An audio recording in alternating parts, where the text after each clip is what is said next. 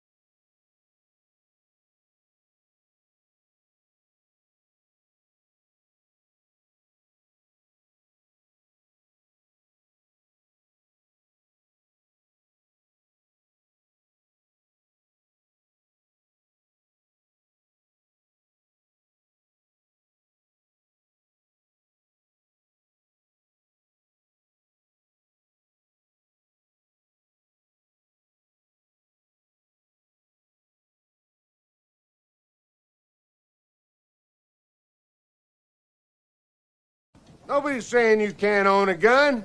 Nobody's even saying you can't carry a gun. All we're saying is you can't carry a gun in town.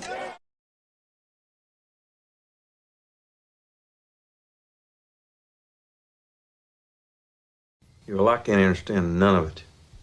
This one begat that one, and that one begat this one, and begat, and lo and behold, someone says some shit to someone or another. Just how retarded are you?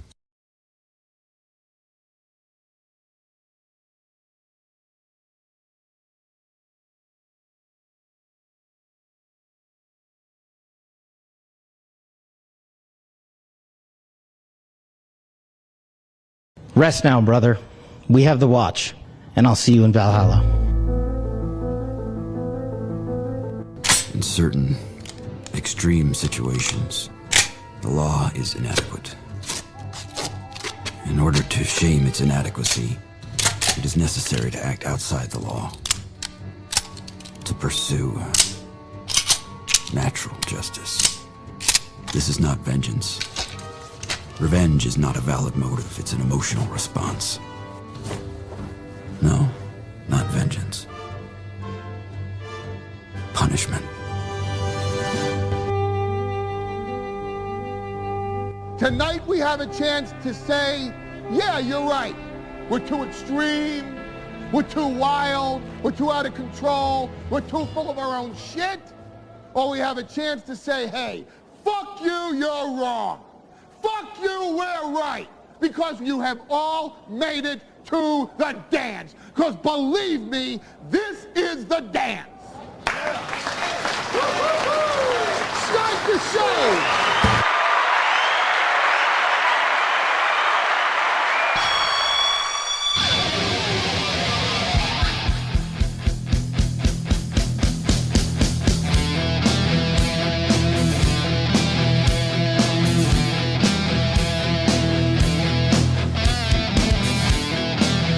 All right, Johnson, let's do this.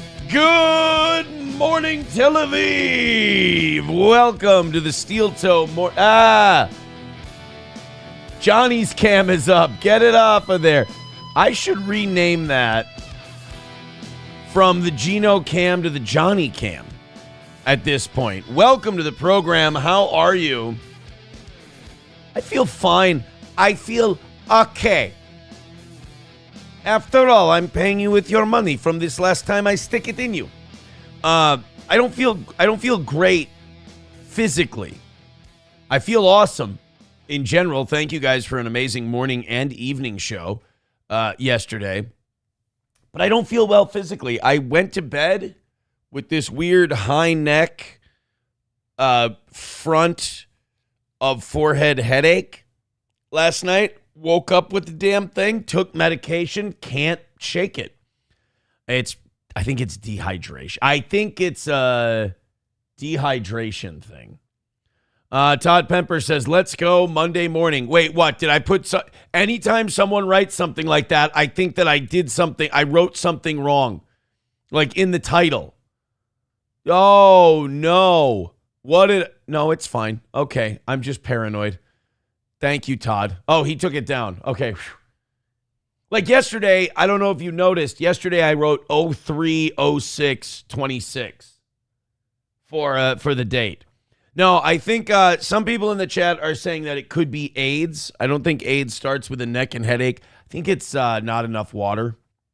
I drink plenty of water throughout the day, but yesterday did the 3-mile run at the gym, hit the sauna twice, I think for a total of 30 minutes. That probably wasn't a good idea.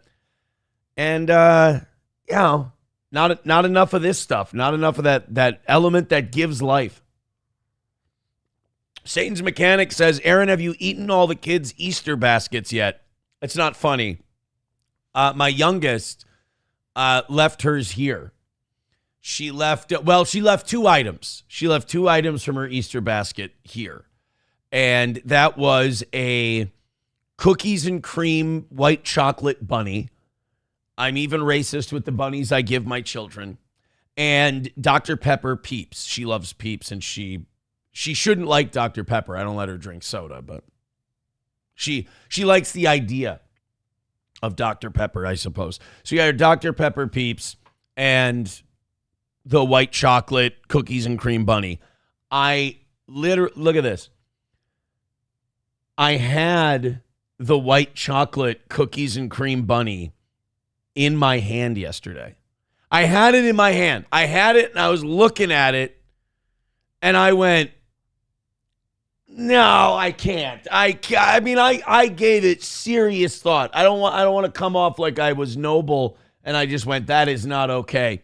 I grabbed that white chocolate cookies and cream bunny and I went, you know what? It's going to be bad by today. I can't. So I put the bunny back in the box, as Nicolas Cage would say. I did not eat her candy. Thank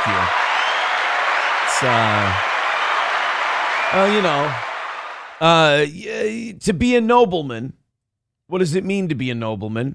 You have to be noble. Should have listened to the OGs with $5. Thank you very much for starting us off today.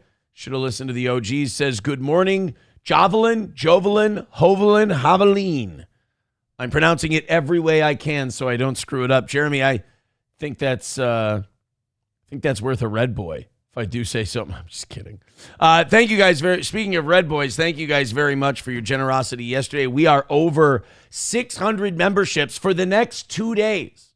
We have no expirations the next 2 days. So if we're going to make our run to 700, we got to do it these next couple of days. Thank you guys so much. Hit like, hit subscribe, hit follow. 93 members away from 700. All right, we have a great show today, but I'm a little conflicted because on one hand, Mint Diggity says, Toe, can you play Citizen M's latest video on Hackamania? No, I'm okay. I think that whole event, I mean, they clearly haven't sold it out. It's struggling, it seems, but that whole thing gives me the ick. It really is just a gathering of truly mentally ill, weird people. It's a bunch of overweight, neck-bearded shut-ins who go out once a year. I don't know. If you need a Citizen M video to tell you how fucked up it is, I don't know. Your level of humanity, down there quite a bit. Balls Deep gifting a membership over on YouTube. That's how you do it, Rumble. Look at Balls Deep. Go Balls Deep. Always go Balls Deep when gifting those memberships. Thank you, buddy. Appreciate it. Demonstrous got that one. Mint Diggity says they're searching bags, frisking guests and searching bags. No, what they're trying to do is create some kind of controversy to make it look like there's a buzz and you're missing something because they haven't sold the event out. And it's a small room and they haven't sold it out. So I think they're trying to create all of a sudden they're oh yeah, security. Oh, it's going to be a thing. Nobody gives a shit. Like nobody cares enough. Oh yeah, you're like you're a controversial like medical convention where like that Brian Thompson from United Healthcare is going to be there, and we got to protect every. Shut up. Sorry, it didn't. Look, everything runs its course. Didn't they used to have that DabbleCon or whatever? That they had one or two of those. It ran its course. It's done. It ran its course. What are you going to do? Maybe it would have been more successful if you would have been able to finish your mission and kill me off. You didn't. You made the toe stronger. You also proved that the toe has its own separate community. So it is just constant rake stepping and backfiring. But I couldn't imagine inventing controversies to try and sell tickets. See, we just sell our stuff out. Zen Man gifting a membership. Thank you very much. I appreciate it. Very kind of you, Zen Man, to gift a membership today. But thank you, Mint Diggity, for bringing that to my attention. Mint Diggity says they can't sell out. Oof indeed, right? I mean, you only do one event and you promote it for an entire year and you get like 9,000 underling streamers to like promote it. Can't do it. It's like I said, it's all the same 1,000 people. They're just recycling through. There's nobody new coming in. Nobody cares. There's nobody outside that world that it has any appeal to. That's why I'm lucky we do this show and tens of thousands of people every month funnel in and out, in and out, in and out, in and out. Hundreds and hundreds of thousands of views funneling in and out. They can check in for a little bit. There's probably people who watch this show once a week. And they go, I'm going to check in on what Aaron's talking about today. And then if it's not for them, it's not for them. Like, for example, I'll get people mad at me because I talk too much about Israel one day, and then I'll get people mad at me that I didn't talk about Israel enough that day. It's what makes this show fun to do. It's because it's what makes this show so much fun to do is you're always on your toes. You're always making those little fine-tuning adjustments. Oh, Mint Diggity, I'm not going to take credit for this one. You triggered Clippers United with $1. Did you run to the government today like a crying bitch? No, I never did. I'm sorry. I'm not the one who broke the law. I'm sorry. I don't know what to tell you. I have a good attorney. Clearly he upsets you and you have nothing to do with it. God bless Brian. He does great work and he's enjoying himself. Lance says, I went to Hackamania the first year. They should worry less about security and maybe pay for a handful of doctors to be on hand. It is a tragic audience. And I mean that in every sense of the word. It is a truly tragic audience. I mean, these people fit phenotypes in like with scary accuracy. I mean, overweight, neckbeards, criminal histories that put me to shame. It's bad. It's really bad. I mean, if they weren't bad people, you would feel for them. But they're not, so they're lolcows and it's entertaining. Mint Diggity says, we have laws, we live in a society. Well, yeah, I mean, you stalk someone's private life, there might be consequences. What can I tell you? And it is a sign of frustration. Look, you couldn't get to me just talking about the show. You had to try and get a little too parasocial, and it bit you in the ass. That's not my fault. George says we can only take so much toe each week. Oh, God, no kidding, right? I can only take so much toe. Oh, boy. All right, we've got a great show for you today. I'm very excited. And people sent me this, and they were talking about it, that Josh Moon from Kiwi Farms released all of his DMs with the quartering because Jeremy from the Cornering wanted to deplatform Keno Casino, and he was going to do a whole big show about it yesterday, and I'm at the gym, and I'm like, I'm going to go to Rumble, and I'm going to see if the Quartering is letting loose on Ashton and Warski and the Keno Casino. I've said this about Jesse P.S. I've said this about Keno Casino. I don't know how people let these guys get into their head the way they do. These guys are fucking around.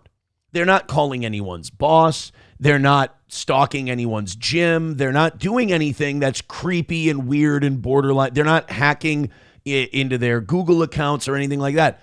They're literally holding up a mirror, showing you what you're doing, and then giving their interpretation of it. Or in Jesse's case, he sent me coleslaw, and it was delicious. It was my favorite kind of coleslaw. There is no world in which I would consider coleslaw a diss. To me, where I come from, sending someone coleslaw is a sign of affection. In some villages, it's a mating ritual. So Jesse should be careful because I don't think he means it that way. But as far as like the quartering raging out, and I'm going to deplatform 2 40-year-old guys who ring bells and go, whoa, he's fat, he's gay. Like, what are you going to, really? That what? Because they said shit that we all already knew about you? I don't understand it. So I guess there were a bunch of DMs where he's raging out to the guy at Kiwi Farm. And bro, get a gym membership. Get a gym membership. Clippers United, holy shit, look at these walls of text he's sending in. I mean, thanks for the $1. Unbelievable. My family fucking loves me. I think you sided with the guy whose family is embarrassed. But you know what? I'd have to cope about it too if I were you. God, you get so... It's funny to watch you guys in that little insular community you have that I'm on the outside of. That pisses you off too. It's funny to watch how like serious you take this and how mad you get. And I wish I didn't get off on it, but I guess I'm a little sinful like that. Balls Deep with $5 says from Dr. Till Ministry of Dude last night, reciprocates the mom call. Oh yeah, so Ethan Ralph called his mom, so he called Scarlett's mom, I think. That's another thing that's just insanity. I mean, that's just wild. Thank God I know how to talk about the news. Thank God I know how to discuss things that are going on. I can slum it with this stuff once in a while, but imagine having to do that. It's, you know what? It's like having a pet shark. And I was watching Meme Copium yesterday, and he played a clip. Nick was trying to do a thing where he analyzes my show and he talks about it. And all he did was play a really funny clip of me that made me laugh. I was making fun of the fact that a lot of our elites that hang out with Jewish pedophiles and fuck kids get protected by the Trump administration. And that upset him. And he tried this shit on the very funny line I had. And he goes, it's like having a pet shark. And you take the pet shark to the ocean, and the other sharks eat the fish. And like he stops halfway through. He's like, that was a terrible analogy. But you get the idea. It's like, yes, I'm funnier than you. We all get the idea. We have to get... So anyway, I don't really care about the DMs between quartering and Josh. That seems a little too invasive and gay and childish for me. What I'm interested in... Somebody let me know that this existed. I had no idea. Apparently, the quartering debated Rex Jones. So, like, we're getting these second-generation internet influencer guys now. I don't know if you've seen this, but Destiny's child, goes out and does debates, and he does streams now. Correct me if I'm wrong. Again, I only view this stuff on the periphery. But as Destiny is very left-wing, I know that. Is his son doing the rebel against daddy thing and he's like super based? Like he went way right wing? I think that's the case. But at any rate, Rex Jones, Alex's kid, he's out there now debating people and he's kind of a chip off the old block. He debated the quartering. Now, the quartering he's one of the most disgusting guys out there on this Iran war thing. And I guess just disgusting in general. But the quartering has been simping for the Trump administration because Jeremy doesn't have a political point of view. Jeremy has slop opportunities, if you will. And Jeremy will jump on to whatever there's, a MAGA or right-wing fad is, and he'll make that his personality. He's a political skinwalker. He's the whisperers in The Walking Dead when it comes to politics. And he, in a way, I'm kind of surprised he didn't turn on Trump because that would have been fashionable. That would have been his style. But instead, he's decided he's going to be one of the guys all in with Trump, and he thinks this Iran war is great. Now, the problem with guys like him and that Eric Doherty, who is a little Goebbels, I mean, that Eric Doherty guy on Twitter from Florida, if Trump was holding auditions for Goebbels, he would be at the front of the line. This guy is a fucking pig. Every terrible thing that happens in this war, every bad thing that gets America in deeper, this Eric Doherty's like, yeah, isn't Trump killing it? Isn't he doing great? Well, the quartering was debating Rex Jones on the Iran war mostly, and they bounced around a bit. And here's a clip that a lot of people are sharing from that debate. And if I went the way the wind blows, I'd be following that. I'd be following the Israel clicks like a lot of you guys are. I just follow my opinion, and sometimes we don't agree on that, and sometimes it's different than yours. Actively lying. You're playing the fence-sitting game. We have you here. You say this is all hyperbole. You say, look at Quartering says, no deal. Just bury them. Take their oil and move on with our lives. What are we even doing here? First of all, those are international crimes. Just bury them. You know what's fun? You know what I've noticed about these Iran war guys is that it's just like the Iraq war. It is a mirror image of the Iraq war. The reason is amorphous. It's in the sand. It's constantly shifting. You remember when it was about the people? Remember we wanted to bring the Iranian people freedom. And by the way, freedom means a government that we approve of. They wanted to bring the Iranian people freedom. Well, now we're talking about carpet bombing, and we're talking about blowing up power plants this afternoon. What, 5:30 p.m., I believe, is the deadline? And then we're going to start blowing up power plants. Do you understand what blowing up? This isn't a command and conquer red alert game. When you blow up power plants, hospitals lose power. And as they switch from power plant power to backup generator power, doctors and nurses have to run to the NICU and hand pump the ventilators for the babies lest they die. And some of those babies will die. We will kill babies in Iran if we bomb power plants. It is a war crime for a reason, because it is a civilian target. And we're talking about doing that. And why? Because our president's ego can't handle being outplayed by Iran. Now, Iran's never going to out-bomb us. Iran's never going to out-weapon us. Iran's never going to out-attack us. But what they are doing is they're winning asymmetrical warfare. We can't open the Straits of Hormuz. Only Iran can. And the Straits of Hormuz is what's hurting people. It's what's winning them the war economically. We can't open the Straits of Hormuz because Iran can close it right away. It just takes mines. All you have to do is mine the Straits of Hormuz. You can shut it down. So it's very easy to close, very difficult to open. So Iran holds all the cards, because not only are we talking about oil, we're talking about a good chunk of the world's fertilizer. In fact, farmers here in the Midwest for planting season are in a panic because of the fertilizer shortages we could see from this Iran war. So it was about the people, but now it's not about the people anymore. We should just wipe them out, bomb them, take out their power plants, because it's about nukes. Nukes that Iran doesn't have, but nukes that after this war, if I were Iran, I'd want them tomorrow. And I don't know what the other reasons are, but it's ever shifting in the sand. So now people like Jeremy are telling people like Rex Jones, just bury them, take their oil. That's the other thing these retards don't understand. Between President Trump saying, just buy your oil from America, or the Quartering saying, well, we just take their oil. Whether we take their oil or Iran pumps out the oil and it gets refined and they put it on the market, it all goes to the same place.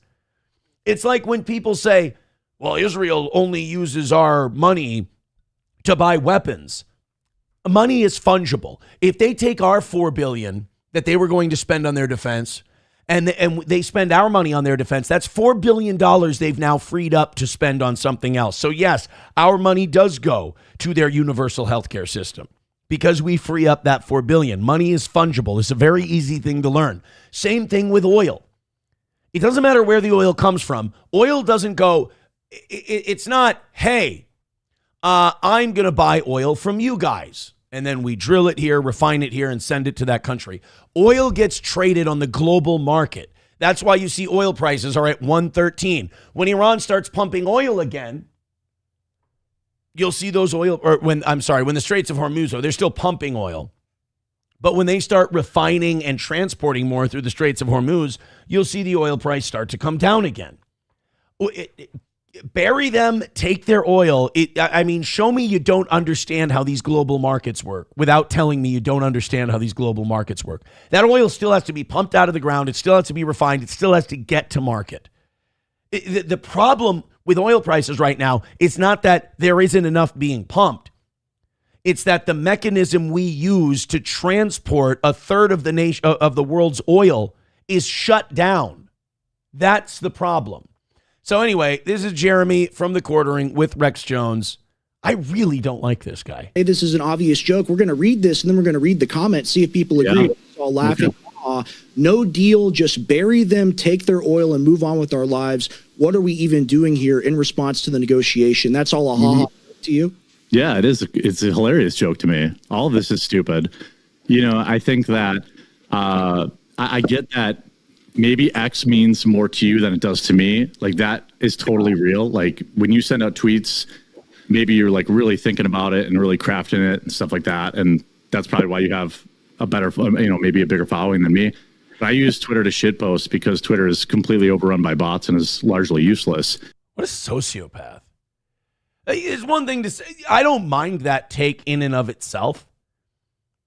Apropos of nothing, hey, I just used Twitter to shitpost. That's fine if you want to talk shit about Chiefs fans, you know? That's great if you want to say, SZA and the Thunder suck ass. You know, that's fine. You can do that. But how about no shit posting when it comes to innocent people being bombed, our soldiers being put in harm's way, our planes being shot down, babies being killed through the bombing of power plants? We don't need to. You can shit post if you want to, but then people shouldn't have this asshole on their shows. If he's like, but here's the problem.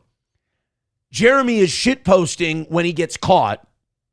Jeremy is being a serious news analyst when he doesn't get caught. So if he goes on to another show and they're all like, yeah, that's right, we should do that to him, Jeremy would be like, right on, absolutely, American power, fuck yeah, Trump rules. But he's only saying that he's shitposting because Rex Jones is calling him out and saying, hey, you know, any objective person can look at what you said here and say, this guy's a piece of shit. So like me, let's get something very clear. I'm a goof. I try my best. I do my best. We talk about things, but I'm making jokes in between. I get over animated. I'm a goof. But there's a line on that being a goof and then just being a sociopathic dickhead. So when I rip off a comment like that, you're admitting you're not a serious person, are you? It's all no, I am not. Rex. No, bingo. Rex nailed him. Because this is the hole Jeremy has dug for himself. Oh, the Twitter?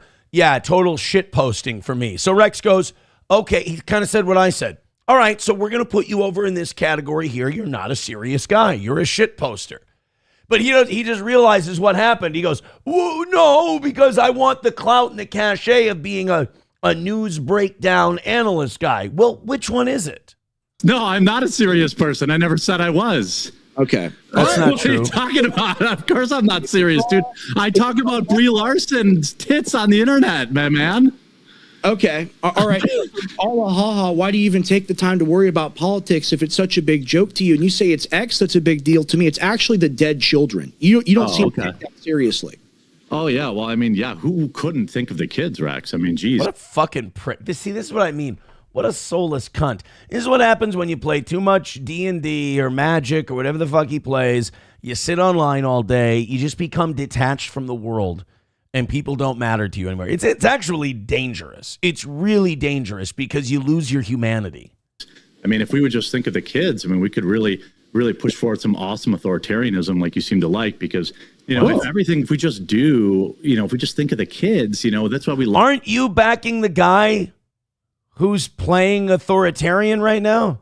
Going to war without any form of congressional approval, covering up for pedos, having them in his own cabinet like Howard Lutnick, covering for crazy, insane ripoff artists like Paula White. Like, isn't your guy, isn't he playing authoritarian right now? Rex is the authoritarian? I'm sorry, but those of us who feel like Rex do about global events in this war, I got news for you, Jeremy. We lost. You won. All of this that's going on now, that's on you, baby. Rex and I and people, a lot of people who listen to this show, we lost the argument. We're the losers right now. It's a winner's world. You guys own it. You inherited it. Lockdown, right, Rex? Are you a fan of those lockdowns? Because that was for the kids, right? And pivot argument that has nothing to do with anything. No. There's a genocide going on right now. He's laughing at the dead children. That's what you're doing right now. You're making light of it. That's disgusting. You're a disgusting human being. Yeah, I like your position here. I like how intense you are. I love this energy for a late Thursday night. Despise people like you that are ignorant. walking us into World War III, making a joke out of the sickest thing to ever happen in modern human civilization. Nice. Is that it? Then they have 30 seconds of like a music thing? Holy shit. Good for Rex Jones, man. And like the quartering gets brought on those shows to be a jobber. You know like in wrestling in like the 90s where like the big boss man would come out and his opponent would already be in the ring and it was Frank Tundrell, just some local jobber guy. That's why they bring the quartering onto those shows. So someone like Rex Jones can dunk on him for sure. I really have a problem with the quartering. I gotta work on that. I shouldn't care that much. Coltrane with $1 says, I don't even think about these people when the show ends and often tune out when we talk about them. I don't even think of this show when it's done in the morning. Internet drama is super gay. Oh shit, Coltrane's hardcore. That's like some people were like, they were like, you should have Scarlett. When Scarlett was in our chat, we were just having some fun, and they go, you should have Scarlett on your show. I'm like, I don't think you guys understand. My audience would abandon me if I brought Scarlett on the show. They would leave. They don't find that shit like funny or interesting or fascinating. We've got bigger things to discuss on this program. Yeah, J-Fish nails it. Brooklyn Brawler. Although I think we should give the Brooklyn Brawler a little more respect. He won once or twice. I don't think Jeremy wins. I don't think he does. And now he's going to take down the Keno Casino, apparently. Norman Smiley. Yeah, no, like not even that. Abe Knuckleball Schwartz, who I think he and the Brooklyn Brawler were the same guy. I think they were both Steve Lombardozzi. Nobody should know that. But he's Abe Knuckleball Schwartz. He's Mike Iron Sharp. He's a jobber. The quartering's a jobber. He's Mikey Whipwreck, if you will, baby. McBuster says he punched down. Alex is grooming Rex to take over for Brenna Morello or one of the lackeys he is losing. Yeah, St. Caesar says the quartering is jumping Jeff Farmer. Exactly. Jeremy is jumping Jeremy Farmer. Perfect. Do we have, was there one more clip? No, this is the same clip of Rex and quartering. So that brings us to the real movers and shakers. That brings us to the real guys. The Trump administration. They gave a press conference yesterday about how things are going in Iran. And you guys are not going to believe this. Turns out it's going great. Great guns. I mean, we're doing an amazing job there in Iran. I had no idea. I thought we were struggling. I thought gas was up near $4 a gallon. I thought diesel was up over $5. I thought that fertilizer prices were about to go through the roof. Inflation was about to get bad. I really thought that we were having big problems with this Iran war. Our planes were being shot down. We're definitely hiding how many soldiers have been killed and wounded. We're lying about that like we did in Vietnam.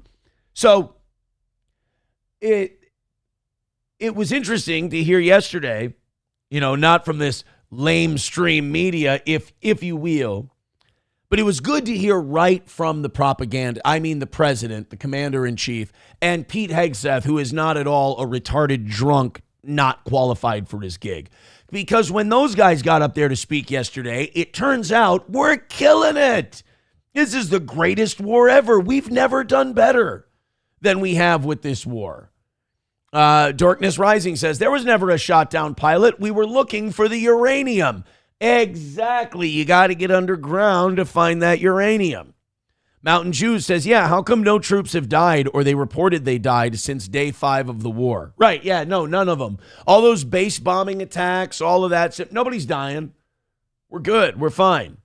You can't even send footage out of Tel Aviv. You can't send footage out of Israel of missile or drone strikes. Iran's still hitting them. Iran's still knocking out Israeli targets.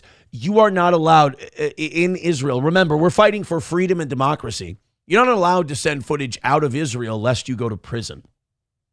This is like when we said we were fighting on the side of democracy in Ukraine, and the first thing Zelensky did when the war started was suspend elections. They still haven't held a single election in Iran since that war started. America held elections during World War II, but Ukraine can't do it during this Russia war. You can't be voting.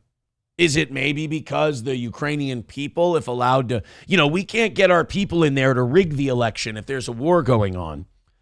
But if you let the Ukrainian people decide for themselves, they might pick a more Russia-friendly government. Could that be why? I don't know. Mountain Jews says Iran is saying 600 to 800 U.S. troops have died. So we say it's like 10 or 11.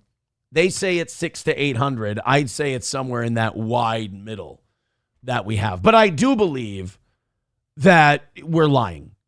Revolting Villager says this war was branded like a Vietnam movie from the beginning with CCR soundtrack and helicopters. That made me squirm a little bit. Yeah, and people are saying that there's a chance that some of these generals are being fired because we're asking them to send in ground troops, and they're saying no. I don't know if that's true or not. I hope it is. I hope that some of these generals are standing on business. That would be great. But, how much we didn't want this war and how it's the most unpopular beginning to a war in American history by far. It was like 47% of Americans approved of it, or 44, somewhere around there. And now it's in the 30s, and Trump's approval rating is in the 30s now because of all this. But it's like you almost have to be impressed by the Trump administration that they've gotten so far with this Israel first agenda despite nobody wanting it. Really is. The only thing that's causing some people to support this war is the fact that they voted for Trump and they feel like they have to ride with him all the way down. That I don't even think there's people who want this war on the merits with which it's being sold.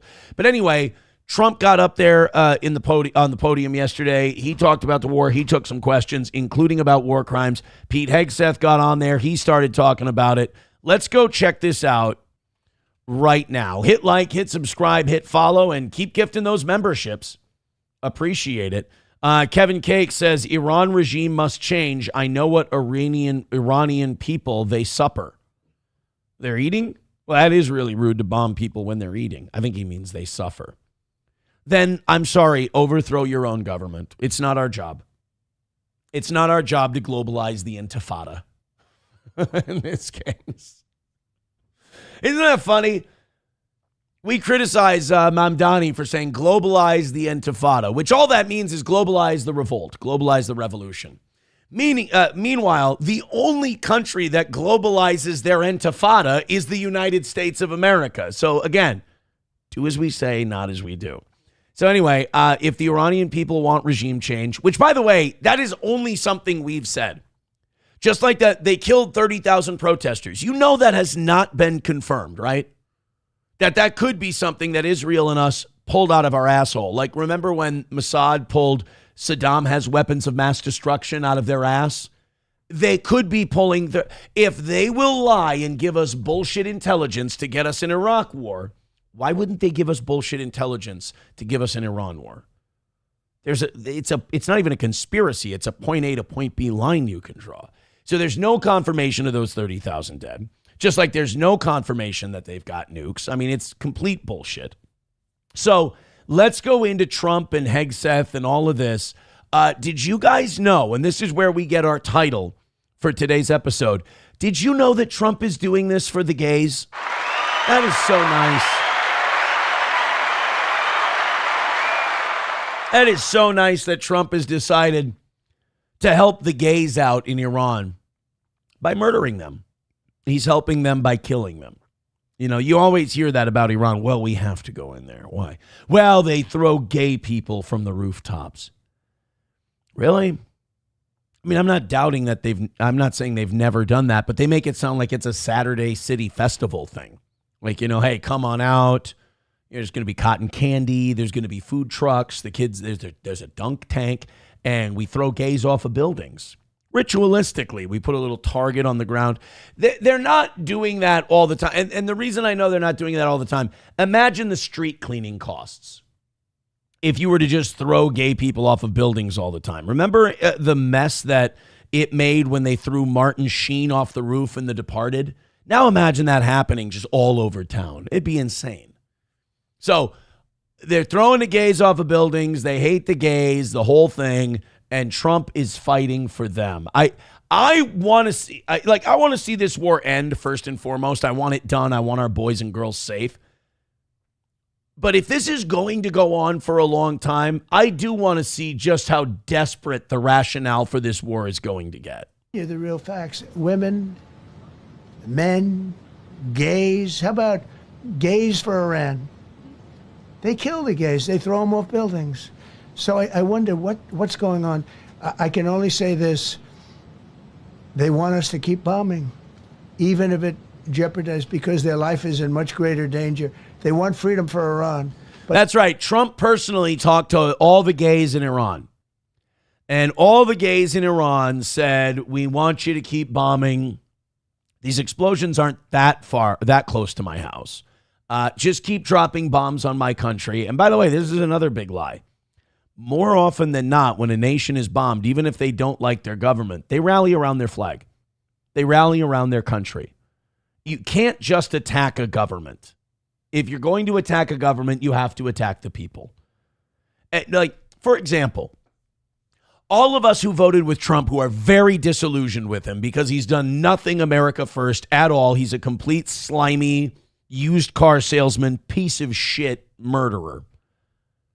If we were attacked by China tomorrow, we would all be Americans. We would all... Okay, great example.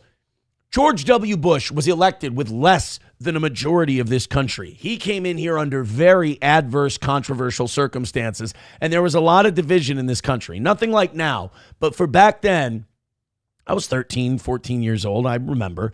There was a lot of division. People were really arguing about who won, Trump or Gore, or Bush or Gore. 9/11 happens. Everybody loves George Bush. And look, it didn't end well. I think George W. Bush with a different team around him. This is a stupid statement that I'm going to regret. George W. Bush with a different team around him, I think, had a shot at being a decent president. Not great, not good, but a decent president. A guy who could keep his hand on the tiller and not sink us. But he gathered some of the most evil collection of human beings you've ever seen, right up there with the Trump administration. So we get attacked on 9/11. I don't care how we ended up feeling about George W. Bush. I don't think anyone can say that speech in the rubble isn't still one of the most moving speeches in American history. It was an amazing moment, and George W. Bush was very, very good at that. The whole country forgot what it was fighting each other about and rallied around the flag. And that phenomenon lasted for a couple of years. We got like 2-3 years out of that. Maybe more before people started to sour, probably till 2004, around the election time. That's when people started to sour on the Iraq war a little bit. So like we held that like kind of, we didn't hold the 90-10 for very long, but we held like the 70-30 for a year or two. That's what's going to happen in Iran. They're not going to be like, yeah, America, keep dropping bombs. Oh, you're going to bomb our power plants and potentially kill all the kids in the NICU? Fuck yeah, man. We love freedom here in Iran. They're not saying that. They want this to end. They want it to stop. It's very hard for them to protest. I actually tell them, I said, don't go out. I fully understand. Nobody in this room would go out. He's like, I tell them. This is like the people he's negotiating with all the time. I tell the gays, I'm like, don't go out. It's too dangerous. We'll fucking kill you. All praise be to Allah. You're not talking to them. And you're not talking to the Iranians. Oh, we're talking to sources. They want to end this thing. And then later that day, the Iranian regime comes out and goes, fuck you, dude. Let's roll. Come on. What you going to do, bitch? You want to ask Trump, you're like, are the Iranians negotiating with you in the room right now, sir? I don't think there's any, because frankly, it's not a question of bravery. We're all brave, right? You're brave. I'm brave. We're all brave. No, you're not. You're brave? What's the line in that Reckless Kelly song? He sits at home with his feet in the desk while the boys got theirs in the sand. Yeah, you're brave, all right. But hey, you know what? Let's test Donald Trump's bravery. How many tours did he serve in Vietnam? What was he? He was of age. What was he doing? Oh, he was getting deferments. Oh, what was it? Acute pussyitis. Oh, he didn't serve. Interesting. Okay, yeah, you're a brave one. We're also You sent Bubba and Forrest to fight in your stead. intelligent. And Bubba just wanted to go home. If you have people shooting at you, expert shots with the best rifles you can get, and hitting you right between the eyes every single time, and you're looking here and you're seeing and you're looking here, you're out of there. I don't care who. He's babbling. He's fucking babbling. And, you know, it's amazing to me. Yeah. Gays in Iran, they're walking around and they're just getting sniped. You know, the IRGC, excuse me. The IRGC is worried about shooting down these missiles. They're worried about shooting down planes. They're worried about war plans, hiding all their missiles and drones underground. But they always take gay breaks. You know, they always take breaks to shoot a couple of gays. All right, we've got them hidden underground. Yes, buddy. All right, did you shoot any gays today? What are you doing? We have a job to do out there. Crunchy with $20. Thank you very much. Appreciate it. Wanna fuck? Let's fuck! She says, always great to see Crunchy. Always great to see Crunchy. Red Fox Matt is going to be thrilled that Crunchy is here. Says, have you played the Lego videos from Iran on the show yet? We played one of those. We played the AI trailers, which are really, really funny. But yeah, we can play a couple more of those a little bit later on. Thank you very much, Crunchy, for that $20 drop. That's very nice of you. Appreciate it. Let's go, baby. Let's go. Hit like, hit subscribe, hit follow, and gift a couple of memberships. So then we've got Trump in a bit of a debate over war crimes. One of the people at the press conference yesterday asked him about bombing power plants. Now, this was amazing to me on that Wednesday evening when he made that speech last week. And he said, we're going to bomb their power plants. And you're like, that's a war crime. You can't bomb power plants. You can't bomb civilian. You can't intentionally target civilian targets. You know how, like, when we were criticizing the genocide in Gaza and we were all getting very heated about that, and we were saying things like, Israel keeps bombing hospitals, they keep bombing churches, they keep bombing schools. And when Israel would get caught doing it, they'd go, whoops, our mistake. It was a wayward missile. Or they would go, well, Hamas was hiding rockets in there. We didn't want to do it. We warned them ahead of time, so on and so forth. Like, that was their excuse. We don't even do that. We don't even lie as well as the Israelis do. We just go, yeah, we're going to bomb their civilian targets intentionally. Okay, can we arrest that guy then? Because you're not allowed to do that. Again, the horror, you know, we played a lot of war games growing up, and I do believe, if I may get conspiratorial for a moment, I do believe those games were made and distributed and marketed and sold to us so we would be desensitized for stuff like this. We grew up on Command and Conquer, Red Alert, Medal of Honor, Call of Duty, all of these different games, so that when this stuff happened, they'd be like, we're going to bomb and level a power plant. We'd be like, I've bombed power plants in Command and Conquer when I was a kid. Okay, so this is just like, it's a hex game, you know, it's just strategic, and there's a little energy bar and a health bar, and that goes down and it's destroyed, and they can rebuild it back again. You know, it desensitizes you to the horror of what actually happens when power plants go down. When power plants go down, you can't avoid it. People die. Innocent people die when power plants go down. And in short order, starting with the hospitals. And then it goes to the second wave of people, which are the people who need regular medical treatment, regular medications, regular checkups. Those people then die. Then you have people who can't live on their own, who need help and they, you know, to get their food and their survival. And those people do worse, and some of them die. Bombing power plants is no joke. It's an evil thing to do. So a New York Times reporter asked Trump about whether or not he would be committing a war crime. Now, this is a little bit longer, so we're going to 1.25 this. Hit the like button. We appreciate it. Mr. President, for the question. Deliberate attacks on civilian infrastructure violate the Geneva Conventions and international law. Who are you with? I'm with the New York Times. Zolan from the New York Times. Are you failing? He had to know. He's such a baby. I can't believe we liked this guy.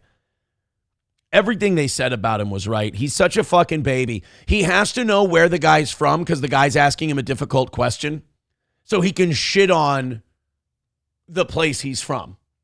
Like, where are you from? The New York Times. You're failing. You're failing. It's like, yeah, okay, fine.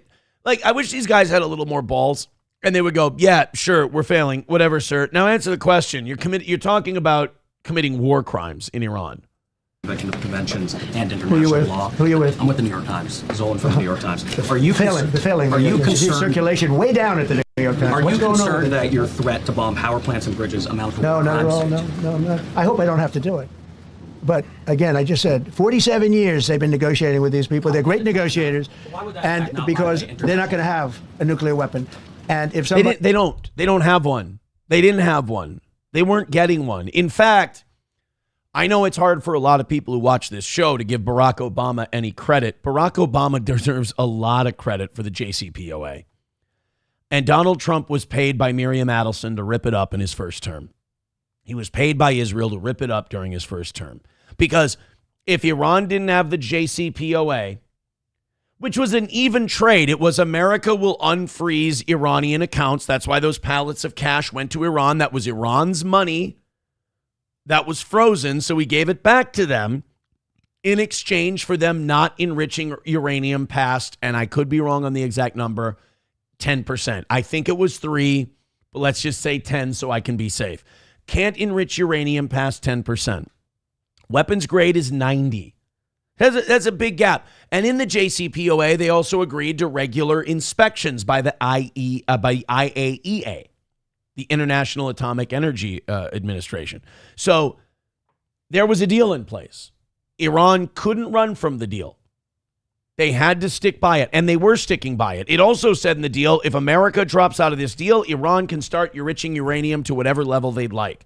And so they did. But you know where they stopped? 60%, because that's where you can get the most efficient energy, is at about 60 to 80%. So they stopped at 60%. So even after they tore up the JCPOA, they were closer to weapons grade uranium, but not there yet. So the JCPOA was working. It was one of Barack Obama's few successes in his administration. And this asshole tore it up, and he tore it up for Israel. All you have to do is follow the money. That takes my place someday is weak and ineffective, which possibly that will happen because we had numerous presidents that were weak, ineffective, and afraid of Iran. We're never going to let Iran have a nuclear weapon. And if you think it's okay for people that are sick of mind, that are tough, smart, and sick, really sick, from a policy standpoint, from a standpoint, any which way you want to say, mentally, these are disturbed people. If you think we're the only country that's ever used atomic weapons, we're the only country that's ever used them. And most of the countries who are trying to get them now are trying to protect themselves from us bombing them. That's fact. I mean, that's just the facts of the matter.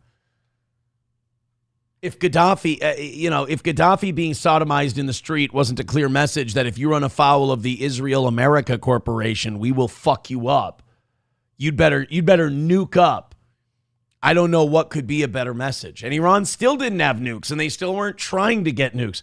Iran is friendly with Russia and China. If they wanted nukes, they could have had them yesterday. I think I'm going to allow them, and powerful and rich, to have a nuclear weapon. You can tell your friends at the New York Times, not going to happen. You know what I'd like to do? I'd like to not be involved with any country's internal politics, and I'd like to just trade with them. That's what I'd like to do. I just like to work out trade deals and do commerce with country. And the way they run their countries, that's up to them. And the way we run our country is up to us. If we believed in that, we might actually get shit done around here that makes life a little easier for everyone else. Means violating international law. Quiet. You no longer have credibility at the New York Times. Because the New York Times said, oh, Trump won't win the election, and I won in a landslide. I won every swing state. New York Times That said, has nothing to do with bombing power plants in Iran, dickhead. You argue like a child. He's rattled by all this. He's rattled. Hey, are you worried you're committing war crimes under the Geneva Convention? They can't get a nuclear weapon. It's not what I asked. Are you worried you're committing war crimes under the Geneva Convention? New York Times has no credibility. You guys are gay. I'd throw you off a building if I was Persian. oh, Trump won't win the election. New York Times has no credibility. The credibility they have is it used to be all the news that's fit to print. The old gray lady, it was great, but they're running on past fumes, and you can't keep doing that. You have to be able to give the correct news. and people like you, who I know. Again, like this guy, he's a New York Times reporter. He might be a giant pussy, but somebody with some balls would go, all right, cool, that's all true. You're committing war crimes. Answer what the fuck I just said. Say something. The next thing you say, Mr. President, say something about the shit I just said. Are fake. You're fake. Go ahead, please. Your messaging on the war has moved from the war is coming to an end to war going to be bombing Iran to the Stone Ages. Right. And we've heard a range of... By the way, bombing someone into the Stone Age means slaughtering way more than 30,000 people. So if it's body count that we're talking about, that would make us worse than the Iranians. Messages. So which is it? Are you winding this down or are you escalating? I can't tell you. I don't know. I can't tell you. Depends what they do. This is a critical period. They have a period of, well, till tomorrow at 8 o'clock. I gave them an extension. They asked for an extension of 7 days, right? I said, Steve, give them 10 days. 10 days is up actually today, so I gave them 11, I guess, indirectly. I thought it was inappropriate the day after Easter. I want to be a nice person. Fuck you. Honestly, lock him up. That's where we're at. I voted for the guy twice. Lock him up. Fucking enough of this madman. Not even a madman. He's just a puppet. He's bought and sold. They have till tomorrow. Now, we'll see what happens. I can tell you they're negotiating, we think, in good faith. We're going to find out. We're getting the help of some incredible countries that want this to be ended because it affects them also. A lot of people. You mean like the UAE and Saudi Arabia and Oman and Qatar? You mean those countries? Because we dragged them into something they wanted no part of, and they'd like missiles to stop falling on their resorts? Yeah. People are affected by this, but we're giving them till tomorrow, 8 o'clock Eastern time, and after that, they're going to have no bridges, they're going to have no power plants. Stone Ages, yeah. Stone Ages. So who's the madman here? Are the Ayatollahs the madman, or is it the guy going, give me what I want at 8 o'clock Eastern time or I'm going to kill everybody? Who's the crazy person? At least Benjamin Netanyahu knows he's evil. At least Netanyahu goes, this is what I want. I would like to take all of this land. It belongs to the Jewish people. I would like to do that. My country isn't big enough, so I'm going to blackmail the shit out of all the powerful people in a really big country and then force them to do our bidding. At least he doesn't care about being liked. I can't believe Trump has gone so far off the deep end that I'm complimenting Netanyahu. But at least he knows he's evil. CNN fake news. Are you CNN willing fake to news. make a deal that does not include reopening the Strait of Hormuz, or is that now a top priority? I would say it's a very big priority because... see, that's one thing that's a little different than other things. We can bomb... You know how you open the Straits of Hormuz? Fucking bombing power plants and killing civilians. By the way, that whole uprising and overthrowing the Ayatollahs, you think that's going to happen? You think they're going to be on our side once we start killing their babies? Well, at a higher rate than we are now. Good luck. The hell out of them. We can knock them out for a little. But to close the strait, all you need is one terrorist that somehow has a truck loaded with, because you can carry them in trucks, large trucks, a water mine, drop them in the water. Yeah. And now you tell people that own ships that cost $1 billion to don't worry about the mine. You can do that even just by saying we put mines in the water. Motherfucker, you knew this and you still went to war. You knew, so you're not as dumb as we think you are. You knew how easy it was to close the Straits of Hormuz. You know how that would hurt the American people who you claim that you're for, making America great again, the whole deal. And you still did this anyway. God, I wish we had another party in this country. I wish it wasn't two corporatist parties that bent the same knee to the same people, because I would really root for that party to take power and impeach this cunt. I really would. We have no leadership. This might be worse than the Bush administration. Because in the Bush administration, it's kind of like the thing I was saying about Netanyahu earlier. Cheney was evil. Rumsfeld was evil. Wolfowitz was evil. These guys were smart. These guys knew what they were. They had a plan. I had a goddamn plan. They were Dutch Vanderlyn. Now we're being run by a bunch of Micahs. So it's not like the rest. We can knock out their military. We already have. We've knocked out their Navy. We've knocked out their Air Force completely. We've knocked out 158 ships in 3 days.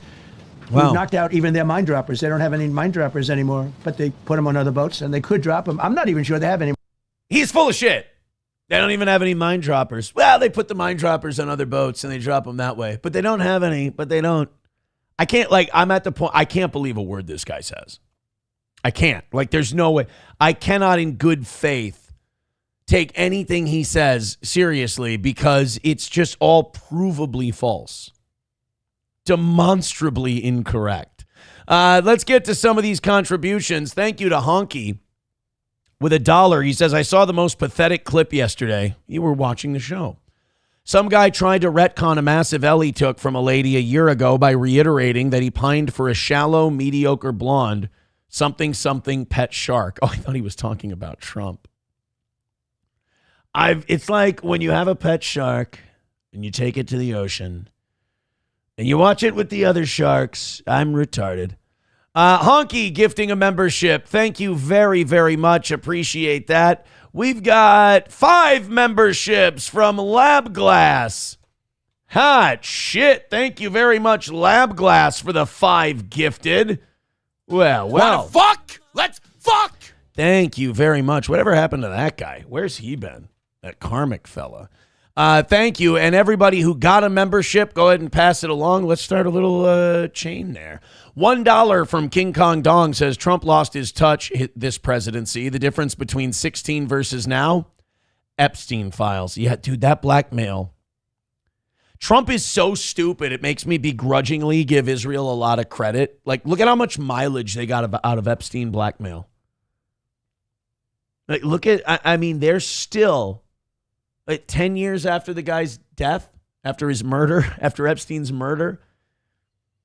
10 years later, they're still getting mileage out of that blackmail. They got us to start a war with Iran. It's incredible. Incredible. Brittany Boo says, I'm an RN. Oh, I lost it. I am an RN in primary care. Yeah, Brittany Boo, go ahead and tell people what happens if a power plant gets knocked out. Talk about am I wrong? That I don't know if you guys train for this or whatever, but if the power goes down, between the power going down and the generators kicking in, would you have to go? Because what I've heard is from experts is that you have to go to the NICU. They're doing this in Cuba right now because we cut off their supply of oil from Venezuela because we're so fucking nice. By the way, the people of Cuba, they have no say in their government. They're captive to it, and we're punishing them. One thing we know about the wealthy and the powerful is they will get what they need. The people will suffer.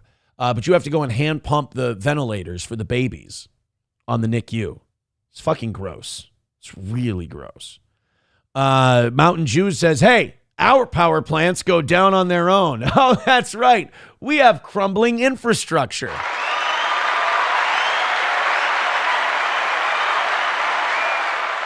Thank you very much for those gifted memberships. 87 away from 700. Thank you very much. Oh, there he is. I was waiting for Red Fox Mad to show up this morning because Crunchy showed up with her 20. Red Fox Mad with a $5 says, good morning, Crunchy. How are you, my baby? When are you available? Oh, God, I'm going to puke. For a hot, steamy wink session, possibly all night long. You are so beautiful, Crunchy. Thank you, Red Fox Mad. I'm sick now. Oh. How are you? An all-night session. Dude. How about, solid 15, 20 minutes and let's call it a night. We got sleep to get. What are you? All night. I want to go all night long. Yeah, that's not really necessary. Let's make everybody happy within 15 minutes, and then let's turn on a TV show, and let's get some really good shut-eye, some really good sleep. We'll go to Home Depot in the morning. How's that sound? That sounds like the dream. Are you kidding? We'll hit a Menards trip. It'll be wonderful. Wonderful. All right. We have, what do we have? Let's bring Johnny in before we play the Hegseth clip. Let's bring Johnny in there. Good morning. Good morning. How you doing, buddy? You look so good without your glass. Oh, you're ugly again. Son of a bitch. Yeah, sorry about it. I didn't put the contacts in, so I'm going to need the glasses. Are you going to, you want to fight with Scarlett again today? I don't feel like I fought with her yesterday. I felt like I guess she fought with me. I don't even know if it was a fight. I'm not sure what happened. I can't really decipher what she was saying. No, I understand. I think everybody gets what you're laying down there. Because I don't really remember either. Something about your toes. I don't know. She mentioned something about me wearing red at one point. Yeah, you were a red commie or something like that. I don't know. And then I need to take a laxative, or I took a laxative. I don't know. She was obsessed with how I poop, which was weird. Yeah. Well, she was defending herself from the butthole charges.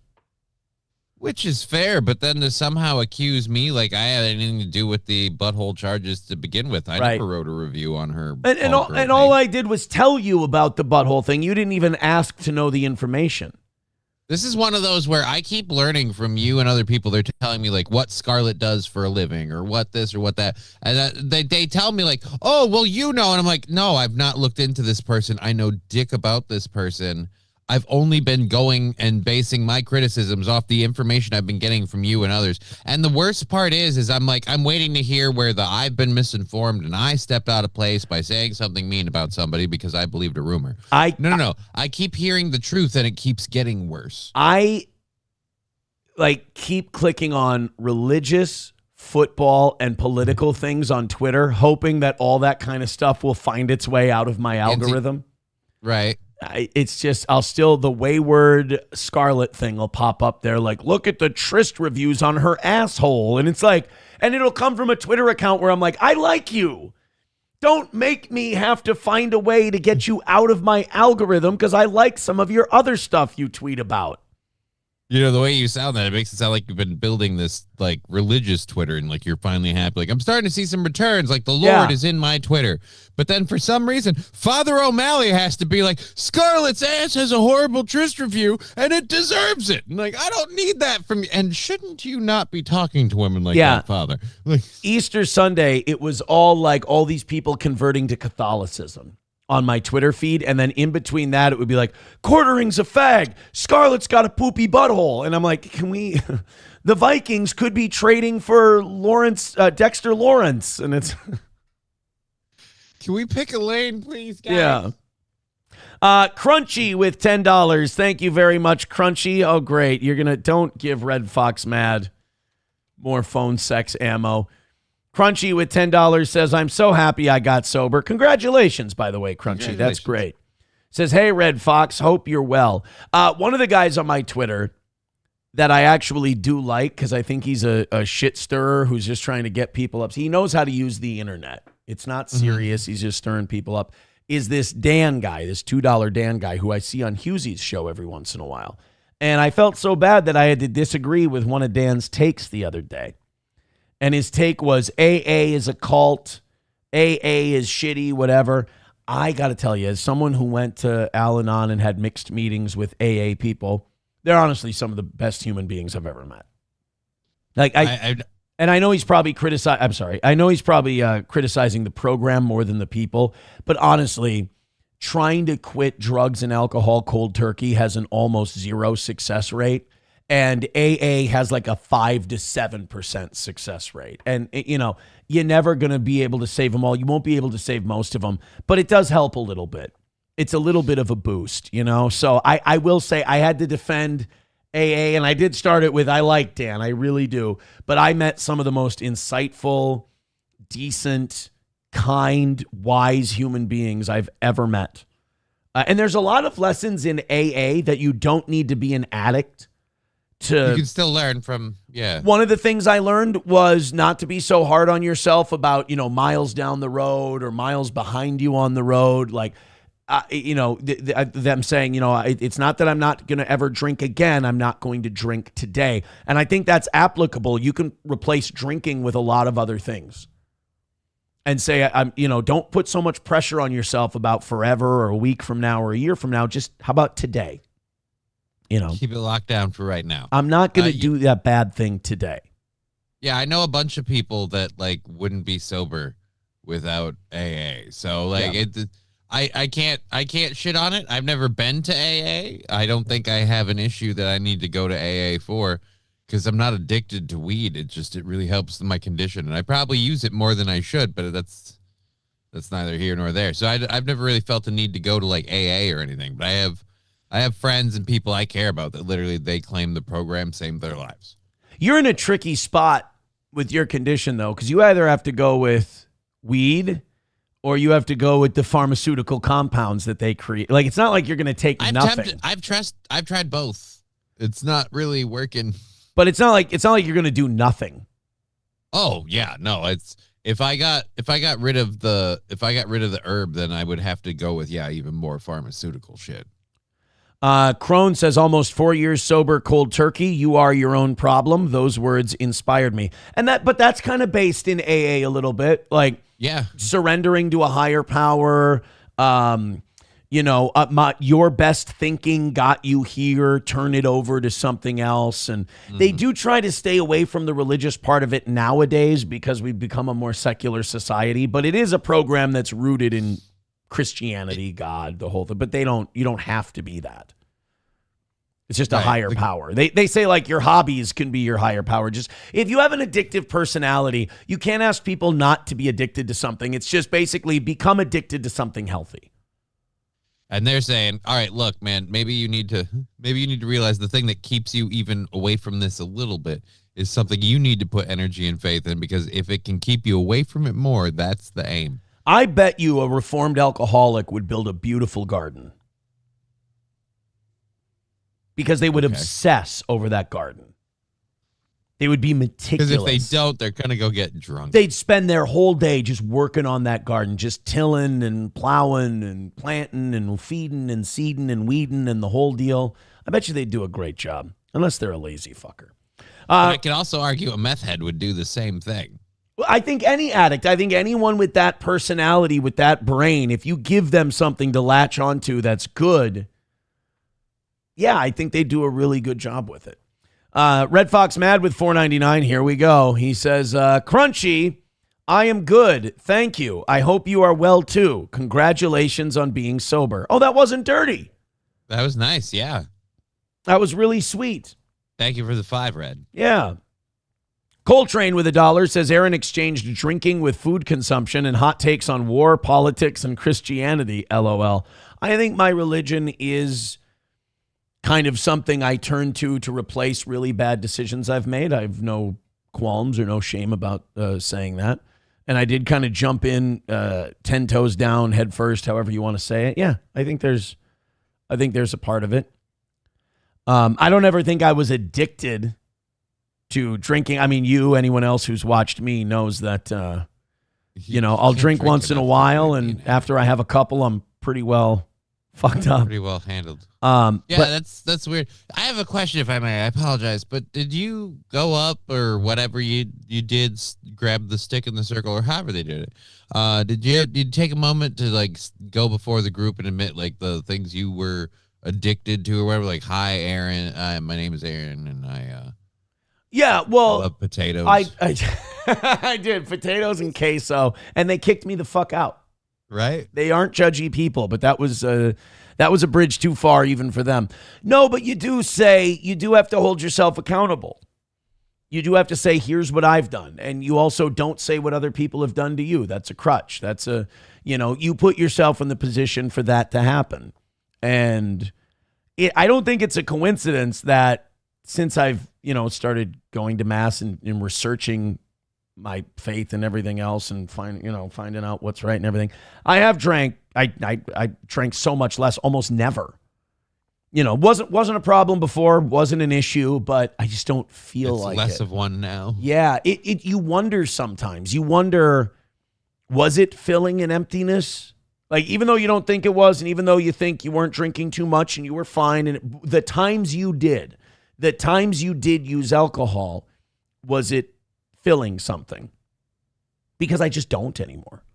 Well, I will. I have no problem with it. I will, but I just don't.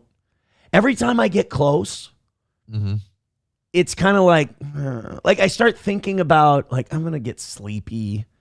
I'm going to feel bloated. I'm going to feel like shit. I don't want to. You know what?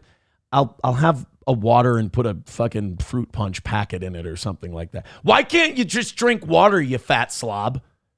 I think that's called alcoholic edging. If every time you get close, you pull back. Right. Hobo Chili Recipe wants to balance out the crunchy and Coltrane love. Hobo Chili says, and this is what Hobo's really good for, says, fuck you, Crunchy. I hope you get run over by a train twice. Oh. Now, I don't agree with that, but I think he's just trying to help by kind of providing balance is all.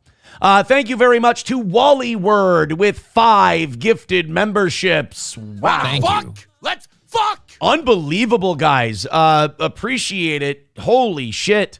Keep it going. You guys are doing a fantastic job today. In fact, all week so far, you've been doing incredible. 82 members now away from 700. Now, for the next 2 days, we don't have any expirations today or tomorrow.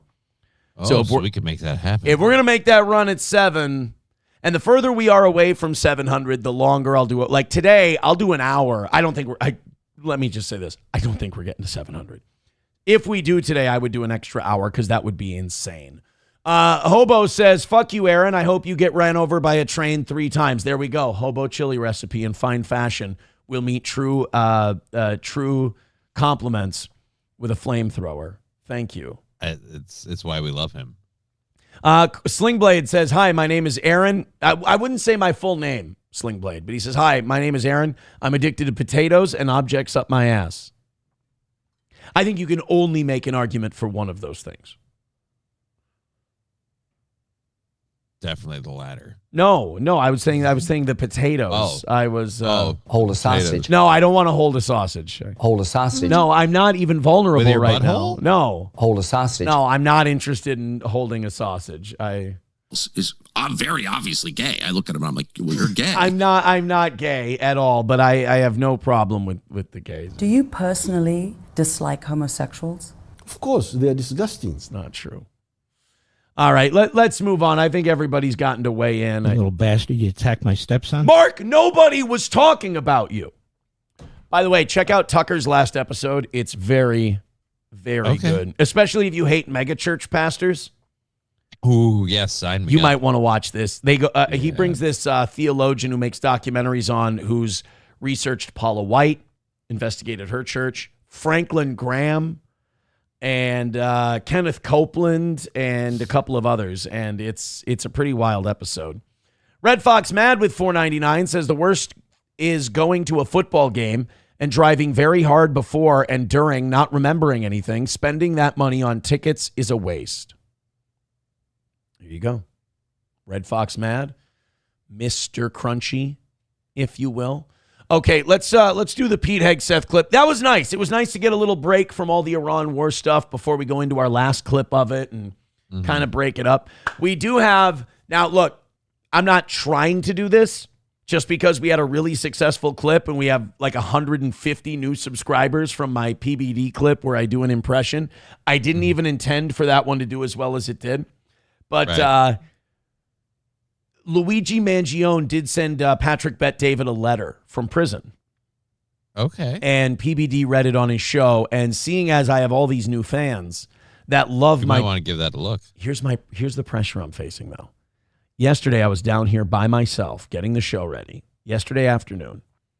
And I was like, okay, I felt a lot of pressure. I'm like, we have, by the time we go on today, there'll be like 200 new subscribers just to YouTube alone, not to mention 100 and some on Rumble who want to see a Patrick Bet-David impression. So I started doing I'll do my impressions out loud to myself to kind of work on them, to play with the voice. Yeah, to practice them. It's like singing. You got to find the notes and where they are. And I'm really nervous about today because I started doing, because remember, when I did it last week with the Adam Sosnick thing, I don't really do a PBD impression. I just kind of winged it. And it hit. It worked.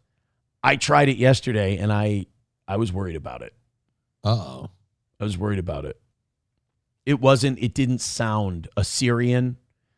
It didn't sound the same as it was. So I'm nervous that I'm getting the yips about because so many people love You're trying so hard on it. And it's gotten so much attention. So, yeah, I get you.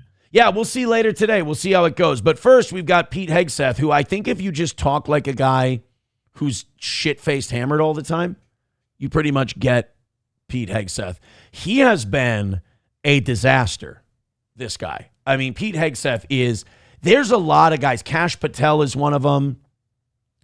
These guys who are just not qualified for the job they're in the Trump administration. Like, yeah. I'm not saying that a guy who's been part of the military-industrial complex for 40 years is the guy you should pick and that he can't be corrupt or he can't be awful. But he'll at least be qualified to do the job. He'll know what the job is. Pete Hegseth is firing generals now, and there's two stories on the firing generals thing. One says they wanted to promote some black people and females to one-star generals, so Pete Hegseth fired them. I don't believe that one. That seems weird. For me, like, it's more of like, okay, they wanted to promote black people and women or whatever to one-star generals. Were they qualified? Like, because I know we get on this whole, like, they're doing it for DEI. Like, right. But in the military, there is kind of like a pass-fail of, like, you're in here doing this. So, I mean, again, like, were they qualified? Were they being pushed up because? Is that even true? So now you got those two problems for me. I don't even know. Like, I'm not itching to jump on it's a DEI hire bus until I see their resume. That's my whole thing. Yeah. And then now the other reason was, and I want this to be the case. I want to know there's still some halfway decent people there in the Pentagon, because it seems hard to believe to me. That they fired them because Hegseth wants to send ground troops in and the generals won't order it. I have a hard time believing that one too, because I feel like a lot of these generals are like, when the boss says jump, even if we disagree with it, we'll jump. Right, because you are kind of trained in the military that your job isn't to think or object. Your job is to follow orders. Yeah. These are your orders. I think what really happened was they told Pete there wasn't enough butter on the lobsters. Uh-oh. And so Pete said, get the fuck out of here. We're doing this for the troops. That's the funniest part of the Trump administration so far to me. Hey, we had to spend $92 billion at the end of a quarter or we would lose it out of our budget. Why'd you buy steak and lobsters and furniture and everything else? And their cope was, well, we did it for the troops. If you don't want the troops to have steak and lobster? It's like, well, I don't need them to. No. I don't need them to. And more importantly, that money could go to other places in the budget. Could help a lot. Give steak and lobster to a lot of people, but we don't. Red Fox Mad with $4.99 says Stoney's bathrooms are good for winking during steel toe comedy shows. I enjoyed my time with Crunchy. I can't wait for the 2026 comedy show. Crunchy's sober. On a Wall with $1 says, because my parents were addicts, I always checked, do I want this drink because I want it or it complements my meal? Or am I doing it to compensate for something else? Yeah, and I think that's a good attitude to have. Thank you very much. There's worse behaviors in the world. Yeah, thank you everybody for contributing this morning. Unbelievable. Hit like, hit subscribe, hit follow, and throw in a couple memberships if you'd like to. So here's Pete Hegseth talking about, like, I'm really hoping that Trump is just full of shit on this power plant thing, because this is all being done in our name, and I just feel really shitty that we're already murdering kids, but now we're going to purposely target civilian infrastructure that will lead to more people dying and suffering and everything else.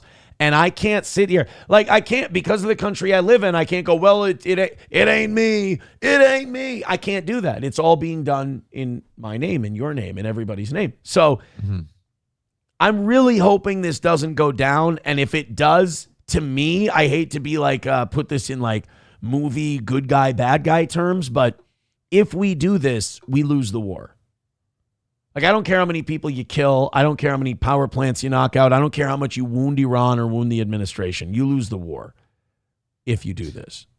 The other part about this that seems really off to me is, like, I thought we were like condemning all of the horrible shit these countries do to their civilians. How are we any better when we destroy all their infrastructure? Firstly. Secondly, does anyone else feel a little weird that seems like it came right out of a playbook of another country that happens to be in that similar region? Like, they kind of have a tendency to go after the countries they target for their infrastructure so they can plow it under. In one case in particular, it's almost like they did it to level the place before they build their condos. Like, it's weird. But here's where I respect, and this, I said this before you got here today, and I feel terrible saying this. Here's where I actually respect Israel. At least Netanyahu doesn't play it like he's the good guy. Oh yeah, no, they're just going in. And Netanyahu's just doing what he wants to do, and he's like, "How about you go fuck yourself? We're fine." Whereas Trump is like, "We're gonna rescue the people. We're gonna help the people out," and it's like you're gonna kill a shitload of them. Like more, like they claim 30,000 people were killed by the Iranian government, even though nobody can independently verify that number. And now we're talking about bombing power plants, which is going to kill way more than 30,000 people. We're gonna help the people out. They're all so goddamn ugly. We're making sure you can't see yourselves at night. You'll be fucking so much with no lights. All right, so here's Pete Hegseth saying something that I find genuinely hilarious. Here we go. Today, by the way, per the president's direction, today will be the largest volume of strikes since day one of this operation. Tomorrow, even more than today. Wow. And then Iran has a choice. Choose wisely, because this president does not play around. Now I'd like to introduce to you Commerce Secretary Howard Lutnick. We don't play around. Hey, you know who we like donating to our campaign? Les Wexner. Round of applause for Les, everybody. It's fantastic. No, this administration doesn't play around. Unless, of course, you want to work for the Israelis and fuck kids. Then we play around all the time. Yeah. That's all we do. That's all we do is play around and protect you and make sure you're okay. And, you know, we don't want to criticize too much because the last guy who's decided to criticize an op like that, he went for a short ride in a topless car. So how's he doing? Dude, it is amazing. Again, we talked earlier today about how Israel gets so much mileage out of their ops. They're still getting mileage out of the Kennedy assassination. And it's like if Israel would if we wouldn't be their ally and there could just be an admittance that they're evil, I think I would have more respect for them. Because I would be like, this is a tiny little country with very few people, and they're fucking dastardly and evil, and they do not give a shit, and they're to be feared and respected because they'll just they'll go lower than anyone else is willing to go. I mean, honestly, though, here's the thing, though. Like, everyone's talking about nukes, and I really believe that if we were to see nukes used, it would be them. And here's the reason why I would see them using nukes.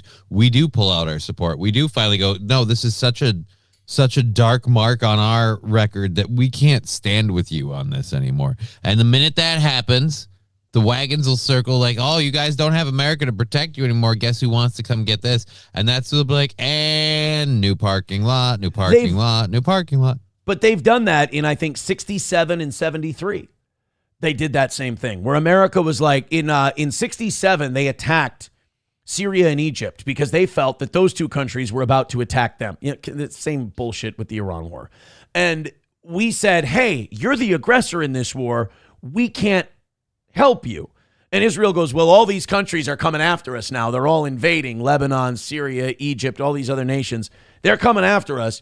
If you don't help us, we may have to drop the big one. And we went, oh, fuck. Okay, you know what? No, we'll give you weapons. We'll help you out. We'll send some ships to the area. One of them being the Liberty or the USS Liberty. We'll send. Don't worry, we're on our way.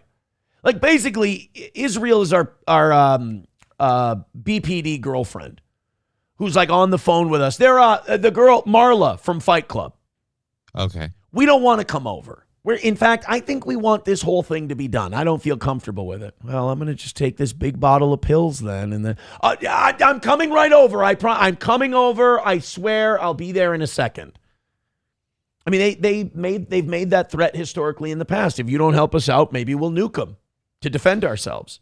But that's the weird part because they insist they don't have nukes. Everybody. Wait. I'll let you finish that thought. They don't say they don't have nukes.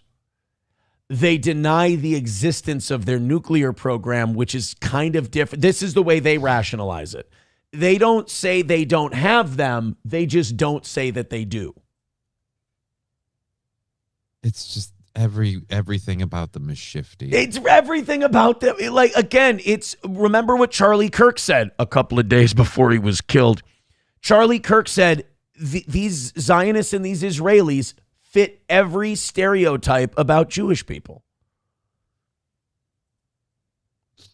They're not supposed to exist. It's like I'm looking at a unicorn, but in a bad way. Right? It's like I'm looking at a really shitty unicorn. Like you know what it is? It's like I have a pet shark. and I'm taking him to the ocean. T-Baby says, I don't understand why we're so reliant on other countries. We should be a fine, self-sustained country. You think that maybe we would, like the way we were before World War I? You think maybe we could probably make it as that? You know, like maybe if we didn't have this giant... We looked it up yesterday. We spend $960 billion on defense every year. Who's number 2 on the list? It's okay if you get it wrong. It's fine. Yeah, no, I'm trying to think. I'm guessing we give it out in foreign aid. So. No. I'm sorry. I asked the wrong question. Who's number 2 on the list of military spending? Which country? Oh, number 2 on the list of military spending? Who spends the second most in the world? I'm going to say China. Bingo, China.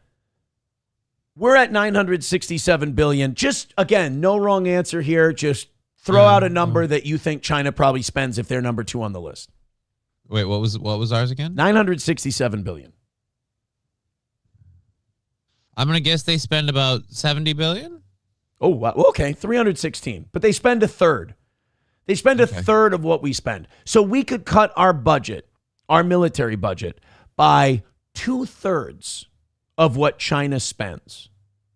But then who's going to pay for the lobster? That is a great point. Our military's not going to have lobster anymore. Do you want all the lobster shacks out of business? Because we're saving them all right now. But like, if you take that and you go, you know, we were on the evening show last night.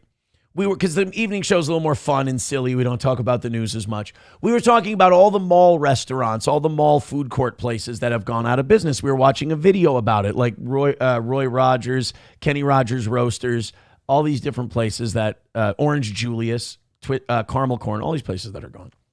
And we were looking at their advertisements, and it was like $1.75 BLT in coffee.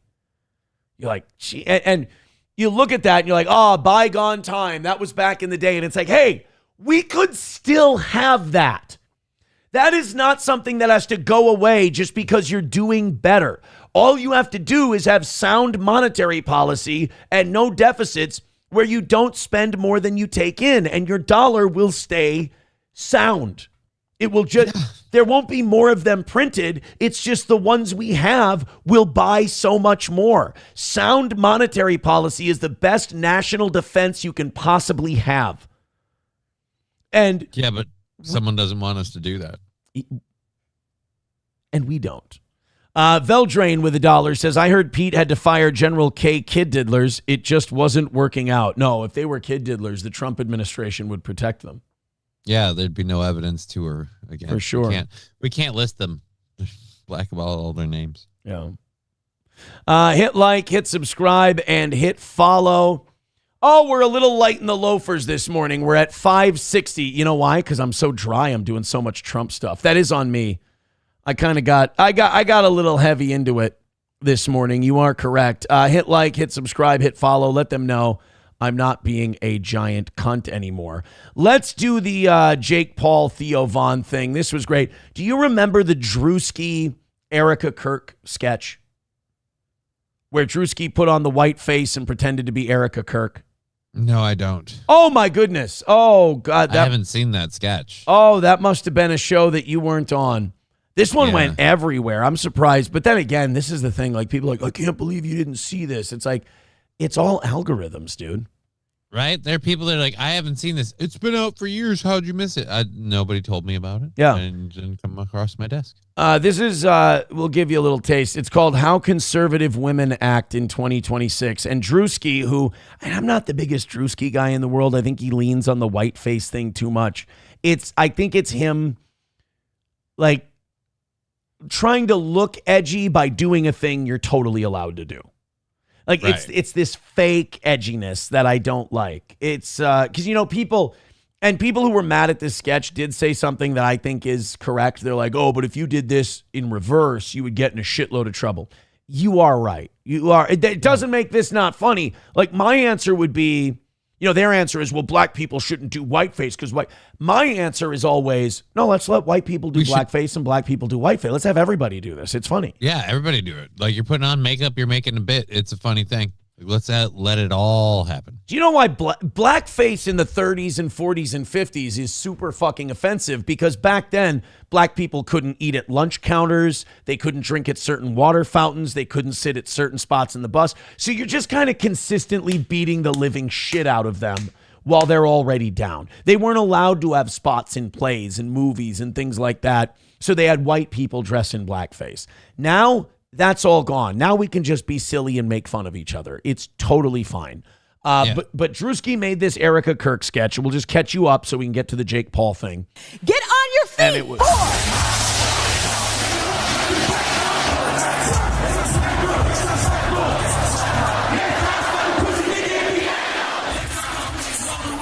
So well, let's go into the interview part. I do like the interview part of the sketch.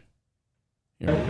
Oh, say does that star-spangled banner yet wave for the land of the free? 4, 3. Oh wait, I went too far. But when I say children, here we go. All his children. In what ways have you grown closer to Jesus? I serve a righteous God. And that is why we say our prayers. And we are all his children.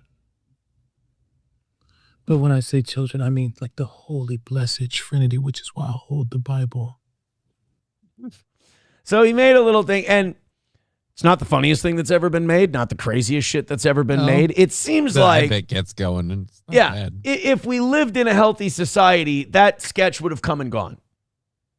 Yep. But instead, a bunch of Republicans got all pissed off, and you know the MAGA people who have kind of bailed on Trump are like, yeah, fuck her. That's funny. That's hilarious. This wasn't really a thing with Democrats. This was an inter-Republican fight, inter-right-winger fight. And the neocons were like, this is terrible. And of course they should defend her. She's their asset. I mean, fuck, she killed her husband for him. The least they can do is, get her back on some sketch. And you know that for a fact? Still got the shovel. Oh, come on. There was one guy, he spoke out against Israel. But they shot his ass. Buried him outside the hills in Terralingua. You know that for a fact? Still got the shovel. So Jake Paul goes on Theo Vaughn, and he's like, you know what? Respect to Drewski. That was a good sketch. But I'm going to do one better. And you know what? We need people like this. You know me. I've always had respect, even when, and it kind of started because everyone else hated him, but then it kind of morphed into genuine respect. I've always respected the Paul brothers. I've always liked them. I've always gotten their back because, first of all, they do shit that no other millionaires do. Like, nobody makes millions of dollars and then goes and does professional wrestling full time. That's insane. No, that's a choice. Yeah, that's something poor people do because they're like, maybe I can catch on, get into WWE and make good money, even though I have to beat up my body and abuse myself. Logan Paul decided to do that. Jake Paul made tens of millions of dollars and then said, you know what? I think I'm going to start boxing in my late teens, early 20s, and then I'm going to fight world champions by the time I'm in my late 20s. I'm going to get my jaw broken by Anthony Joshua in a real fight. Not like a Charlie Z goof thing, but I'm going to train hard and I'm going to try to beat former world champion Anthony Joshua. Active fighter. And he gets his jaw broken.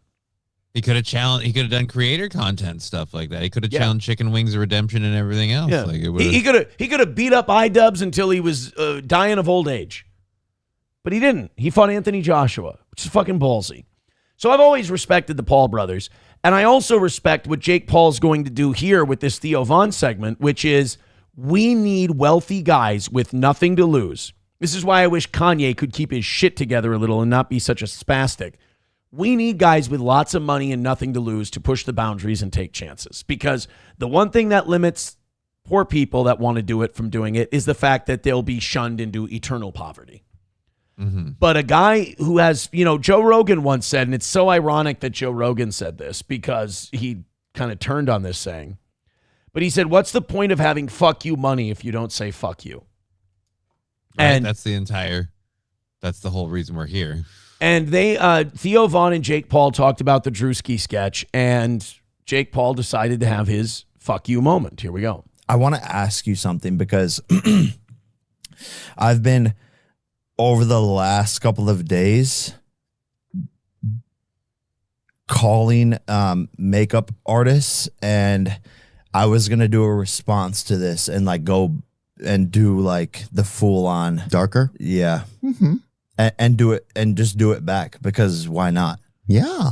Like, are we on the same playing field? Like, I think you can hate this guy if you want to, but a guy with maybe $100 million in the bank is going, fuck it. I'm going to put on blackface, not to be mean. I'm going to do blackface to be funny. And I'm going to test it. Like, he's literally doing it to do what comedians are supposed to do. And he's not a comedian, but doing their job, which is pushing boundaries. When he says, I want to do this to say, hey, is it all funny? Is it all okay? That's the literal definition of pushing a boundary. Yeah. You're going up to the line to go, you cool with this? I'm going to give you a hypocrisy check right now. And I don't know how can you be so biased with your hatred of Jake Paul that you can't respect him and cheer him on for doing this? I want him to do it. I think if there's a way to... Who's like a safe black guy? Like, who could you start with?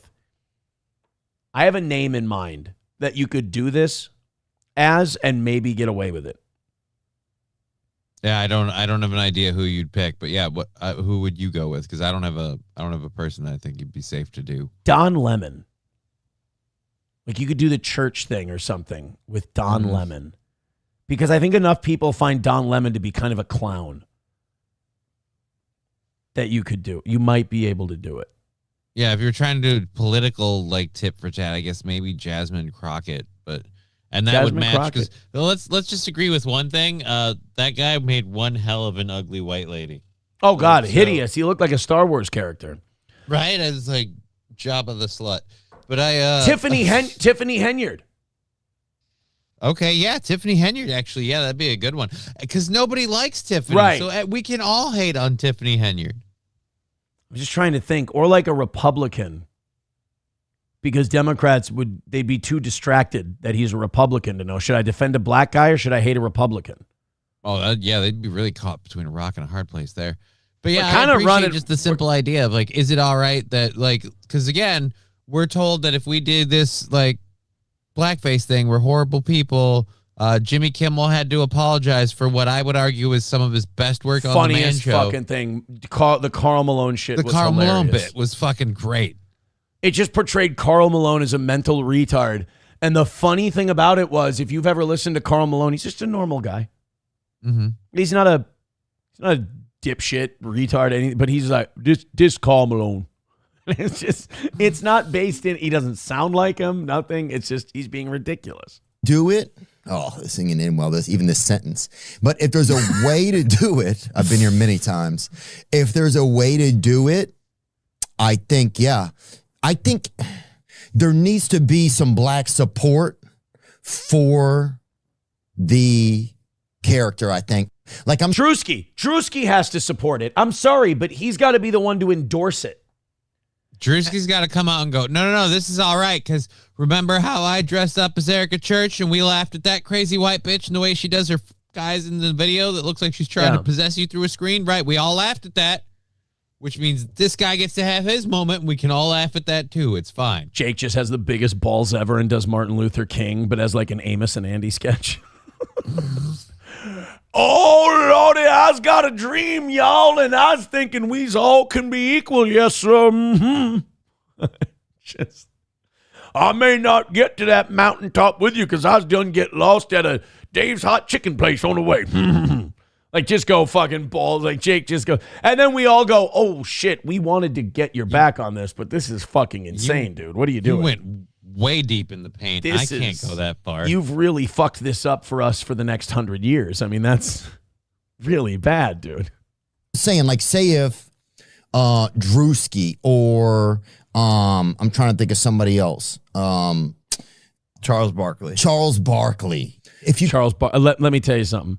I know some people think like, oh, Charles Barkley's a Republican or this and that. Charles Barkley is a very proud black man. Charles Barkley is not going to go for that shit. Yeah, I don't think you want to go near that one. Charles Barkley is going to want to throw your ass through a glass window if you do a blackface sketch. It's funny how there are certain personalities in this country that we kind of project our own beliefs onto and think that they would believe that way too.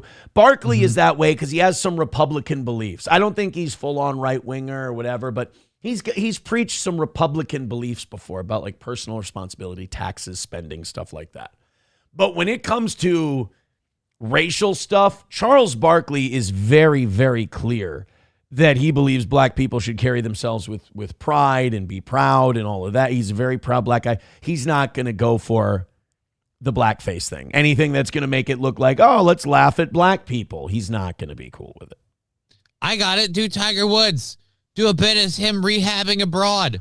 Like instead of be like, I'm learning to make sure that I drive safely. And then you see him get in an accident, but he's at like an arcade at one of those steering race games, and he still can't make that happen because he's just shit hammered the whole time. Okay, that's not a bet. Tiger would be a good one. God, you know what? It'd be so easy if Mark Levin was black. Everybody fucking hates that guy. That would be so easy. Or Netanyahu, you know?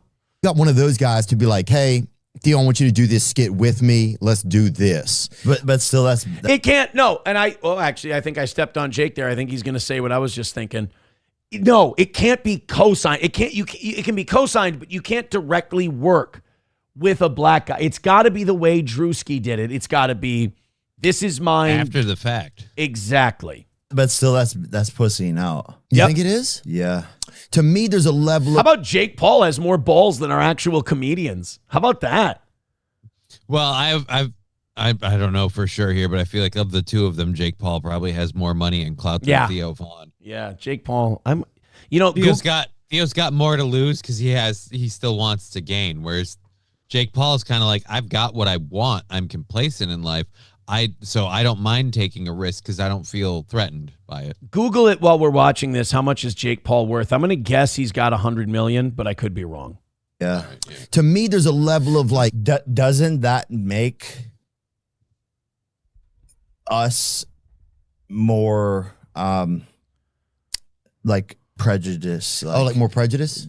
That makes us, if we have to partner with someone. Drewski just dropped this. And he's done it a couple of times, exactly. Actually. Yeah. I fucking love it. This is great. This is how humans should be. I agree. We should fucking make fun of each other. And I feel so vindicated right now. I have taken so much shit historically for saying, guys, this guy's okay. You've got to stop. I mean, when he was doing the early shit with the, stunts at the house, and I hated him. He's fucking gay. But like when he started doing the boxing and all that, I was like, dude, respect. Millionaires don't behave this way. Jake Paul's a real one. You got to like Jake Paul. This is like an early I got in on 3M during the initial public offering here, and it's paying me huge dividends because I've always said Jake Paul's all right, and now he's growing into this whole, no, fuck that. This has got to be just a white guy growing a set of balls, dropping a blackface comedy sketch. That's what we have to do. Respect. 200 million to answer your question. Holy shit, that's way more than I thought. I thought he was going to be barely peak. I thought it would be like 108. It's estimated, but yeah, he's around 200 million. Mostly driven by lucrative boxing matches, including high-profile fight with Anthony Joshua. Nice. So it doesn't say how much he made. It doesn't say how much he made for the Joshua fight. I don't know how much he made for the Joshua fight. He's also the promoter of like those Serrano Taylor fights, that whole trilogy, and the promoters are the ones who make all the money. His earnings often fall between 20 to 50 million annually. Righteous. In color, I see in truth and comedy. So like, what are we talking about? So you're saying what era are we living in? Dude, Justin Trudeau did, and he's freaking dating Katy Perry. You see that, Justin Trudeau, the mayor of freaking Canada? I was just with him. The mayor of what? I love Theo, but sometimes that West Virginia comes through. Justin Trudeau, the mayor of Canada. I like the way he said that. Yeah. Tim Walz, the president of Minnesota. I think honestly, though, that points out, and this is a thing that obviously like news outlets and the left or whatever don't want to admit. But I think, like, honestly, like, a good 75 to 80% of us don't give a shit about blackface or whiteface or any of that stuff. Like, we don't think it's a personal front. We don't think, oh, you're making fun of an entire race of people. No. You did a bit and a character bit, and it was based off of this person being white, black, or whatever. You had to look the part. Okay, I will say there's a considerable chunk of the black community, though, that doesn't play that shit. Well, again, because but I would argue that chunk of that community screams racism every chance they get. So yeah, maybe also like the and I'm not saying this organization, I'm saying the attitude, like the Proud Nation of Islam types probably wouldn't go for it either. Okay, because they're like, hey, we're proud. We've been through a lot. We've been through the struggle, and you don't get to mock us. But these are probably the same people who didn't watch the Drewski sketch at all, and probably wouldn't give a shit and think that he's probably a clown. Right, but I'm saying those people need to be standing up and screaming like, hey, this Drewski, this is not okay. You shouldn't be doing this. You should be banned. You should be struck, whatever. They need to fight with that same fervor as, again, if it was a blackface sketch. They need to stand up and riot and revolt if someone promotes, white chicks as a movie. I've got it. Jake Paul as Charlemagne the God. Getting Botox and shit? Charlemagne the God or Stephen A. Smith, because they're loud, bombastic personalities. They basically beg to be imitated and mocked. It will be seen as fair game. They're both really outspoken. They shit all over a lot of different people. It's hard for them to really go after anyone for shitting on them. Charlemagne or Stephen A. Smith. But I don't think Charlemagne would wait to go after somebody for shitting on him. I think he's just harder, but I still think he'll do it. No, you were not. Yeah, at the JP Morgan summit. He was B-facing. Look at him right there in the middle. Look at the one in the hat in the middle. He got lower. caught for this before? Yeah, look how dark he went. I mean, he went. But to be fair, that picture's in black and white, so we can't tell how dark he went. But that's fair. That's kind of fair. How are you not even if you don't like Jake Paul, how does that not change your opinion? How do you not warm to him a little bit? How do you not chuckle at that clip? This is kind of that little quip at the end about the black and white photo was pretty good. It's not bad. Yeah. Like Jake Paul's still kind of calling him a pussy. Like he's like, he could still be a fag. Like, it's a black and white photo. Who knows? Who really knows? All right, we got I've been away from the chat for quite some time. Let's get to some people here. Holy jeez, I'm way behind. Thank you very much to Veldrain with $1. Says, I heard Pete had to fire General K Kid Diddlers. Okay, that's the one I left off on. All right, I'm not as far behind as I thought. $1 from TDR Shit Show says, do Robert Downey Jr. in Tropic Thunder. You'd be a dude playing a dude disguised as another dude. That's too many levels of separation. That gives you too much leeway, I think. Main Vein with $1. Says Michelle Obama, they are built the same, and he wouldn't need to tuck because Michelle doesn't. Oh, there you go. Guy with a cock. Kind of works. He's worth $200 million, and he's like, fuck it, dude. I want to do blackface. Right? It's fucking false. Well, how much is Robert Downey Jr. worth when he did Tropic Thunder? Because I have to wonder if was he worried about that getting him in trouble? That was during his comeback. Yeah, he didn't have his war chest built up yet. That was between Iron Man 1 and 2, and he didn't make a whole lot for Iron Man 1. So, well, if you believe the scuttlebutt, he had to throw what's his name under the bus as Rhodes. Terrence Howard, yeah. Yeah, to make his money. Although Terrence Howard's fucking insane. That could be why they replaced him too.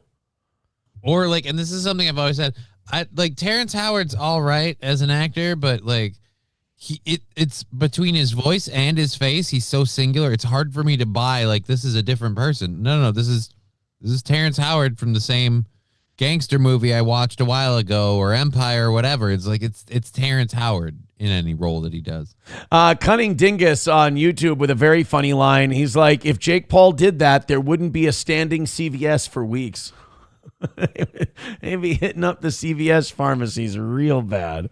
All right, guys, hit like, hit subscribe, hit follow, and throw a couple of memberships our way. You guys got off to a great start once again today. Unbelievable. Appreciate it. Keep those Streamlabs, PayPal, Venmo, Super Chats, and Rumble Rants coming. You guys are the best. One more Theo Von Jake Paul clip. I like that Theo is consistently throwing out the Erica Kirk conspiracy and trying to red pill people on the Charlie Kirk stuff. Jake Paul, like you said, he's worth $100 million, so he doesn't probably think about Charlie Kirk's murder and what might have or what might not have happened. Right. I don't know if you know this or not. Theo Von is neighbors. This shouldn't be allowed. What I'm about to tell you it should be illegal. Do you know who Theo Von's next door neighbor is and who he spends multiple nights at their house having dinner? No, who? Candace Owens. Theo and Candace Owens are pals. That's kind of adorable, though. It is. It is. And George Farmer better look out because I kind of want to sit at that dinner table one night. Oh, God. And Candace Owens is just dumping conspiracy theories into Theo Von's head. And he's like, man, that's wilder than a chicken on Thanksgiving with a butcher knife. Speaking of chicken, this is delicious. I don't know what y'all did to it. This is good, man. Did your negress cook this? Because this tastes like some down-home flavor, baby. Oh, man. I tell you what, man, I am hungrier than a pet shark in the ocean eating fish, baby. I mean, this is crazy. Jake Paul, Theo Von trying to red pill him on Charlie being murdered by his wife. It's comedy goldfish, dude. We're fucked. We're fucked, dude. This is horrible. All we've done is lobby for fucking blackface. This whole pod. And nothing else, dude. But we're gonna keep it moving, man. Do you think okay, let's start over. Okay, do you think Erica Kirk had anything to do with the husband's death? Come on. Dude, that is the greatest introduction of a topic ever. I'm jealous of that introduction. He didn't even warm him up to it. He just dived in the deep end like, oh, so by the way, you think Erica killed her husband? Hey, man, we got to stop talking about blackface. That's a really hot topic, baby. I mean, we're going to get in a lot of trouble for that. You think this cunt killed Charlie Kirk? Look, we can't sit here and talk about how great it would be to do Mammy all day. We got to move on. So, hey, so you think this bitch killed her husband? All right. Hey, man, I mean, if we go any further than this, we're going to end up remaking Wash Me Mama with a boogie beat. You think Erica Kirk shot out her husband's throat? Wow. I mean, can we go back to the blackface thing? Nah, it's too hot, baby. It's too controversial. Do you think a lot of shoe polish? We got to move on. Do you think that blonde Jew bitch murdered her husband? Switch it up. Let's switch it up. And that's Erica Kirk had anything to do with the husband's death. Let's switch it up. Let's switch it up. And that's mouthwash, but yeah, keep having some. I love Listerine, bro. It's a fucking good stuff. That's a new Listerine green apple. Bro, you're funny, dude. I don't know if you can ask that question. You're pretty funny. You can't ask that question. That's the only question that gets asked in the podcast I watch. Oh, no, I'm being radicalized, Johnny. Aaron realizes. I feel like you can ask that question. It was today that Aaron realized he's been fully radicalized because Jake's like, God, isn't that amazing? Like when you talk to someone who like comes up for air every once in a while and you think you come up for air a lot, but you talk to them about like 3 different things and like, I've never heard of any of that. You're like, oh, fuck, this is a me problem 100%. Like I've been living way more on the net than I thought. Yeah, I shouldn't know about this. Like I bring up Charlie Kirk's text messages to like my parents or whatever, the ones where he's like, I'm going to leave the pro-Israel cause. And like, what? We've never heard of this. I'm like, oh shit, I'm not supposed to either. I'm not supposed to know about Charlie's text messages. There's a reason that a lot of people haven't. There's forces that don't want you to hear about that. But that's also part of our radicalization. What if that's not the case? What if you and I are just saying that so we can feel more normal about knowing all this shit? No. I'm not saying that those forces had him like killed or taken out or any of that stuff. I'm just saying literally there are actual groups of people who are sadly in charge of news media and other stuff, and they don't want that narrative going out at all. Right. It doesn't matter that it's a fact. It's true that he said these things. Those text messages are real, but they don't want the fact that they're real to be widely talked about. And I'm not saying that ties them automatically to Charlie's murder. That's part of this whole conspiracy theory thing is nothing's a direct correlation. It's just it's awfully convenient that they don't want him to talk. They stopped him to meet with them and kind of be like, hey, stop going against this stuff. And then after that happened, that happened. It's just amazing that in one form of media, if you insinuate that maybe Tyler Robinson didn't shoot Charlie Kirk, you could be canceled and never invited back. But then in another form of media, if you don't say that maybe Turning Point had something to do with it, you're a fed and you're gay and you suck. Right? It's just really weird. You can't win. We're living in a remarkably dangerous time where people are getting two completely different universes of news, and this cannot sustain itself. But it's all the same reality, guys. Yeah. It's just we're all we're all living in different truths, and we're thinking that we can keep this whole thing together. Fuck that. Fuck that. Okay. I don't know. I'll talk about a lot of things, but I don't think I'll talk about Charlie Kirk and his assassination. Okay. And the sensitive details around it. You got to understand, Theo, I'm worth like 10 times more than you are, and I go to all the parties with the people who plan these things, and I'm not about to get my next drink spiked at a Bilderberg party. So, doesn't Jake work? Is it Mr. Beast or Jake Paul who's working with the Rothschilds on some charity initiative? I think it's Mr. Beast. Probably Mr. Beast. Yeah. I mean, if that guy's not an op, Jesus. I don't even want to fucking talk about it. It's just on our list of stuff. So, some AI, you chat GPT what to ask Jake Paul, and then it told you this. It was like what will go most viral. It said things Jake Paul could handle. And yeah, one of them was frizz golf. One of them was, the Tiger Woods DUI. That was. Yeah. I don't know. It's just funny that like stuff that I talk about regularly on my show, they bring it up to a guy who just said he can't wait to do blackface. And he's like, whoa, we gotta slow it down. And then I'm like, oh shit. It's one of those moments where I self-reflect and I go, I'm probably getting too deep. I probably need to back off. Just a little bit. Just a little bit. King Kong Dong in the chat says it's Mr. Beast who's started a charity with the Rothschilds. With the Rothschilds, specifically the Rockefeller Foundation. So Rockefeller Foundation, that the Rockefellers and the Rothschilds. Although ever since World War I, those two have tended to go hand in hand. Yeah. You know, where you see a Rothschild, a Rockefeller is not. My favorite Rothschild moment of the last year is when Les Wexner started talking about how he would do the financials for the Rothschilds, and his lawyer goes, if you answer one more question with more than 5 words, I will fucking kill you. It's like, you know what? Maybe it's not all a conspiracy theory. Maybe this is a really dark world that these guys live in.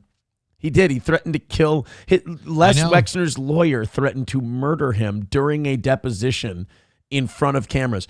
Do you know how much power and influence the people you work for have that you can just say that to a guy?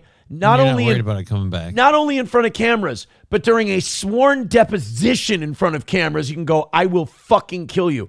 I need to tell you something, and I need people to know this so they don't do it to other people. That's illegal. Oh. It's against the law to tell someone, hey, I'm going to fucking kill you. I did not know that. Terroristic threat. So imagine how powerful you have to feel you are in order in front of a sworn deposition on camera to tell an elderly man that you're going to murder him. But if you're the elderly man, are you that worried? I mean, you've lived most of your life anyway. What are they really taking from you? The next few months? Fuck it. Yeah, right. Look, what is Les Wexner going to miss? Shitting himself? I lost a couple years. Ooh. Yeah, exactly. All right, guys. Hit like, hit subscribe, and hit follow. We appreciate you being here today. Keep it up. Let's do before we get to the PBD thing, let's talk about this story is so funny. It's out of Pittsburgh. There are some people, like during the ICE raids here in Minnesota, there were like whole restaurants that would shut down because they were worried that their illegal immigrant employees would get raided and taken away. Well, there's that extreme. And then there's people who they do not give a fuck. Like the Floridian, standing out in the street in the middle of a hurricane holding the American flag shirtless. There's that level of illegal immigrant not give a fuck that this ICE stuff is going on. Wait until you see how these 13 illegals got picked up, and you tell me if they gave a fuck about ICE beforehand. An eye on Armstrong County now, where over a dozen people were arrested after ICE was called to a DMV Friday. KDKA's Ricky Sayer went to that location and spoke to witnesses to get a better picture of what happened. Now, the DMV is not the part that they don't give a shit about the optics of how they're carrying themselves comes later. It's okay. I can't believe anyone thought this would be a good idea during the ICE era. The Ice Age, if you will. In total, the Department of Homeland Security says ICE arrested 13 people, referring to them as illegal aliens. They also say that one of them resisted arrest and assaulted a local officer. Uh-oh. Long lines inside and a packed parking lot with multiple tractor trailers caught the attention. You talk about not giving a fuck. You talk about not lying low in the least. Pulling up to a DMV with multiple tractor trailers full of Mexicans. Bro. First of all, I think that's illegal. I don't think you're allowed to transport humans. Yeah. Don't you need to have a seat and a seat belt and the whole lot of other stuff? I don't think you could just load them like sardines into a truck and just close the door and just give it the old, all right, you're good to go. Yeah. And second of all, nothing screams, I've got my documentation, like being transported like horses. I mean, this is incredibly bold. This might even be too ballsy in a non-ICE enforcement era. This seems like the kind of thing that might even get you busted during the Biden administration. Right, but is it weird that if they're loaded and treated like horses, I want them to have a breeding registry too? I want to know how far back we go. I want that even if they own a normal car. But like you could have shown up in a lowrider bouncing on hydraulics and it would have been less of a red flag than this. Every single one of them was wearing a Home Depot hat. It was weird. They all had tool belts on with hammers and screwdrivers and shit. Friday of people living near this DMV. I tried to call ICE about that morning when I noticed all the foreigners in there. And in this neighborhood, on the golf course houses near the DMV, you thought pulling up in the tractor trailers. This guy doesn't even use illegal alien yet. He's not even up to the 70s. These are all foreigners. I opened the door and it reeked like refried beans and horchata. And I said, all right, something's not right here. I looked out the window and I saw what I thought was just a guy selling a shitload of sombreros. And there's fucking people under there. What the shit? I thought a mariachi band had come out. I went to the DMV. I told them it was my wife's birthday. So when they bring us our slice of cake, if they could play La Cucaracha, I'd be much obliged. nobody was speaking English. Well, Gary Klingensmith didn't get through to ICE. DHS says the East Franklin Police Department did. DHS says concerned citizens had reported to local police an abnormally large amount of individuals outside the driver's license center. You know who was most pissed that ICE showed up? The people working at the DMV who were about to get all those side cash bonuses for hooking them up with fraudulent licenses. Or no, not fraudulent, legit. That what they'll do is, a few people have been caught doing this. They'll give you your legit licenses. You skip the tests, everything else. And the people kind of in charge of the whole scheme will pay the DMV workers on the side in cash to hook them up with a license. They're the ones. Great. Yeah. License that center. should be illegal. Oh, it's remarkably illegal. People go to prison for it. Good. But it's worth a roll of the dice, I guess. No, it's odd. He says people were packed inside tractor trailer cabs. Like when they opened the door, like 10 people came out. Ryan Moore saw it differently. But there wasn't any kind of suspicious activity going on. You know, they were standing at the door with papers in their hands. Ladies and gentlemen, I give you the juxtaposition of the left and right in America. I got Gary, the guy living behind a wrought iron gate, going, well, you bunch of foreigners getting out of a fucking trailer. And then the pierced-faced, love everybody person going, they were just normal people standing in line with papers. Right, but the thing is they weren't supposed to be here or have those IDs legally, so it's just because they're not violently breaking a law doesn't mean they're not breaking a law. It goes back to what we were saying earlier. We are so divided that we can just look at this same thing and it still breaks down into left and right. When a virus became a political issue, that's, I think, when we crossed the Rubicon. I'd argue we did before then, but I agree. That was definitely the breaking point. ICE arrived. I saw some ICE agents taking down a whole bunch of people. ICE says 13 were arrested from Kyrgyzstan, Turkmenistan, and Uzbekistan. Wow. So they're not Mexicans. I apologize to the Mexicans. By the way, since I've watched Hateful Eight for the third time, cannot stop saying Mexicans. Even in my everyday life. Because Minnie don't like no Mexicans. She had a sign that was hanging up in the haberdashery that said, no dogs or Mexicans. She took the sign down this year because she finally started letting in dogs. So apparently a lot of these guys were trying to get licenses, so they could be mixed martial arts fighters and Brazilian jiu-jitsu combatants? I have no idea. Fucking a bunch of Dagestanis. By the way, this is going to sound really racist, and probably because it is. Dagestanis have ruined mixed martial arts. They have? They fucking ruined it. They're so boring to watch. Like Hamzat Chimaev and Islam Makhachev and all these guys. It started with Habib. They are fucking boring. It is take guys to the ground and cuddle them to death. It's fucking atrocious.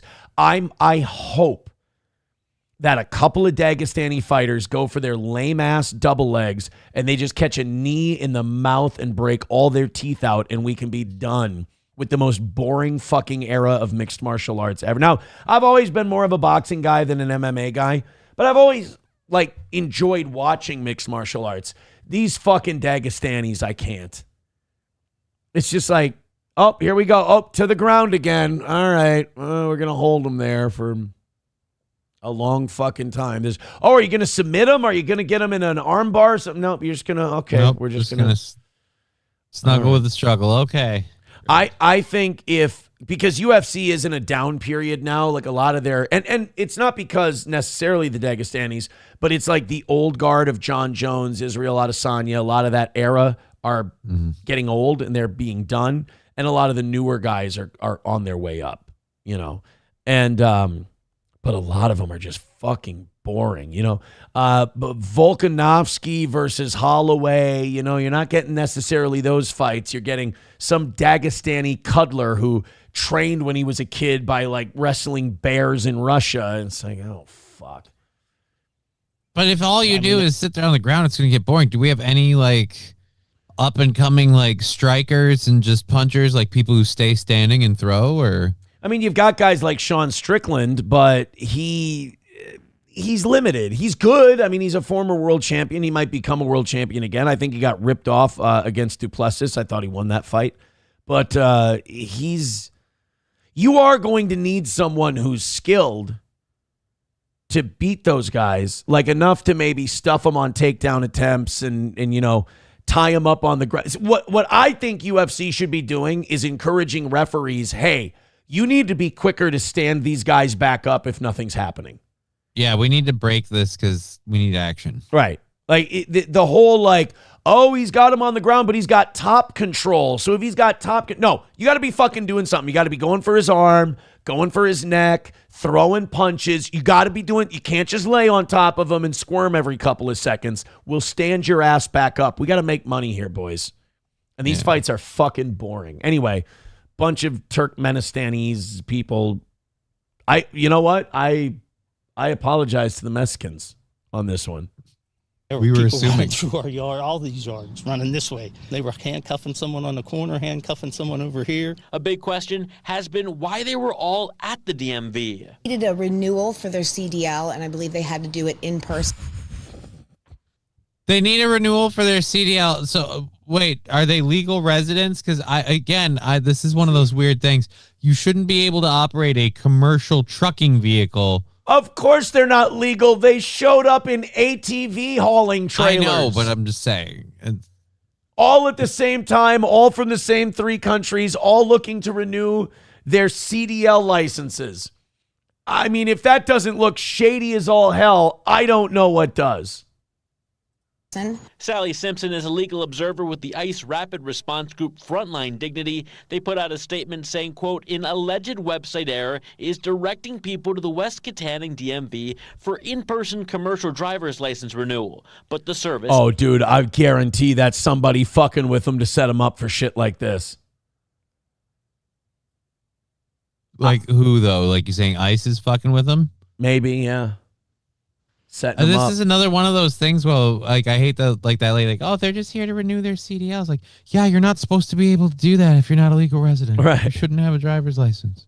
Is not available there. We did find a sign saying DOT CDL exams are offered at the building, but by the chiropractor's office. What? All right, so first I'm going to align your shoulders, but before I do, I've got a picture of 3 different signs up there on the whiteboard. Can you tell me which one means you need to yield to oncoming traffic? All right, now okay. You're going to feel a slight pop. Does it really sound that crazy that this could be an op? It could be, but it's weird. Like, I'm sorry, something smells fishy with the whole, the chiropractor gives you the CDL. That's not how they do that. Not the DMV. I think that it's disgusting that people need to be afraid by the color of their skin just to go and get their whatever they want to do. They're fucking whiteys. It's not about color of their skin. It's about where they're from and their legal state. God, these people. And again, this is about, and this is another reason why I fucking hate this shit. This is about those people not being able to operate a multi-ton vehicle. Yeah. Like I hate to say this, but look, I'll give you the meeting you halfway of like, oh, they're here, like whatever. They can have an ID. Sure. They shouldn't be allowed to operate a vehicle. Why? Because they already chose to come here illegally. That means they're choosing to break laws to be here. You should not be rewarded for that. Otherwise, what's to stop me from deciding, I guess, breaking laws is cool? Yeah. Do I get money if I start offing people? Is this Squid Game all of a sudden? What's going on? There was a time where we looked at someone like this and we said, we don't need your opinion. We're good. And I do think we were in a better place when we did that because this person said exactly what you thought they would say in exactly the same informed manner you thought they would. We don't need this person and judgment. I don't really need. I don't need their take on shit. It's just, I mean, you can't judge a book by looking at the cover. Grow the fuck up. Of course you can. And that book says this is going to be a ride, a big ride. Before I get to the PBD stuff, Ryan the Garbage Man letting us know chiropractors perform DOT physicals. Okay. So I guess there is that. I'm full of shit. It just sounds weird. It's like, oh, you get your exam for your DOT license renewal from the chiropractor. Yeah. All right. So you can go to the chiropractor and they can do your DOT physical and crack your dick. King Kong Dong with $1 says, can we talk about this moon mission being bullshit? Oh, God. Okay, look. I've never been more open. I'm not saying I believe it. I've never been more open to the idea that we never went to the moon. I'm open. Like, it's really weird for me. Like I was saying about this yesterday, it's like I'm being gaslit to sit in the middle because I have people that are like, look, I've seen the tracks on the moon. I've seen it with the high power telescopes. I've seen that we've been there. There's the laser reflecting sight. There's plenty of stuff to prove we've been on the moon. It's like, right, but what if we just launched robots? And they're like, but no, but we've been to the moon. It's like, right. So then this Artemis 2 mission, when you guys cross this great threshold of going from Earth's gravity to moon's gravity, it seems like that'd be a really great time to put out a clip, right? We'll put out an audio clip with a still photo of the moon that we slowly zoom in on. Why wouldn't we just show the video? Oh, well, we can't get that through clearance. It's like, fuck you. We're going to put a live interview with the Artemis astronauts on Good Morning America, but randomly at 2 points during that live interview, you can visibly watch a time jump in the video clip that really just lines up for, so they had to pull the plane up and re-level it out because you guys are faking this shit. But then I can't, it's so in the middle, I can't tell. I'm open on the moon landing for this reason. It feels like we told a fishing lie 4 years ago. Well, in this case, 60, 70 years ago, whatever. but we told this fishing lie and then we forgot about the fishing lie and we caught a really big fish and we go, this is the biggest fish we've ever caught. And we went, wait a minute. I thought you said that you caught that fish 60 years ago. Yeah. No, totally. So this would be the second, because they're like, this is the most amazing mission ever. And like, wait a minute. I thought you said we landed on that thing. Right. That was really cool. Yeah, it was so cool. You haven't gone back in over 50 years. Why is this mission? No, but we're going further. It's like, okay, so you're driving out further than you did before, but like landing on it, I feel like that's next level shit.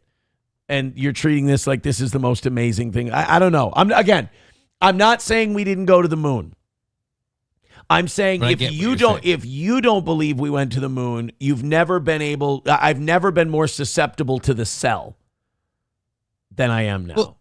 Well, yeah, because like I agree with you. I was arguing about this the other day when I read it. Like they're like, this is the most historic mission that's ever happened. Like, no, we've done this before, haven't we? Right. Oh, well, this time we're going out further and we're doing like, yeah, but I mean, that's like saying, hey, this is the most amazing cannonball we've ever done because we went up a step higher on the ladder. Like, no, it's still the same endeavor. It just.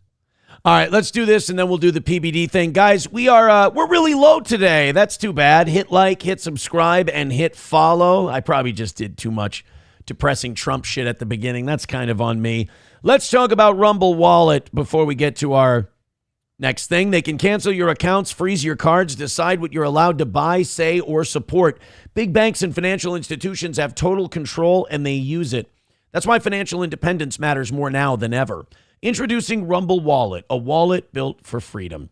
With Rumble Wallet, you control your money, not a bank, not a government, not a tech company. Buy digital assets like Tether Gold, and Bitcoin in one secure place. No permission, no middlemen, no cancel button. And when you want to support the creators you actually believe in, you can use the Rumble Wallet app to directly tip content creators, securely, instantly, and without interference. This isn't a credit line they can shut off. It's your wallet permanently, yours to protect your future, yours to protect your family. So when the system fails, when institutions turn on their own people, when financial sovereignty is the difference between security and vulnerability, Rumble Wallet isn't about politics. It's about freedom, ownership, and protecting what's yours. So take control today. Download Rumble Wallet now and step away from the big banks for good.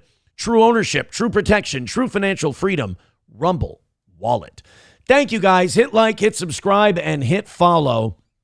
And let's have ourselves a hell of a day here on the toe. All right, I'm stalling because I'm nervous. I'm nervous because this is a big moment. We have a lot of new fans. We have a lot of new subscribers because I did a video that has thousands and thousands and thousands and thousands and thousands and thousands of views. And it's me talking about the Adam Sosnick, Dave Smith disaster on Piers Morgan, which I think they're doing the rematch of today, Tuesday. So I can't wait for Piers' show. By the way, everybody took off yesterday. Everybody really took advantage of that Easter Monday holiday yesterday. Like a lot of my favorite shows just took the day off. So Piers is going to have Dave Smith and Adam Sosnick back. And in that video that we talked about, I debuted my impression of Patrick Bet David. Here's my and hundreds of people commented on it that they loved it. I mean, it really was fucking crazy. It must have caught a stream somewhere. It must have caught some community that likes to make fun of PBD. I've been doing two things simultaneously. One, trying not to force myself to do the impression so I don't fuck it up. And two, once in a while, practicing the impression and going, oh shit, I don't think I have it. It's a tragedy. But I have to keep going, right? Like, I mean, it's popular. People like it. More people come to the shows. Yeah. So you haven't found like your key phrase that really locks you in there, like the thing you say to really get you going? I don't, but you know what? We've got a clip of PBD. So maybe that'll help. I might be able to mimic it. We can see. By the way, on a wall with $1 says, Worski est all those sus clips online are digitally altered. I have no idea what you just said, but thank you very much. Hit like, hit subscribe, hit follow, throw a couple of bucks our way. We appreciate it. So Luigi Mangione, the guy who shot Brian Thompson, the CEO of United Healthcare, and who I hope gets acquitted. I'm rooting for the guy. I have reasons that are fairly public on why I'm not a huge fan of the. You can't vote your way out of the problems we have. Yeah. And I don't want a full-blown revolution because a lot of people will die. And usually after a revolution, a despot takes over. So what I would like to see is the ruling class in this country, the wealthy, the billionaire squad. I ain't talking about people in the millions. I'm talking about people in the billions. I want those people to be scared, and I want them to be humbled. They're not scared. They're not humbled. And we're not going to be able to vote them into being afraid and being humble. Because right now, they are just, they are just operating with impunity and just hurting whoever they want and fucking over whoever they want. And nobody's afraid. And that's the fear is going to be the only thing that keeps these types of people in line. You throw Luigi Mangione in prison forever and ever, there's nothing to fear. They're not afraid. Right. Luigi Mangione's allowed to get out. I'm not saying that he's going to do it again. I'm just saying if the message is sent to the ruling class that those we of don't us hold these people accountable for what they do when they pick you as a target because of your bullshit. We understand why people are going to do this to you, then I think maybe it can avoid further bloodshed, perhaps.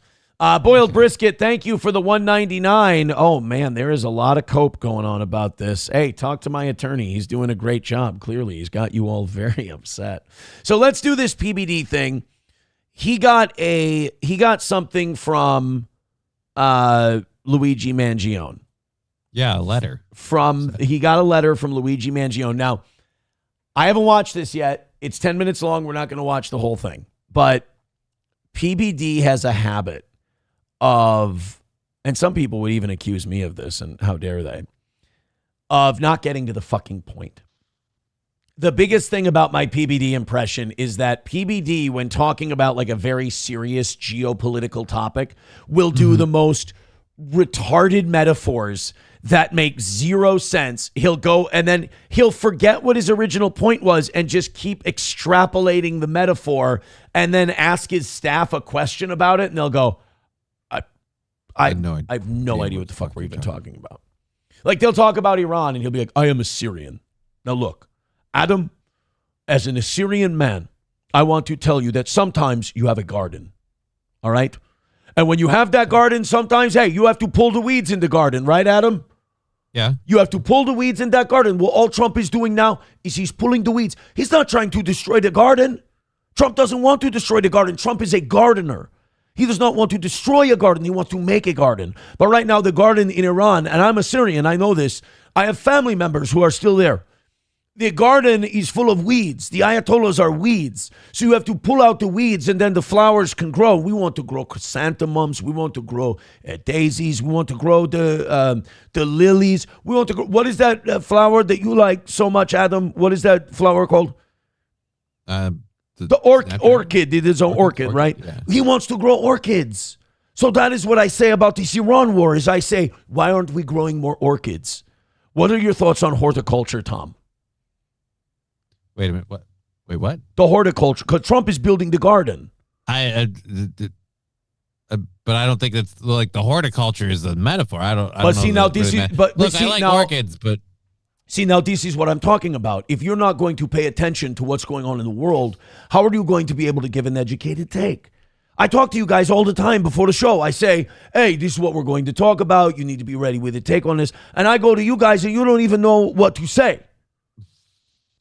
And so I talk about the garden, and Trump is trying to build the garden. And like, if I'm the gardener on my show, you're being a weed right now. How do I not pull you as the weed? Because I need to make the garden as good as it can be. Yeah, but again, like what part of the weeds is the you don't understand. See, that's just it. How are we supposed to grow orchids? But they're not growing orchids. But they could be daisies. Like, it doesn't matter. Like, it's a metaphor But why are we bombing the power plants? Because they're weeds. Those weeds are keeping the garden alive. But if we build a Jewish temple there, that is an orchid in the middle of this Muslim country. We need to build something for Netanyahu because he is a gardener too. And the cruise missiles are the fertilizer. But the cruise missiles are water. They're watering them. We're watering the plants while we're pulling the weeds. Most of the time when you water a plant, it doesn't blow up. All right, and burn to death. Water. You know what? This is getting out of the way, Adam. Let me tell you in a way you can understand. Have you ever made spaghetti? Yeah, I've made spaghetti. Okay, you make the meatballs with the spaghetti. You ever make the meatballs? You like the meatballs? You ever put Italian seasoning on the meatballs? Yeah. All right, you put the Italian seasoning on the meatballs. You put them in the oven. You put them in. You make the meatballs. They get a little crisp on the outside, but they're still very, moist on the inside, and they're very good on the spaghetti, right? Mm-hmm. Oh, I love spaghetti. And? That was it. All right. So anyway, PBD, if I'm going to do a clip of this, I got to have enough of the impression that people, understand. I got to be a whore. Yeah. So PBD gets a letter from Luigi Mangione. And look, he's going to try to play this in a way where he's like, oh, this is, this is a lot of responsibility for me. I don't condone what this guy did. Let me clarify something real quick before we get into this. PBD is jizzing in his pants over this. Anything he says about he feels conflicted or he doesn't know how he should feel about, he fucking loves it. He got this letter and he's like, this is gold. And the one thing you know about gold, is that it's you need to diversify your portfolio with birch gold. So he gets his letter from Luigi Mangione and he is on cloud nine. Now, this makes me not root for Luigi Mangione because apparently of all the people he could talk to, he wanted to talk to Patrick Bet-David. Right. But let's take a look. Letter from Luigi Mangione. My assistant comes to me and say, you got a letter from Luigi Mangione. That's a fucking good PBD that I do. Yeah, it's a fucking solid PBD. You know what? The internet's right. Which Luigi Mangione? He says, D. Luigi Mangione. I said, D. Luigi Mangione from the Metropolitan Detention Center. No, Luigi Mangione. This is what I'm talking. Okay, is my impression not fantastic? Do you see how instead of him going, I got the letter from Luigi Mangione. Instead he goes, my assistant came to me. She said, you got a letter from Luigi Mangione. I said, the one from the Super Mario Brothers? That Luigi? No, the murderer guy. Oh, the one who shot the CEO. Oh, I'd rather get one from the one who did the Mario Brothers. That movie. I don't know how to beat Koopa. It made $200-some million this weekend, but it's the murderer guy. We can do something with that. It's like a garden. Yes, in Brooklyn. Yes, the same place that a lot of these guys, Nicolas Maduro's at right now. Holy shit! Yes, PBD. Yes, that we've got it. That Luigi Mangione, the same. Imagine being his assistant. He keeps asking you 14 questions. Like, I didn't think we needed to go over this so thoroughly, Joe Baroli. By the way, Ghislaine Maxwell, R. Kelly, Diddy, some of these guys, yes. The guy that got accused of killing Brian Thompson, the CEO of United Health, yes. Oh! I didn't know what he meant at first. I thought he meant a whole different Luigi. Yeah, I thought he was talking about another guy. Huh. What's he writing me a letter for? I don't know. Okay. So what do? I open it up and I read through it. And by the way, when I read the letter, Johnny, do you know how I read it? How did you read the letter? I started at the top and I started at the left-hand side. And then when I'm reading it, Johnny, I start reading it from left to the right. And then I start reading it from the top to the bottom. And when sounds like a pretty solid way to do it. Right. And when I got done with it, I thought about the words that I had read. They had formed into sentences. And then after the sentences, there were gatherings. They're called a paragraph. And it was formed into that. And then those paragraphs made pages of this letter. It was amazing. It was like I discovered the Frisbee. To tell you how well it was written would be an understatement. This was written as if a kid went to Harvard. Here we go. I'm telling you, this is the garden. Now imagine that kid goes to Harvard. Now imagine, Johnny, that he's underprivileged. And then he has to go get the scholarship, right? Because he can't get the funding to go to Harvard because his parents, his dad is a plumber and he lost his ring finger in an accident with a toilet, right? And his mother, she is a seamstress and she sewed her pointer and her middle finger together. So they're connected forever. And that kid, he goes to Harvard and he writes a letter because he's so good with the penmanship and the words because his mother can't hold a pen because of the seamstress accident, remember, that I tell you about.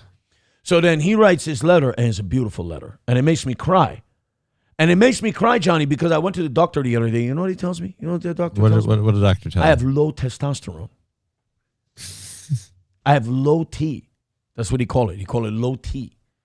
And so I cry when I read this letter because he's like the kid from Harvard with the mom with crab fingers. Right. Dude, I'm starting to fall in love with the PVD impression a little bit. Or Yale. Good writer, sense of humor, sarcasm, witty. Even I'm thinking about fucking him.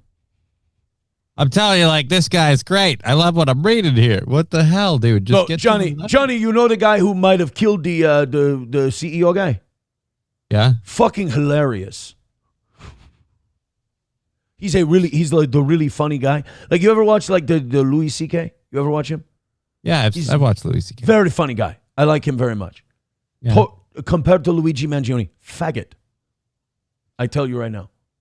He's turning into Scarface. My PVD's turning into... So I get this letter and I say hello to my little friend. I say to them. A riddle in there. He even cut a piece out. Like, go figure it out for yourself. Clips. Go watch these clips of these philosophers. You can tell he's very intellectual. Deep meaning in the way he's writing his stuff, right? And even in there, he talks about, because one day I'm doing a podcast, my phone blows up with a couple hundred messages, Pat. A viral article is going around. Motherfucker! Dude, it is, you know what the hardest part of my PVD impression is? Exaggerating. You're not exaggerating enough? I can't exaggerate. We're a minute and a half in. We haven't gotten to a word of this letter. Because he's gone to like 4 different asides. He's going to get to the fucking garden. I'm telling you, we're going to get a garden reference. I swear. Right now of Luigi Mangione, who turned 27 years old, writing 27 things he's grateful for. And number 7 is you. So number 7, I don't have a connection with him. Yeah, go read it. Number 7, I'm grateful for Patrick Bet-David's book, Your Next 5 Moves. You know, most people would not suck their own dick over an accused murderer. Being a really big fan of theirs. So, Johnny, you're not going to believe this. I get this letter from this guy. His name's Charlie Manson. You ever heard of him? I believe I heard of Charlie Manson. Charlie Manson. And the first thing he says is that Patrick Bet-David is my N-word. And that's what he says. He loves me. You think? So, I don't know if that's the love you want, man. No, he says that I remind him a lot of him in this letter that he wrote me. He says, you are just like me. And I say, thank you. I ask him. He sent me a letter. Let me tell you, the letter had 2 things. It had human hair, and he was witty. It was funny. I enjoyed very much. And I'll tell you this: the letter was written. I can't do the fucking impression like you can. Yours is Irish. It actually hurts my brain to think about how can we steer out of this more. That's the thing. The hardest part about a PBD impression is the exaggeration. Right? Really? Yes. And he's passing it around in the prison he's at right now. Huh. Interesting. How that book made it there, who knows? But it's there. And then in here he says, Pat. I mean, right now, for example, Johnny, right now as I talk to you right now, as we talk about this, there is probably a pedophile reading my book. Did it make it there in 5 moves? Look, 5 Easy Steps. That is the name of the book. And right now there is someone who raped their cousin reading my book. Right now in jail. They read it. I don't know if that's the help you want to give. What? I don't know if that's the help you want to give. I feel like someone R-worded somebody. You really don't want to give them a leg up. No, we talk about business and we talk about networking and we talk about the marketing and we talk about all of these things. And you don't understand it. You don't get a word of it because I try to tell you that it's about getting your product in front of the people, right? I mean, why wouldn't I want my book in the prison to be passed around to pedophiles I mean, my goodness, I preyed on the hopes and dreams of poor Mexican women in my multi-level marketing insurance business. That made me a multimillionaire. It's a weird brag. Back to the letter. 27 things I wrote that I was grateful for. The one that I got the most hate mail was number 7, your next 5 moves. A lot of girls who are Gen Z were not happy about that. He says, you have a Gen Z female problem. He says that in the letter. Anyways. So wait a minute. Luigi Mangione wrote PBD a letter to shit on him about his demographic issues? Right? It's like, I said I was grateful for him. I got shit on for number 7. Yeah. I didn't get pussy because of you, Pat. Thanks a lot, dickhead. Your book dries up vaginas. You might want to look into that. He said a lot of other things. So I sat on it and I said, what do I tell this guy? Do I write back? You know, what level of hope does a person have at 27 years old that is accused of killing the CEO of a company, United Healthcare? And we all know the United Healthcare was known for lowest percentage of paying insurance to their clients, or the, payouts that they're giving. So it's not like they had a good reputation. But to go and allegedly kill that CEO, what do you tell a guy like that in the letter? Fucking based. Hey, guess what? I got my cancer treatments. 2 days before you killed that guy, they were denied. 2 days later, they were accepted. So little hat tip to you, old Luigi. What do you tell me? I mean, you could start with just, hey, glad you like the book. Yeah, thanks for being a fan. So I sat there and I thought about it. I remember being in military and how Holy much letters shit. meant to us. Till today, my teacher from my high school, health and guidance teacher, that I met her when I was 14 years old. I'm 47, 33 years old. You know, till today, we write letters to each other. The impression is too fucking good. What do I write to this letter to this accused murderer? I had a health guidance counselor and we touched dicks once, but we stay in touch. No, what happened was, what do I write back to this guy who's accused of the murder? It reminds me of when I was writing to my health teacher. Like, we still write to each other. I'm very old and she's very old. And we still write to each other. I tell her, that lesson you taught us about the condom on the cucumber and all that, that was very useful to me, to know. Because every time before I have sex, I put a condom on a cucumber. And I figure that is the symbolic, that is what keeps us from getting pregnant. And so what do there's all these fucking goofy asides. Every 3 months I get a letter from her. She's got chickens, she's got this, she's got that. But it took me back to when I was... We got that close to the garden, dude. We got that close. We almost got the garden. In the military, how valuable a response was. So I wrote a letter back to him, and I sent it yesterday with 6 books to him. So I had to look, no matter what, you have to get the product out in front of people. When I found he liked one book, I'm like, well, if you thought this was good. I wrote a bunch more. He's actually now on my payroll. He's my editor. It's brilliant. I think those other 6 books, he's got time to read. So I sent him the other 6 books to go through as well. The guy's got if you want to be a dick about it. A sense of humor. Even though he knows what he's done. And I have so many questions that I wrote on the letter to him. But made me think about something else. How does this apply to you and I? Okay? You and I directly and indirectly. I was a kid back in the days that, I listened to a lot of Tupac. I listened to... So let's analyze what he's done and how it relates to you and I directly or indirectly. Look, I've wanted to pop a cap in somebody's ass. So I have to ask, and I know there are things I do on this show and less people will watch it because I'm way more into it than the audience is. I'm so sad if not as many people are into this guy as I am. I'm fascinated by him. And none of it's mean. My impression is not meant out of meanness. I have a genuine curiosity about this guy. I just want to know if in his entire life, if he's ever cogently finished a thought. Okay, so I get this letter from Luigi Mangione, right? And I think, how do I relate to this guy? And I think, well, I think to myself, I wonder if heaven got a ghetto, I think about these things. Then some lady named Billie Holiday sang, sitting there kicking it with Malcolm till the day came. He's He's just cribbing Tupac. I just imagine now PBD and Luigi Mangione just sharing Tupac lyrics to each other.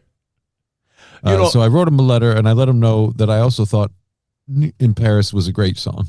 I tell Luigi Mangione, I tell him very clearly that, he and I writing letters to each other, it ain't nothing but a gangster party. And that's what a lot of people come after me for my conservative beliefs, my belief in this war in Iran and all this. People come after him for the shooting the CEO thing, right? And I think Luigi Mangione and I were two of America's most wanted. To a lot of Hit 'em Up. I probably listened to Hit 'em Up, I don't know, 500 times. So I write back to Luigi Mangione, I say, that's why I fucked your bitch, you fat motherfucker. Because he's in jail. Times that was my... No. All right, look. Y'all ain't even on my level, so I'm going to let Adam Sosnick ride on you bitch-made ass bad boy bitches. A workout song. I listen to Eazy-E, Real Mother, you know what, G's. I listen to RBL Posse. I listen to Rappin' Forte and, All right, you're black now. We got it. Bone Thugs and Harmony and DMX and all these guys. I hung out with guys that were, troubled kids. And, I was part of a basketball league that was...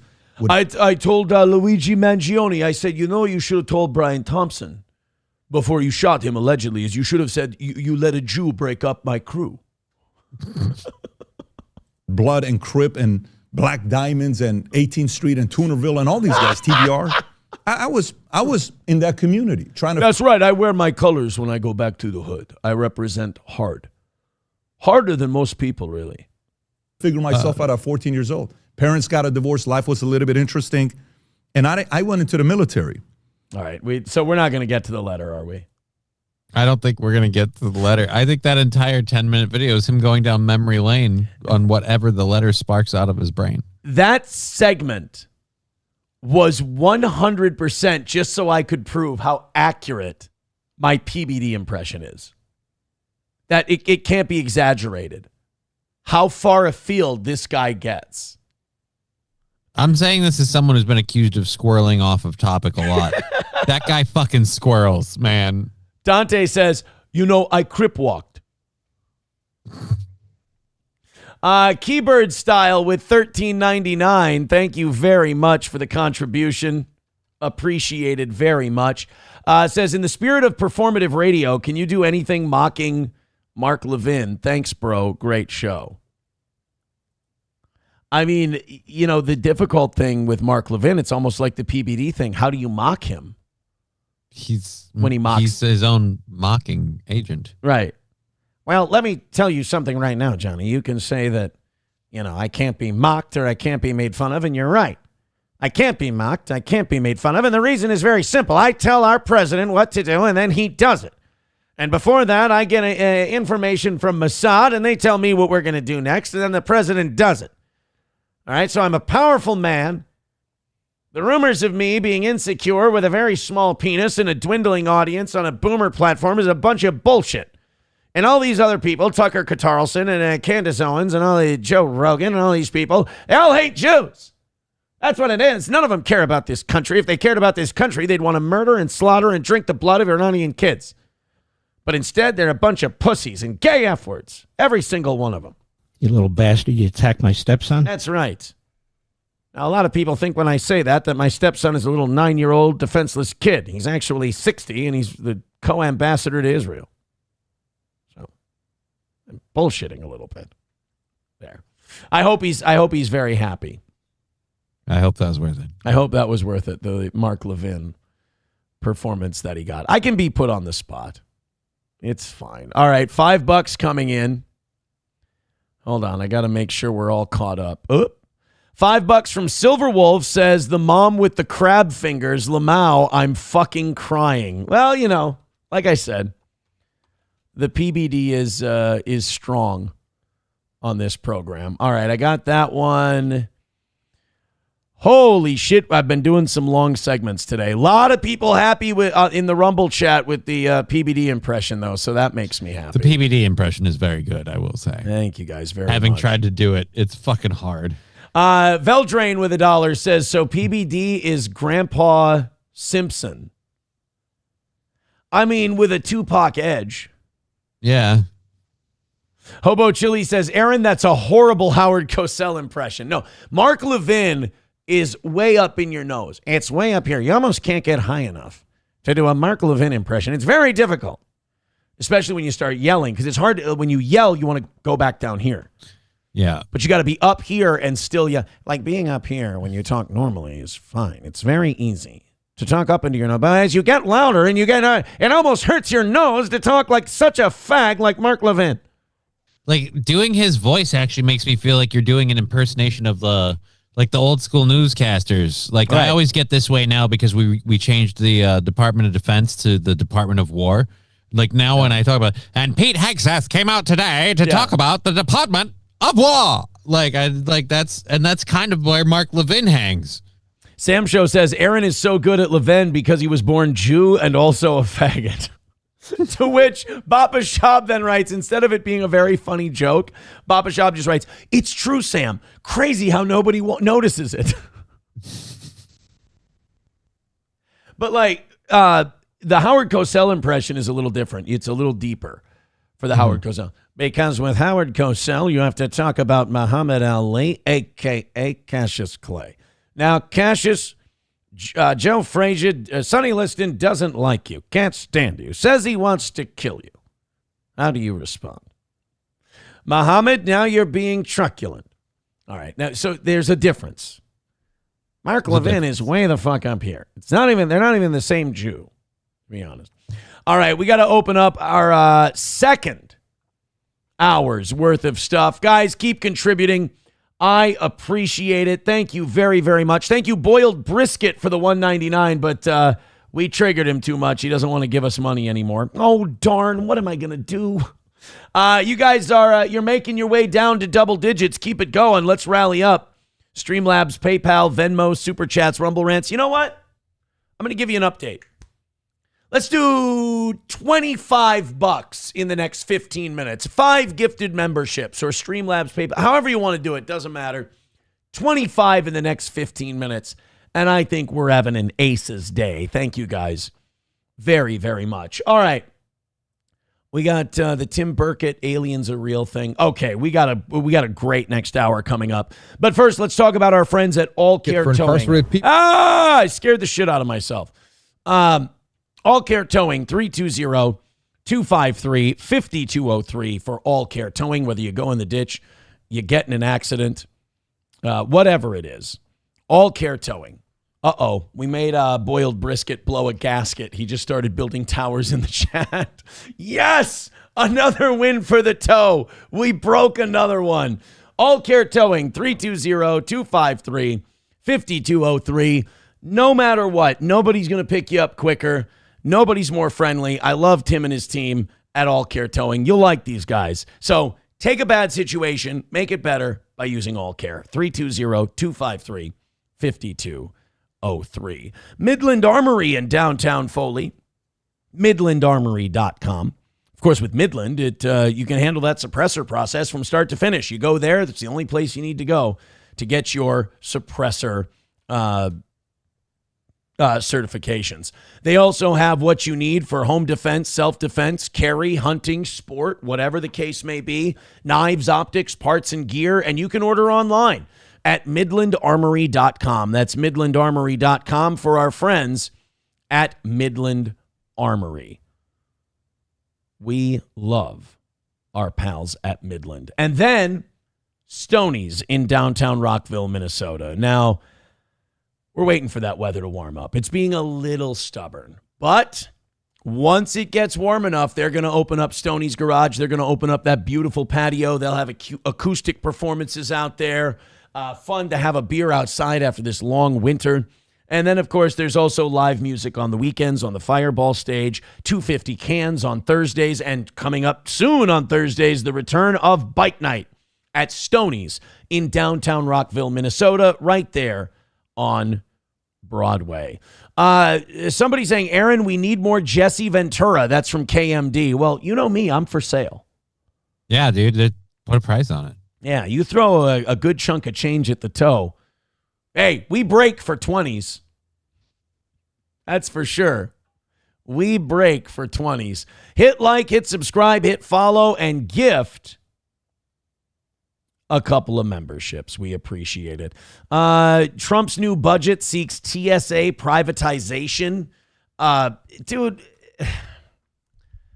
the airports should be handling security, not the government to begin with. Right. I mean, how many times have you seen those exercises they do where they perform those stress tests for the TSA and they give people fail? Yeah, dude, they give people like knives, brass knuckles, all like box cutters just to give that 9/11 flavor. And like 90% of people in some of these exercises get through with dangerous weapons onto the plane. They're useless. I mean, it is, people call it security theater, and that's about right. It's just mostly to make you feel like, ooh, we're safe. They're looking at it. Right. Basically, we're still at the point where as long as if you want to do something, you can probably do it.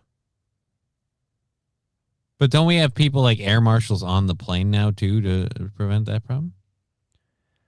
That's pretty, okay, so that's going to be the most serious thing that can stop you is if there's an air marshal on the plane.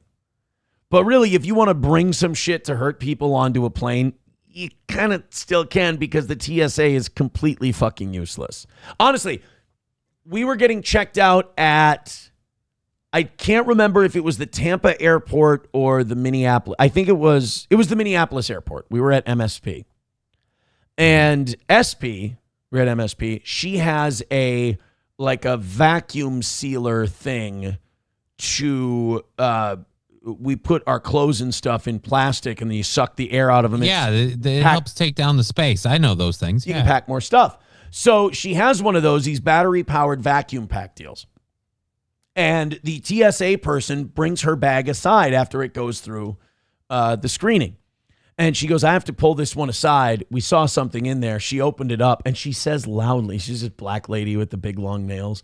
And she goes, oh man, that looked like a bomb, don't it? And we're like, no, it's, first of all, no, but you can't just yell that in the airport. You're not supposed to yell, that looked like a bomb, don't it? First of all, if I could correct you, that looks like a bomb, doesn't it? Or doesn't that look like a bomb? Grammatically, that was a complete fuck up. Second of all, at your aeronautical security job that you have here, where you're the last line of defense between us and some la la la la la la blowing up a plane, maybe we don't shout bomb. Would have been nice if she'd opened with Allahu Akbar for that. Right, yeah. Allahu Akbar. Don't that shit look like a bomb to you, motherfucker? Like, you know how that one guy, Hamburger Jones, used to say hamburger. Like she could say Allahu Akbar. Like, god damn. Yeah. Oh, shucky ducky quack quack. That looked like a bomb, don't it? Why are we doing this? So then we looked at her and we go, you can't say bomb. And she literally, the TSA person, the person in charge of security goes, oh, you're right. Oh, I ain't supposed to be saying that. Oh my God. Yeah. Yeah. I don't know if you missed the training video on day one, but yeah, you're really not supposed to be screaming that one out at the airport. So to paraphrase Donald Trump, they're not sending their best. Now, I'm not saying that if the airport or the airlines were to take over security, that magically they'd do a better job. I'm just saying that maybe they'd be held accountable a little more They than certainly wouldn't overinflate their budget. No. Reformed Rapscallion says, TSA sometimes treats me like shit because I have metal in me. Well, I mean, at least they're, checking. Baba Shab says, what I should have said yes. Baba Shab says, you should have said, why, yes. Yes, it does look like a bomb. It was, it would like, and it doesn't though. Because if you look at those vacuum sealer things, it's like a vacuum cord going to a box. It's like, how the fuck does that look like a bomb? How does that look like a bomb? Is it like, are they going with the old bowling ball candle deal? Or what the fuck is... Yeah. Like, that is not how a bomb would look. I don't... But then she's trying to trick me into going like, no, because if I were to build a bomb, it would look like that. Oh, fuck. We're not going to make our flight, are we? No, sir. That looked like a bomb, don't it? You have clearly never seen Law-Abiding Citizen. Yeah. I don't know if you know or not, but that does not look like a bomb. $5 from Red Fox Mad. Thank you very much. He says, Aaron, do a Grinch Girl angry impression. Your impressions are amazing. Awesome show today. I am laughing so hard. Thank you very much. So now $20 in the next 5 minutes. So we need a 20 drop in the next 5 minutes, and then I feel awesome about today. I don't think I forgot about our rally that I had asked for. 209 says, how does she know what bombs look like? I don't know. Maybe, you know what? Maybe she's used to holding them sideways. And maybe that's what it looked like. I'm not.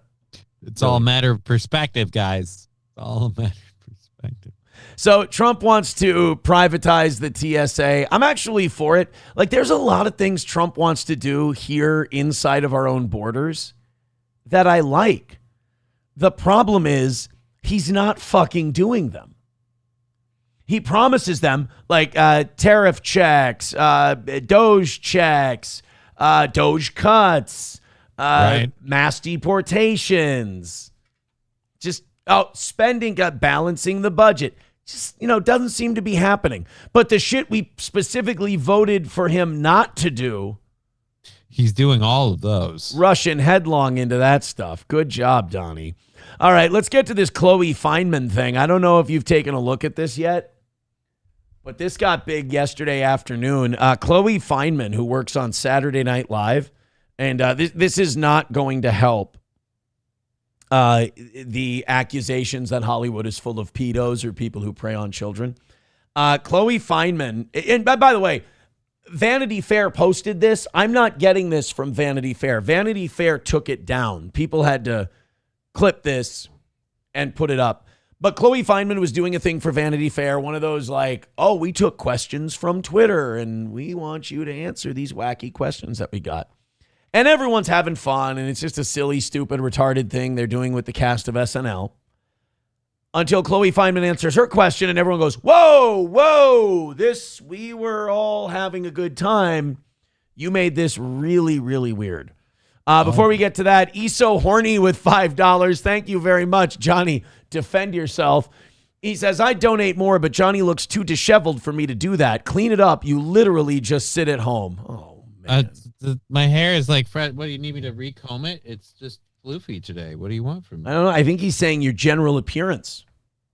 Well, I can't do much more than I can put in contact lenses. I literally showered right before the show, so it's just like, you look too disheveled. Like, here, look, we'll comb the hair. I was hoping more for a fuck you. I was hoping more for a why don't you suck my dick? I'll do what I want. But you're trying to meet. I'm trying to look, man. I could be all fuck you. I don't do. I have a condition. This, that, the other. He's the paying customer. So if he wants me to try and clean it up more, I'm gonna try and clean. He's the paying customer. You hear that, ESO? He's gonna try his best for you because you're a paying customer. Wow, what a guy! What a guy! That's the best we can do off the top of our head. Now $15 in the next 4 minutes, and I'm very happy with the rally we went on. Keep going, guys. Streamlabs, PayPal, Venmo, Super Chats, and Rumble Rants. So here's the Chloe Fineman thing. Thank you, ESO. So weird to say that, knowing what that ESO guy did. Like a guy whose name is ESO Horny. I can either say thank you, ESO Horny, or I can say thank you, ESO. Either way, I'm uncomfortable. That doesn't fit. Chloe Fineman, Vanity Fair. This is not going to help the Hollywood very flippant towards children thing. I was fired as a camp counselor. For hitting on the campers? No, I pantsed a boy.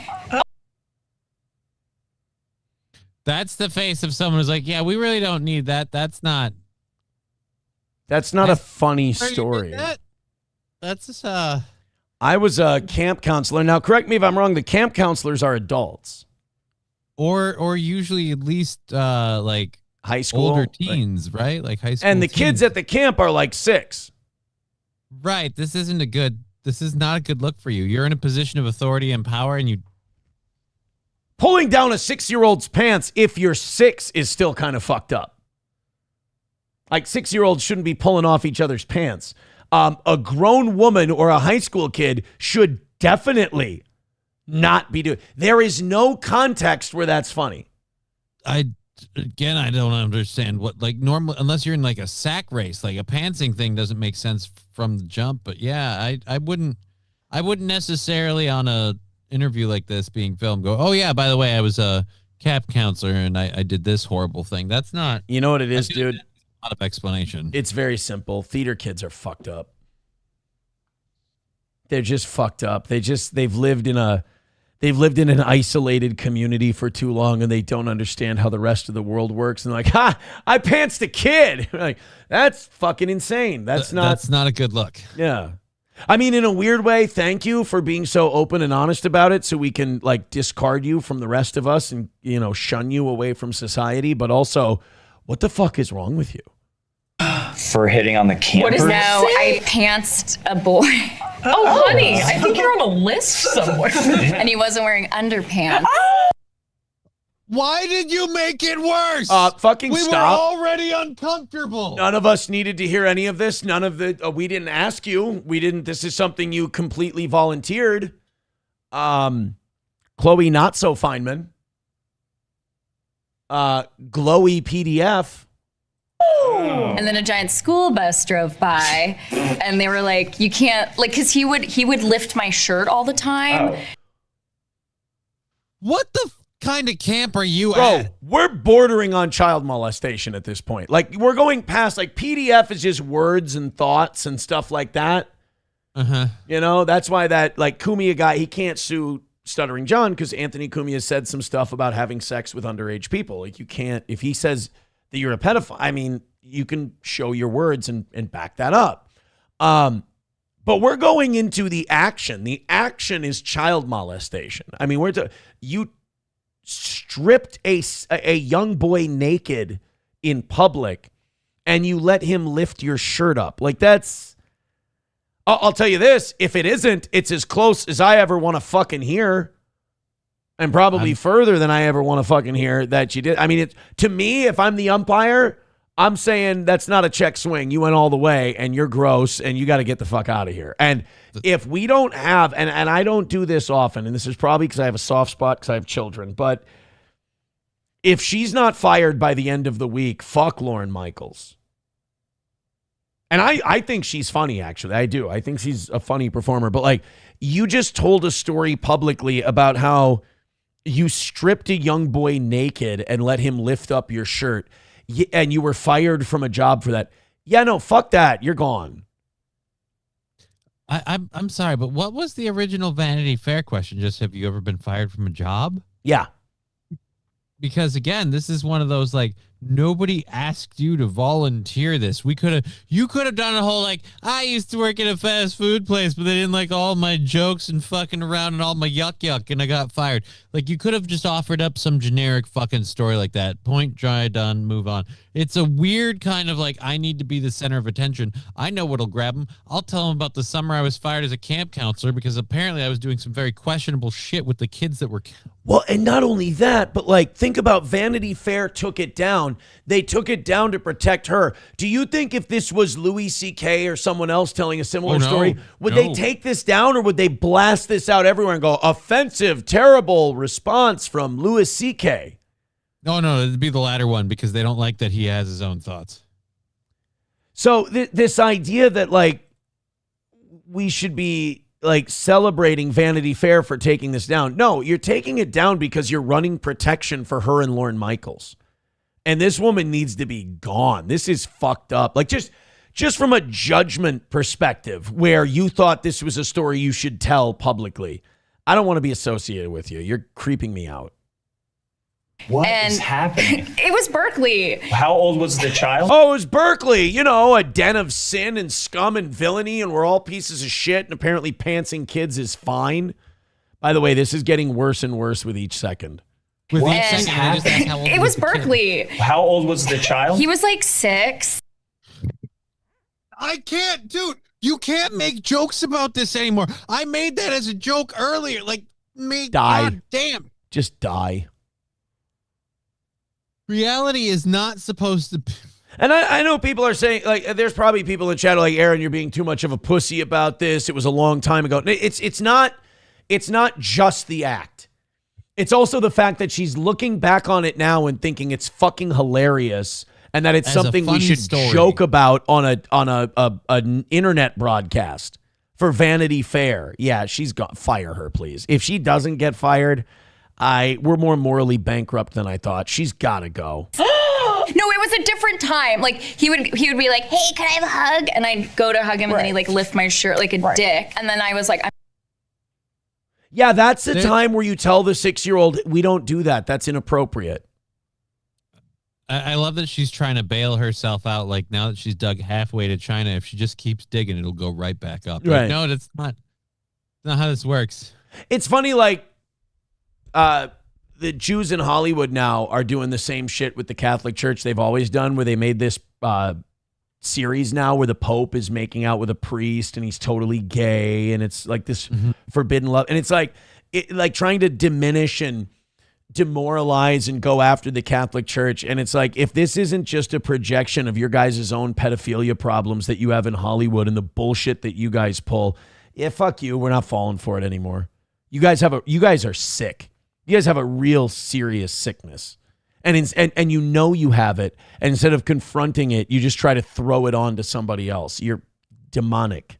"I'm gonna get back at you." And so we were on a hike, and I was like, "Hey, Ollie, go look over there. It's a hawk." And he looked, and then I yanked his pants down. He wasn't wearing underwear. His little ding-a-ling was out. And This is horrific. Like, why didn't somebody throw you off the cliff that you guys were on? Like, why didn't they treat her like Tony Perkis in Heavyweights and like lock her behind electric wire? I'm not I might be mistaken, but I think earlier she also mentioned like it was a different time, and I'm like, I don't think there was a time where that was ever socially acceptable in this here United States. Like, there's no pantsing a 6-year-old. Oh, that's cool time. Like, that's not Let me give you an example of where it was a different time works.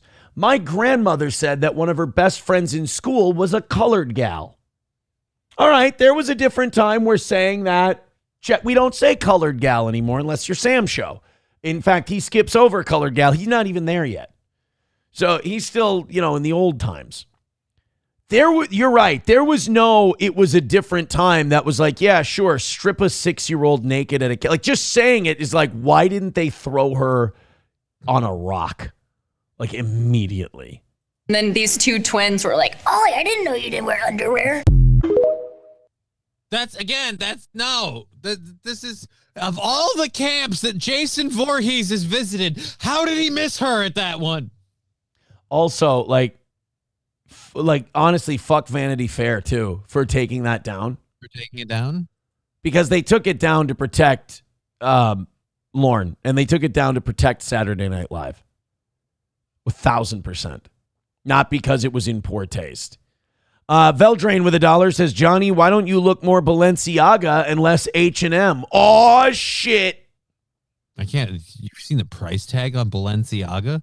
I would like to think if I looked more Balenciaga, a lot of people would be on my ass about this whole, hey, don't you say you're like, like a poor person? You can afford that shit? Fuck off.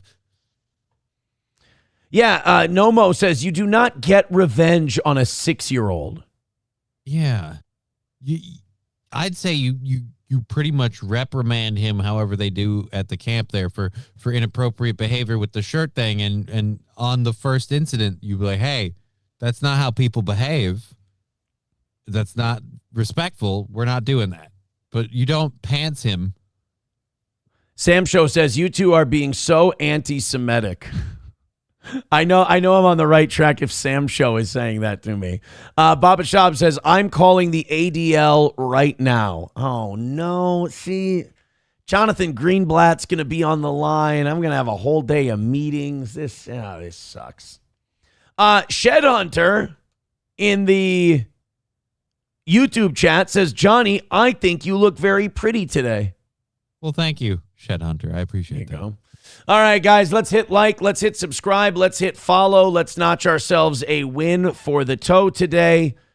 Great start, kind of off to the usual. And then that as soon as people start getting to work, it all slows down a bit. But honestly, rally now, rally at the end. We've got this thing. So let's gift a few memberships. You know what? No Venmo, Streamlabs, PayPal so far today. So let's pop that cherry and let's go. I just realized I have Happy Easter still written on one of our things. There we go. Oh. Thank you guys very much. Let's start a chain. Let's start a rally. And thank you again for being here today. Make sure you hit the thumbs up, hit the like button. It means a lot to the show over time. It seems like we have a daily Minnesota embarrasses the shit out of itself story.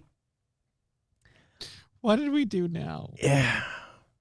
So we have this really liberal program of early release from prison. Like when people have like violent felonies and shit, and we want to, encourage them to re-enter society peacefully and become productive members of society. We also want to give them voting rights back here in Minnesota because, you should not be defined by one mistake you made. So it's a liberal program to begin with. Now, liberals are mad about the liberal program of early release. I want the chat to guess, and I want you to guess, and then I'm going to stall before we start the story.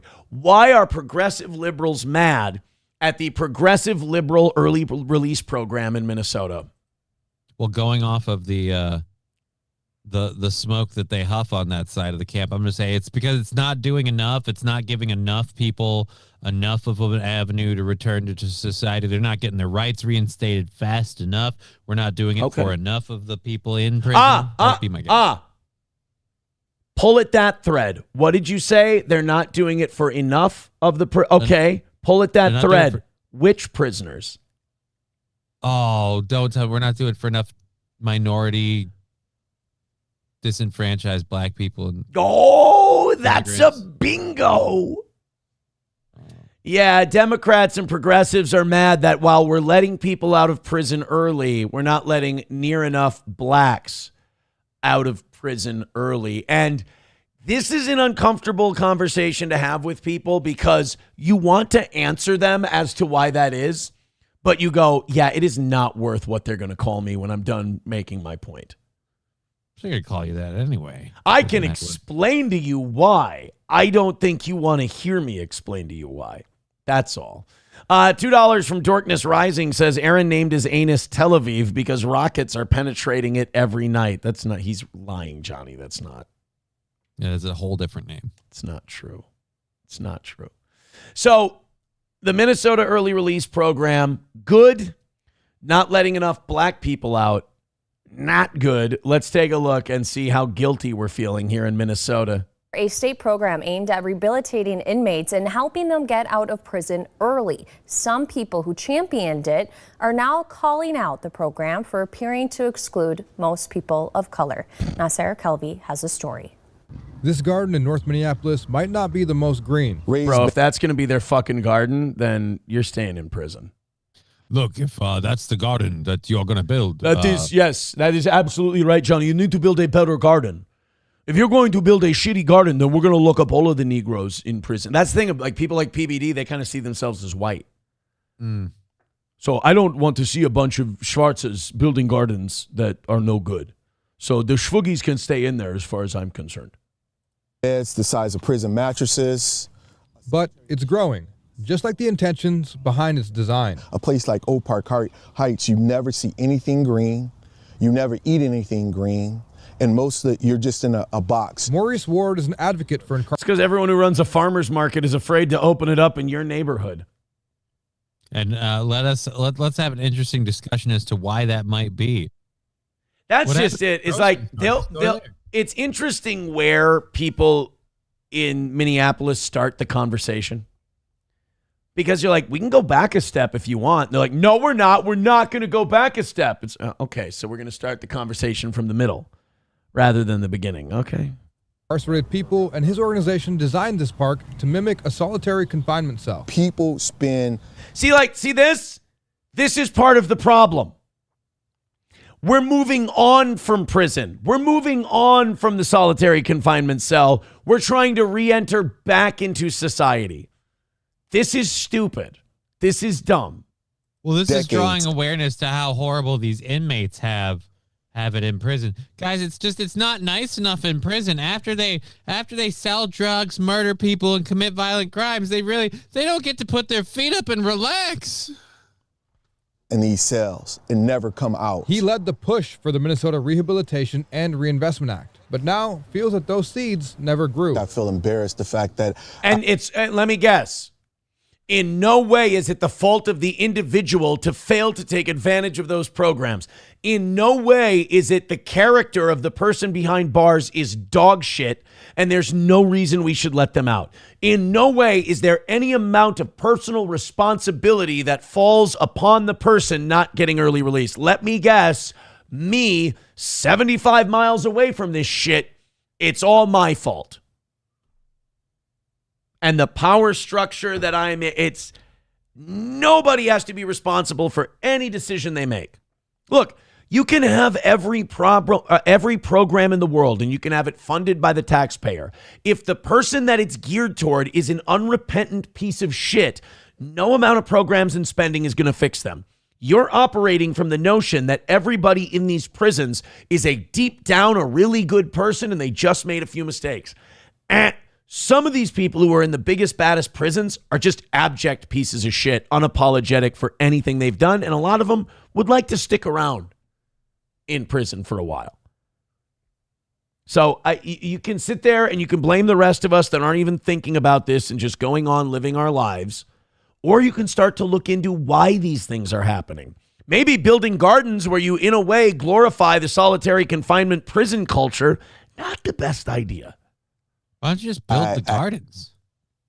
Right. Like your neighborhood could use them. Right. After school programs, everything else, a bunch of gardens around. People got something to do and they got a way to grow food. Why don't you just focus on that part? Where is this? But we gotta remind all the children that this is what a solitary confinement cell looks like when they plant their bell peppers. That's just what the kids in that neighborhood need.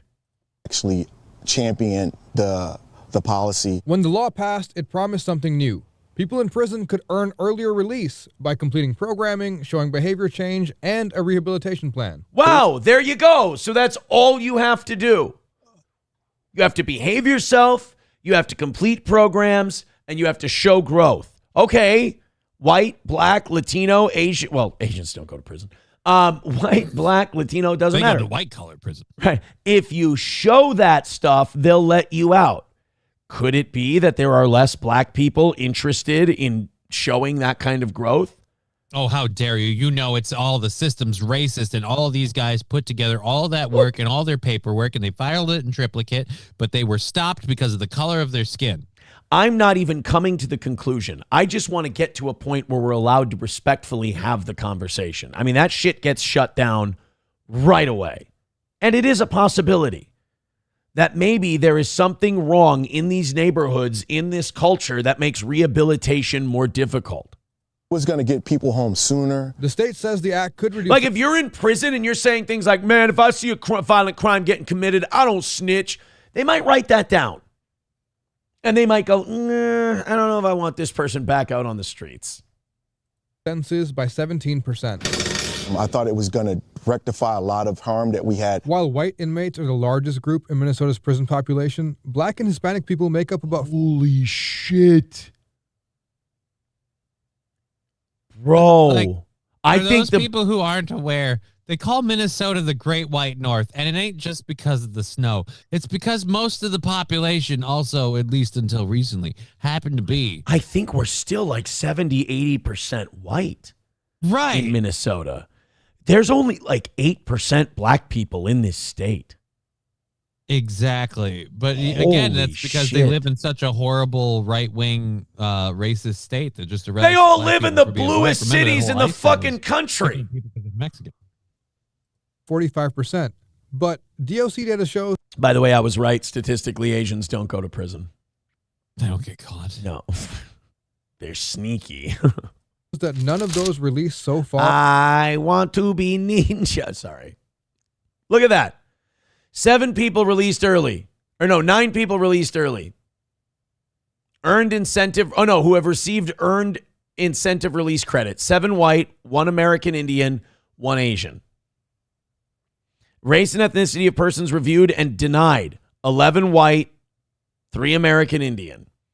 So it sounds like no black people even signed up for this program. Right. It sounds like they're not. Again, We can blame white people. We can say it's not being progressive enough. Black people aren't even putting in an effort in prison to take advantage of this early release program. It sounds like you need to start reaching out to your prison folk and tell them, hey, these programs exist, because either they don't know about them or they simply don't care. Right, yeah, like what are white people supposed to do? You want the white criminals to go to the black criminals and be like, hey, man, you going to come to early release with me? It's not our job to hold your hand. MRRA were black or Hispanic. Yeah, I started telling my kids when I was coming home. For Edward Easton, incarcerated in Faribault, the program brought hope that didn't last. I just really like gave up, you know. Right now, my mom, she's on hospice. You gave up. Okay, well then you're not going to get released early. That's weird. We just saw the thing where nobody was discontinued or denied. So did you actually apply, or did you just hear, oh, they're doing early release, y'all. I'm getting out early. Let me tell you what happened. Crushed. I guarantee what happened was he went to one or two classes, and he thought if he went to one or two classes, he'd be able to go, oh, it's instant gratification culture. Okay, I get to get out early. Well, no, you got to like work this program for like a year. Like you got to really show growth and improvement. Oh man, fuck that. They just don't want a brother to get out. I'm going to give up. Okay. But wouldn't that be a discontinue? Because again, that column said denied/discontinued. True. And they have 0 listed there. It sounds like they're lying or nobody even tried. It sounds like a lot of people aren't even taking this early release offer up, period, because the amount of people who have received credits, there's like 11 of them. Right. And the amount of people who've been denied are like 13 or 14. Right. So it's not the group that applied was either denied or stopped. And then the other half of the group is like kind of going through it. But nobody's really using this thing. Yeah. She got cancer, so I'm trying to make it home to my mom before it's too late. The state says the slow rollout is intentional. Well, the MRRA was really set up to incent people to participate in programs and services that we know reduce the likelihood of reoffending. DOC Commissioner Paul Schnell. Wow, so you need to commit to it for more than a couple of months before they decide to let you out. This is, you know what? This is actually a program in Minnesota we're running somewhat responsibly. Specifically because we're not just letting people out for doing a couple of classes. Right, but see, one particular group really wants it to be, well, you showed up to a class, let me rubber stamp you getting out. Yeah. The program is built on evidence, rewarding treatment, education, and behavioral change to reduce repeat offenses. Of all the people who were released of the MRRA so far, they've all been white people. There haven't been any black or Hispanic people, including that. Is that true? There have been. I don't know. I don't believe there's been any African American people who have gone through at this stage. Now there are people that are in the mix right now, and are. Oh God, I thought that was a Somali flag he had on his lapel. I was about to rage the fuck out. Our state flag is eerily similar to the Somali flag. I was about to lose my shit, like when I see an American and Israeli flag next to each other. Are under consideration and review. When I asked Schnell about allegations of racism in the process, he told me it was too early to judge the program. We want to and will be very mindful and intentional about how this affects people, regardless of race. While the DOC expects to see growth moving forward, for Ward, the idea behind the law still matters, but the garden is missing its greenery. Because there's still so many people who've banked on coming home based on this and believe in it. This, like, but what have they actually done? They've banked coming home based on this. They heard that there was a program for early release, so they started packing their shit. Yeah, but what did they do to like apply for or get the program? Well, but they're planning to come home. That changes zero about what they've actually fucking done. This really is a great example of like instant gratification culture and, you know, nutting up and doing the work and everything. This is a great example of that. And instead, our media wants to take it and go, can't believe this racism, can you? It's like racism. They're asking people to complete a program.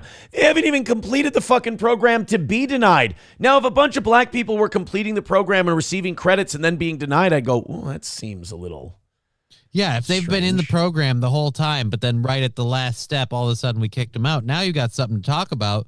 Or not even the last step, just if they've signed up for the program and they keep getting kicked out. Now we have something to talk about. But according to the information, so unless the information is a flat-out fabrication, they're not signing up for the program. They're not doing the work. So, yeah, you shouldn't get the cookie at the end of the rainbow. Veldrain, there's a cookie at the end of a ring. I think you're mixing analogies. A pot of gold normally, but yeah. It's a cookie at this one. That's why there's a diabetes problem in the community. Veldrain with $1 says, yo, check this bish out. He acting like a whitey to get out early. Maybe. Someone said, Aaron, it can't be less than 10% black. Here, let's take a look. What percentage of Minnesota is black? 8.2 to 9.3%. What did I say? 8%? I was damn close. It's definitely less than 10. What percent of Minnesota is white? 78.35%. So you were pretty spot on with your numbers. Damn. Well, if there's one thing I know, it's white people. It's racist. All right. Horse races, like betting, you got inside track, you got to take. Exactly. Hit subscribe, hit follow, and let's get some cash flowing through this bitch. Great start today. Awesome. Hit like, hit subscribe, hit follow, but throw in some Streamlabs, PayPal, Venmo, Super Chats, Rumble Rants, and gifted memberships. Yesterday was nice and easy. Last night was nice and easy. Let's make today nice and easy. I am pumped about today. All right, Johnny, I'm going to need you to take over for just a second. I told everyone I woke up this morning with like a neck and head thing here. I'm going to go take some more drugs. I'm going to be very open about my drug use. I'm going to take some 200 milligram ibuprofens, and I'm going to come back, as Jesse PS would say, zooted as a line cook, if you don't mind. Now, if a bunch of money comes in while I'm gone, I'm going to take it as a great personal offense. Los Federales with $1 says, here's a great example of the blacks. Now, wait, don't, when you say the blacks, that doesn't. You word it that way. And I have to check Los Federales when he sends me shit, because remember that one time he sent us a video of a guy literally blowing someone's head off on the street. Yeah. He runs it. He runs it a little risky. He doesn't really worry about the channels that he sends the links to on what the clip might do to them. I am looking at this. This is 1,000% just like super racist as fuck. So we'll get to that in just a second. I'm gonna go snort some Advil. I'm kidding. All right. And I will be right back. Johnny's gonna take over, and you guys are gonna give us $9,000. That's so nice of you. There's a lot of expectations. I don't know that snorting Advil is the right way to take it. I will say this, though, as someone who's had to do a whole lot of pharmaceutical drugs, I've been feeling fucking weird for the last couple days since they gave me a new anxiety medication. Now I'm just completely fucking like weird and run down. So I don't even know if I'm going to be able to do a show today. I pushed myself to do it yesterday and got through it just fine, but it's just, yep, I'm fucking having trouble staying awake. I feel like I want to sleep. This stuff, I'm worried it's going to kill me. And that'll be funny. It'd be like, oh, he died. Why? Because he took his prescriptions. That's why he died. Like, I'm nervous about it. They're like, yeah, take it. It helps you sleep. And I'm like, right, but do I wake up at the end? Because that's an important... We do understand that the equation is you go to bed and you wake up at the end of it all. And I was feeling weird about that. I was keeping it to myself, and now I find out he's snorting fucking Advil. And I will say, Jesse P.S., zooted as a line cook is an interesting term. I like that. It's really accurate. If you've ever worked in the culinary industry, you've met them. They do exist. They're fairly prevalent. And it's because they're always there and so zooted that they can do the job they do. So really, why do you want to hate on them? It's just mean. So as soon as he gets back, we'll get back to this clip. But again, like I said, I don't know if enough people realize Los Federales is the best way to word it, a Canadian of color. So I know we don't really care, but that's supposed to make it so like it's okay now because we can play clips when things are demographically insulting because the person who shared it is of color. That makes it okay, right? Like that's. I peed too. You what? Sorry to interrupt. I peed too. I was gone a little longer. That's fine. Than I intended to be. I don't know that I've ever heard that you nasally consume Advil. Just so we're clear. I never have. Oh. This is completely made up by our audience. Oh, okay. I have never snorted Advil. All right, let's take a look at this thing. Los Federales sent us. It's racist. It's very racist. I just want to point that out. In the next 2 minutes, can we get $65? No, we can't. All right, let's go ahead and play this one. Again, this is from Los Federales. I mean, you can tell right away at the first frame that this is going to be racist. Yep. Ooga booga. Keep chimping out.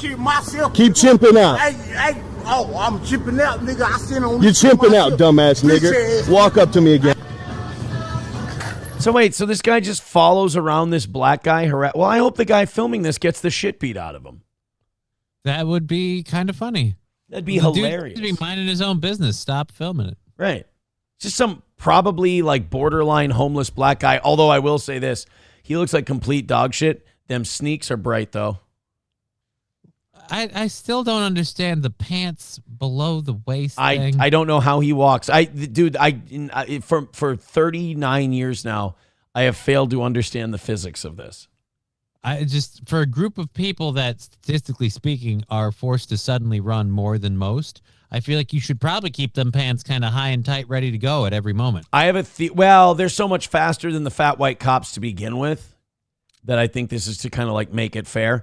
I have a theory about black people and the pants around their thighs though, and how they actually like move around. There are secret suspenders that run up the inside of the shirt. But then somehow the suspenders are going under the boxers? It's crazy. It's science, dude. You don't even know. They was Kangs.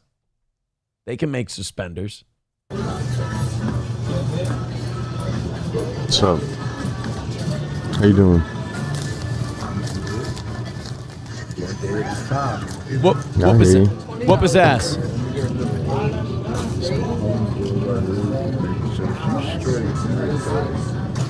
He just standing here while she works?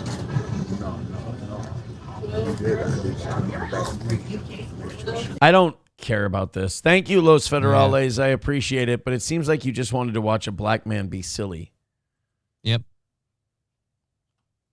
I don't know what the point of that was. I'm starting to think Los Federales might just be like a hardcore racist. Maybe. I don't know. I'm thinking he might just really have a problem with black people more than anything else. All right, guys, we need to get going here. Let's do it. I'll try my best to give you a good show. You try your best to throw in a couple of bucks. Let's do it.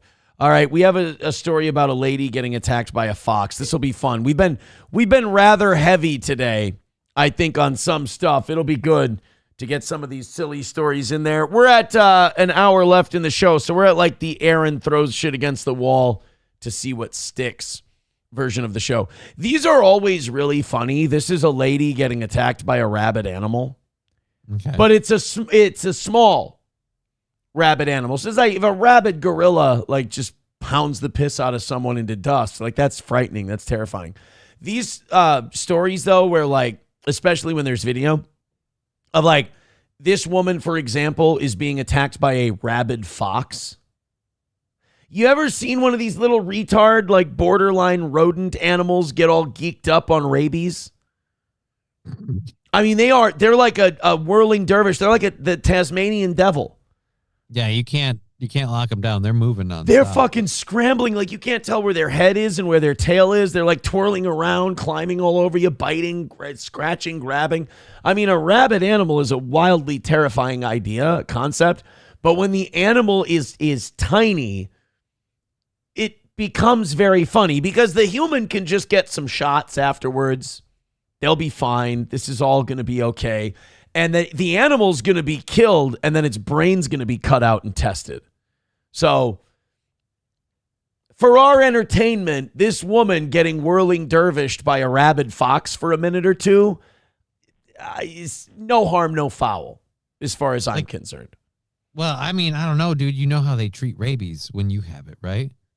They have to like put an injection in your liver. That's what they just give you some shots. Yeah, that sucks.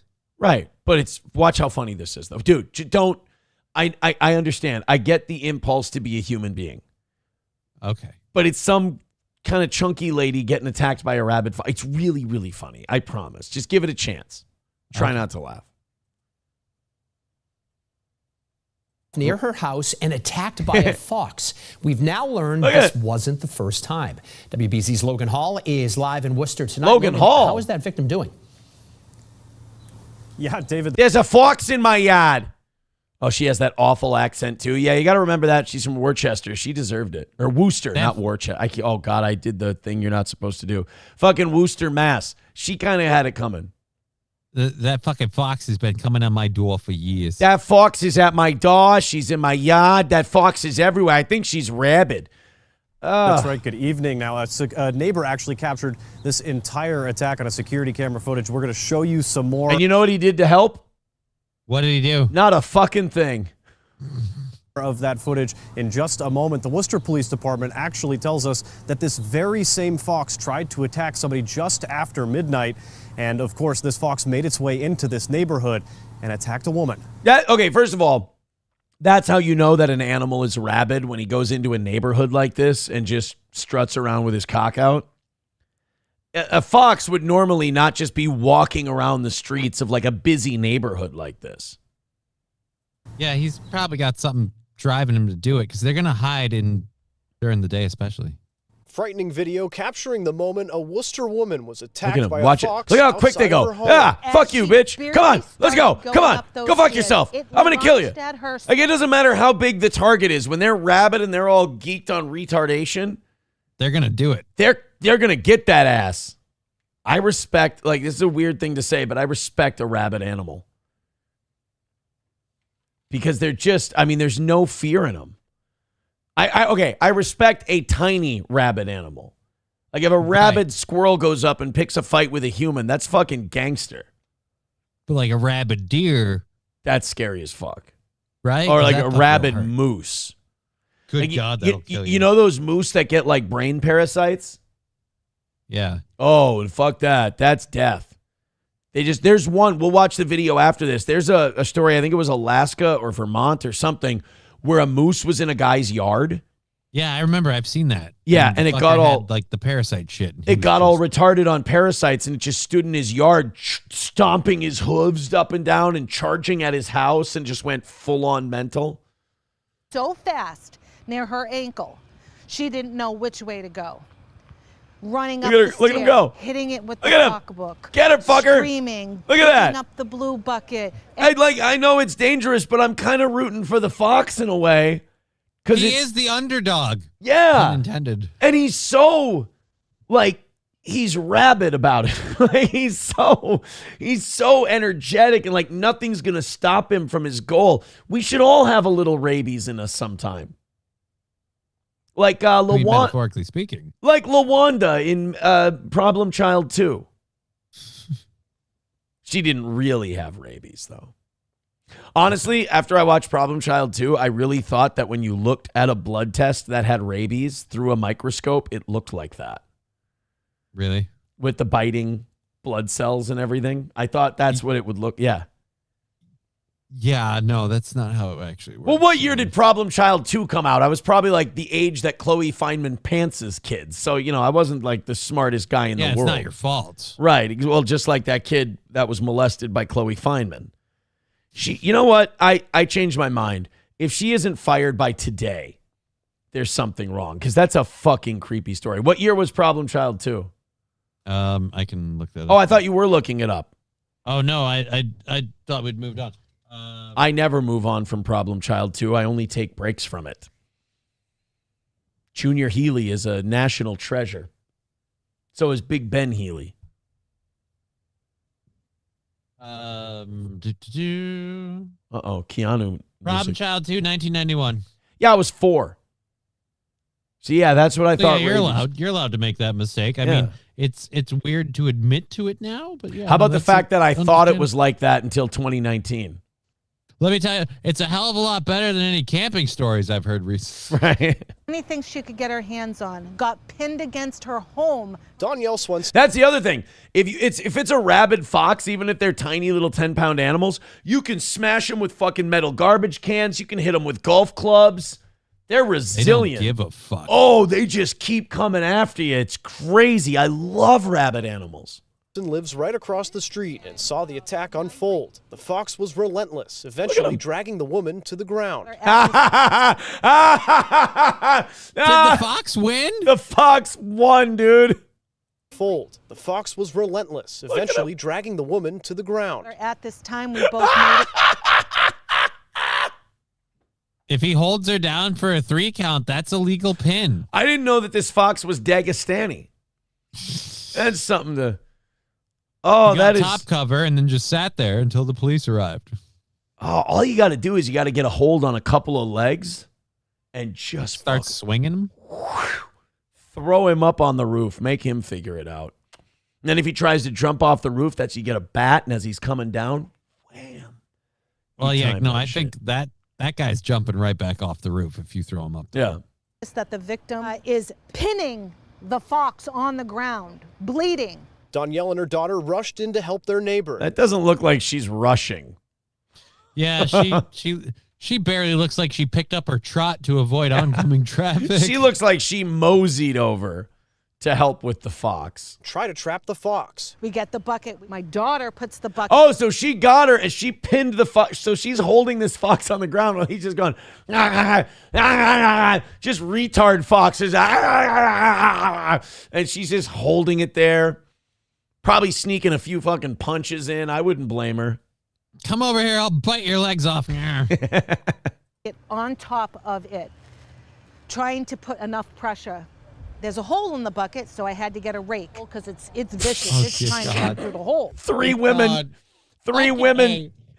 women trying to trap a rabid fox in a recycling bin. This would actually be a really funny SNL sketch. But the bucket had a hole in it, so I had to grab a rake. I can't believe how much this lady looks nothing like her. She sounds like my mom. I swear to God, you take them out of Worcester, but you can't take the Worcester out of them. The woman who was attacked suffered bites to her hands and ankle. She was taken to a local hospital. Danielle says her daughter also went to the hospital for rabies testing after she noticed blood had gotten on her during the incident. Taking all precautions, now she's going through all the rabies shots series for the next week. The Worcester police say the fox... See, you'll be fine, and all for our entertainment. So a crazy retard ape fox can hassle you for a couple of minutes. ...was euthanized, and the remains have been brought to the Webster Square Animal Clinic for rabies testing. Turns out he's negative. He's just a dick. He's just a go-getter. He's just a fucking mean fox. That's one of the things I don't understand. We can't develop any, non-lethal rabies testing. Because I'm not sitting here like, oh my God, they kill all the animals. But can we maybe not put down every raccoon and fox we think is contaminated with rabies? Can we maybe find out first? I just don't think it's worth the time and effort. I think is what they consider the money you would spend on finding a way to do that. There's we don't give a shit. We'll just kill them. Neighbors that we spoke to say that an accumulation of trash here in the neighborhood is actually leading to a rise. Hey, just because the neighborhood's not as white as it used to be there, Los Federales, doesn't mean we say that trash is building up in the neighborhood. That's a really shitty way to put it. I think he means actual refuse. Oh. Actual garbage. Oh, okay. Well, I thought he was talking about black people. Well, that's nice. That's a lot kinder thing then. Wild animals walking on the streets here and interacting with neighbors. Oh, really? Those flashing headlights like that? You don't think that's black people? Work? First, Danielle tells me that she's been working with the city council to try to clean things up. She hopes that this incident will lead to neighbors taking better care of their streets. Live tonight in Worcester, I'm looking. Wasn't them getting bitten to shit by a fox. That was you, honey. Yeah. I don't know. I don't know, though. Garbage shouldn't... Just because you have more garbage piling up, the animals are like, it's guys, it's fine to move in there. No, they keep the trash bags around, so it's cool if we hang out too. We're fine.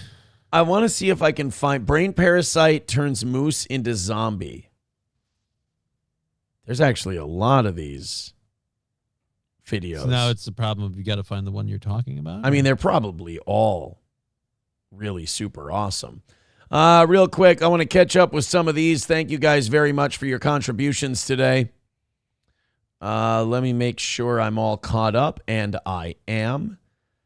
Grand Poobah with $1 says, no, Aaron, everyone knows they have buttons 3/4 of the way down the out seam of their boxers to hold the pants up. Duh. Oh, see, I had no idea. That's on me.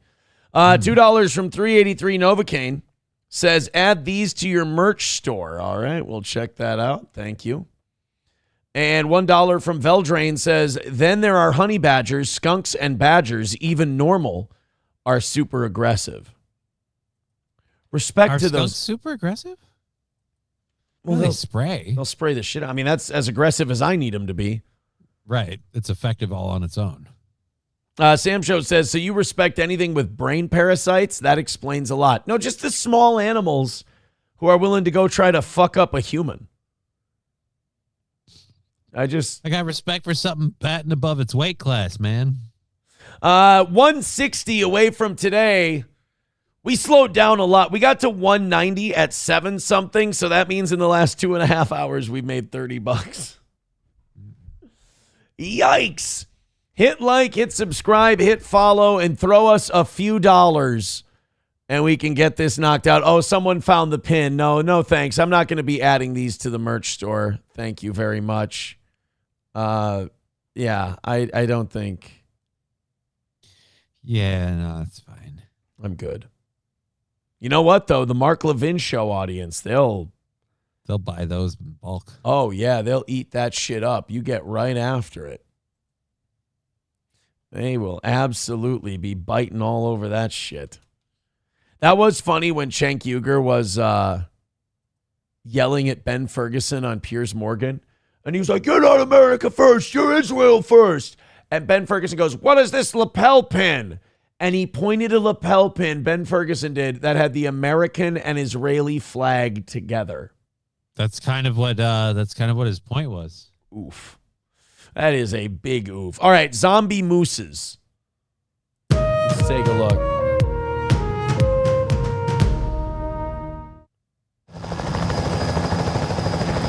What we found in the last year is that 5 out of our 6 moose mortalities that occurred on our collared animals were health-related issues, not predation-related issues.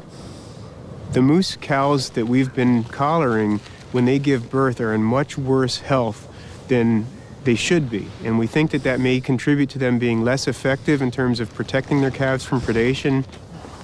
Yeah, she's a big See, I don't like that. I want to see the ones where they go all retarded. Right, I don't think we're going to get there to this. Yeah. This feels like a long drawn. I hope that tick issue isn't too bad for her. I'm very concerned that winter ticks are impacting moose.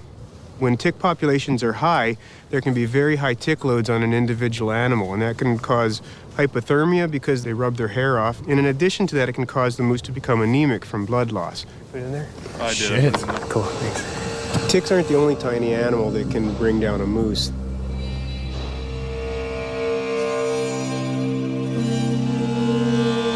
Oh, here we go. That one's got it. Oh, that one's all fucked up. Because they get these parasites that take over their brain and start driving them around. But it's like a dumb retard parasite. So he like steers you into the fucking trees and you're banging into the snowbank. And well, these are the same. There's parasites like this that affect like ant colonies and shit too. Yeah, cordyceps. They climb to the highest branch they can get to, and then it erupts out of their face. Yeah, and then shoots spores to get to the rest. And when the ant colonies discover that this dude is sick, they literally just keep grabbing him and scramble him as fucking fast as they can out of the hive. Yeah, we can play that one too. So like they'll get these cordyceps that are these parasites that want to turn into like mushrooms. Basically, they're a fungi parasite. Yeah, and they'll get into an ant and they'll drive the ant around. And then the other ants in the colony know that parasite is contagious and it can hop from ant to ant. And so they literally drag the ant out of the colony and just take him to a branch somewhere. And then, the parasite just bursts fungi out of his head. It's fucking nature is wild, man.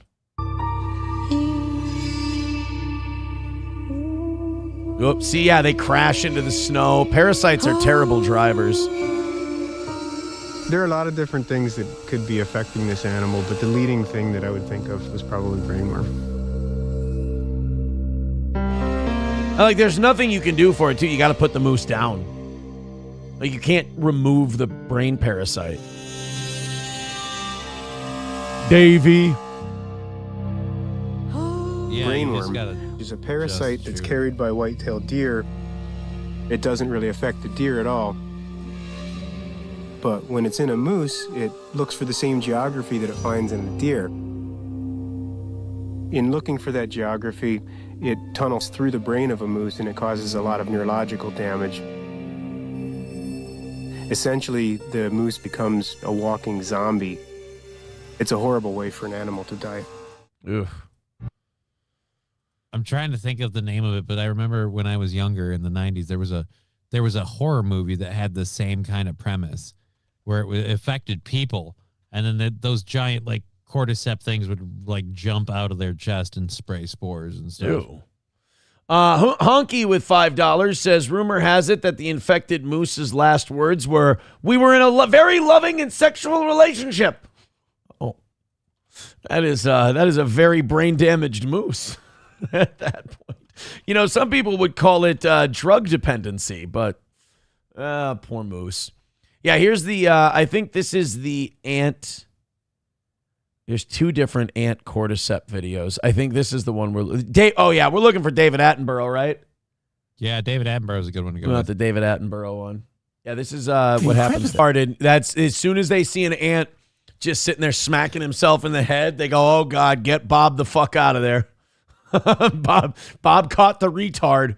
We got to get him out of here because everyone who comes next to Bob, they all get retarded too. Because apparently when the spores burst out of them, it sends more of the parasites over. Well, that's how the parasites move from host to host. They're like, "Oh God, once those sticks start pouring out of Bob's head, we're all going to be fucked." Drag his ass already out. Trying to kiss his own ass goodbye in this Yeah. photo. Bob's trying to suck his own dick. We all know what that means. How are you doing, guys? I think it's time to go for a walk. Oh, Bob, come with us. It's Bob just the whole time. "Hey, where are we going, guys? Oh, man, I hope we're going to that farm you told me about. Do I get to tend the rabbits?" Yeah. Just look at the rabbits, Lenny. Just look at the rabbits. Yeah, just tell me about the rabbits, Bob. Is inside their brain going, "How the fuck do I drive this thing? Guy got like giant teeth on the side of his head. I've got like 6 legs. What do these antennae do?" Meanwhile, the ant on the outside is just going. There's a parasite in there with its parasite wife. She's going, "Are you sure you know how to drive this thing? Don't you want to look at the instructions?" "Shut the fuck up. I'm trying to drive. We'll get there when we get there." And their minds. "You told me we would make spores when we got married. If you don't shut the fuck up, I can't concentrate." He's just like, "Hey, Jeremy, we need you to get Bob and get the fuck out of here as fast as you can." But you better haul ass because after a certain amount of time, it's on you too. Like literally, the bug will be on you. If you start to see Bob's head start exploding, you just throw him off the tree and get the fuck out of Dodge. All right, buddy? He's on his way back. Like, "You got rid of Bob? You feel any need to suck your own dick?" Nope, no dick sucking. I'm good. Can't even feel my dick, boss. I think I'm good. I think I'm okay. Well, I mean, Jeremy, we should talk about the not being able to feel your dick thing, but it's probably not parasites. Thing is spraying parasites everywhere now. If it isn't yet, it's about to. But it's using all the innards of the ant to make this fucking thing, which is the creepiest part. It's like Bob's liver is coming out through his head. Right? Not only that, but Bob can actually get 14 new channels. Jesus Christ, the antenna on Look at that, right? Guys, I went up to see where we hid Bob. He's got a cock growing out of his head. This is some real weird shit. Just keep, like, you go into certain, like, Amazonian waters and shit. You're going to start sprouting stuff? You'll get a brain-eating amoeba. And it'll just eat your fucking brains. That's just a regular old amoeba, though. There's nothing special about it that's brain-eating. It's just once an amoeba enters your body, if it's in your brain area, you don't have a lot that can fight it off, and it's just going to keep eating stuff. It's an amoeba. Veldrain with $1 says the tarted ant is listening to Black Eyed Peas and everyone else is having none of it. It's like, all right, it's on repeat, Bob. What the fuck are we doing? He's sucking his dick again. All right. That's how Bob ends all of his arguments. Imagine the first ant colony that got wiped out by one of these things because they just thought their friend thought it was funny to suck his dick all the time. Oh. They didn't understand what that whole thing was. And then like 3 days later, they see an antenna sprout from his head, and all of a sudden now they're all sucking their own dicks. Well, I mean, because once the antenna is sprouting, it's really a little late now to do something about it. Yeah, it's game over at that point. $1 from King Kong Dong says, you know China is trying to humanize this mushroom. Then we have the game and TV show, The Last of Us. Honky with $1 says, this is what Carl and Shuli did to the Jocktober model. That's pretty accurate.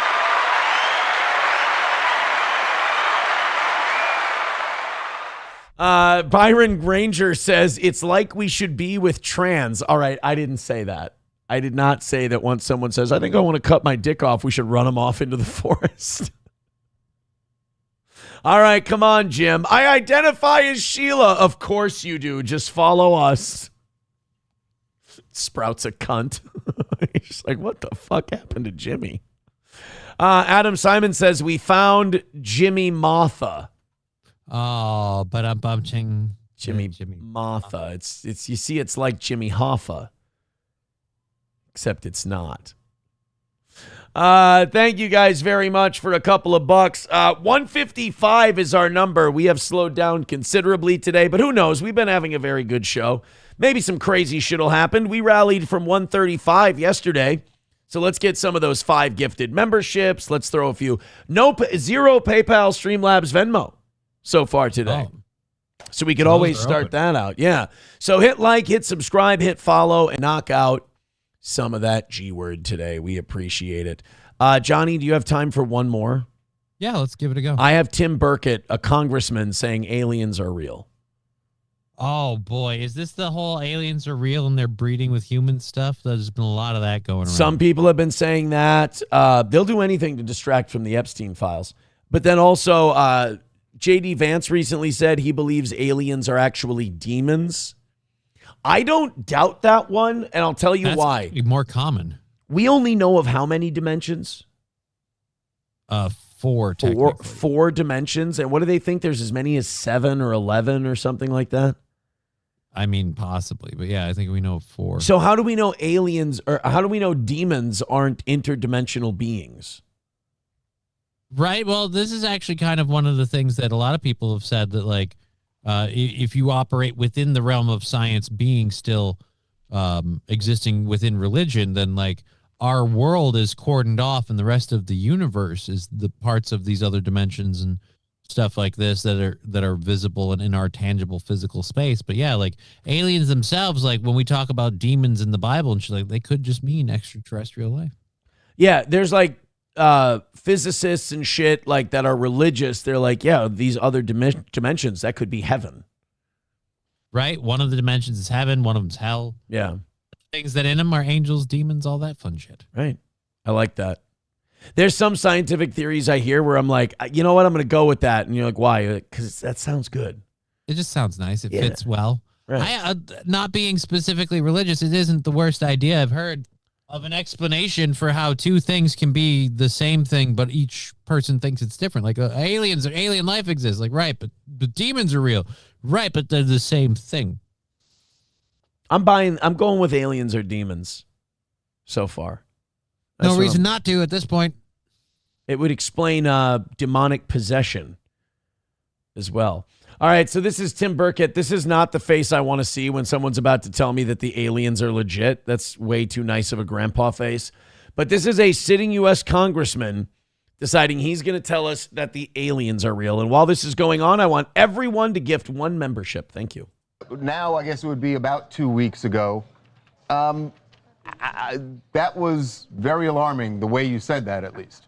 Yeah, well, because of the circumstances and where it was, I can't get into too much specifics, but it was elaborating on some stuff that we'd asked for, and it was important to get this person in a secure setting to where we could ask him these questions. And there was somebody in the meeting with us, one of my colleagues, I guess you'd say, was basically there just to kind of upset the apple cart and to throw, a monkey wrench into the deal. And every time a question was asked by this particular party, it was really the answers were out there, and they gave them, and they gave specifics, they gave addresses, they gave times and dates, and people. This is funny. So he's saying like there was a guy in the hearing who was there to like fuck it up and to make it look silly, but instead the guy who was there as the witness was like, oh yeah, no, that's totally a thing. And here's all the information you're asking for. Yeah, that's funny. I like that. I like the idea. And by the way, we're all thinking Jim Jordan,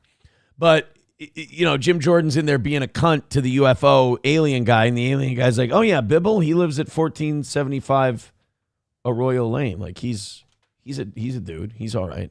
It's like, oh shit. People that were in the meeting, and this went all the way up to the executive branch of previous presidents, not this current president. So there, right? He only protects pedophiles.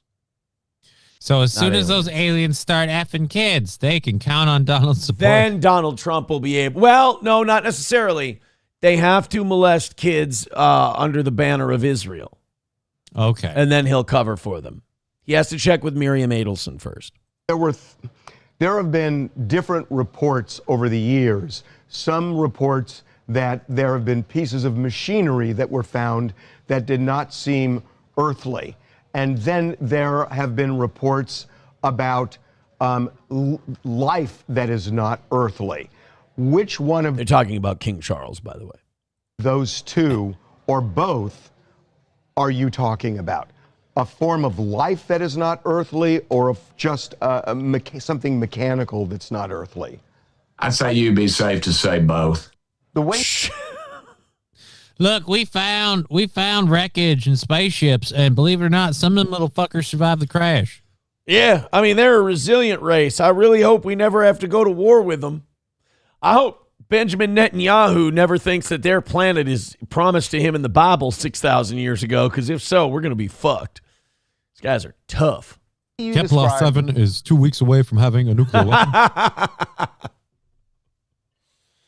The Bellingio regime on Grimlap 12 is very clearly discovering how to make weapons of mass destruction.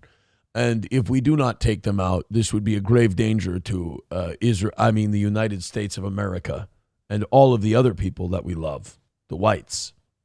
This, whatever happened and this meeting, this briefing that was happening, was there something that if we knew, we would feel that we are in danger? You said you wouldn't sleep at night if you knew the things that I saw in these briefings. Well, yeah, should we believe that? That's the part where it seemed alarming. I don't think we're at danger of this. I mean, if these things exist as I think they do, they could have destroyed us with a blink of an eye. That's just it. I think like aliens don't fuck up Earth for the same reason we don't fuck up like Ethiopia.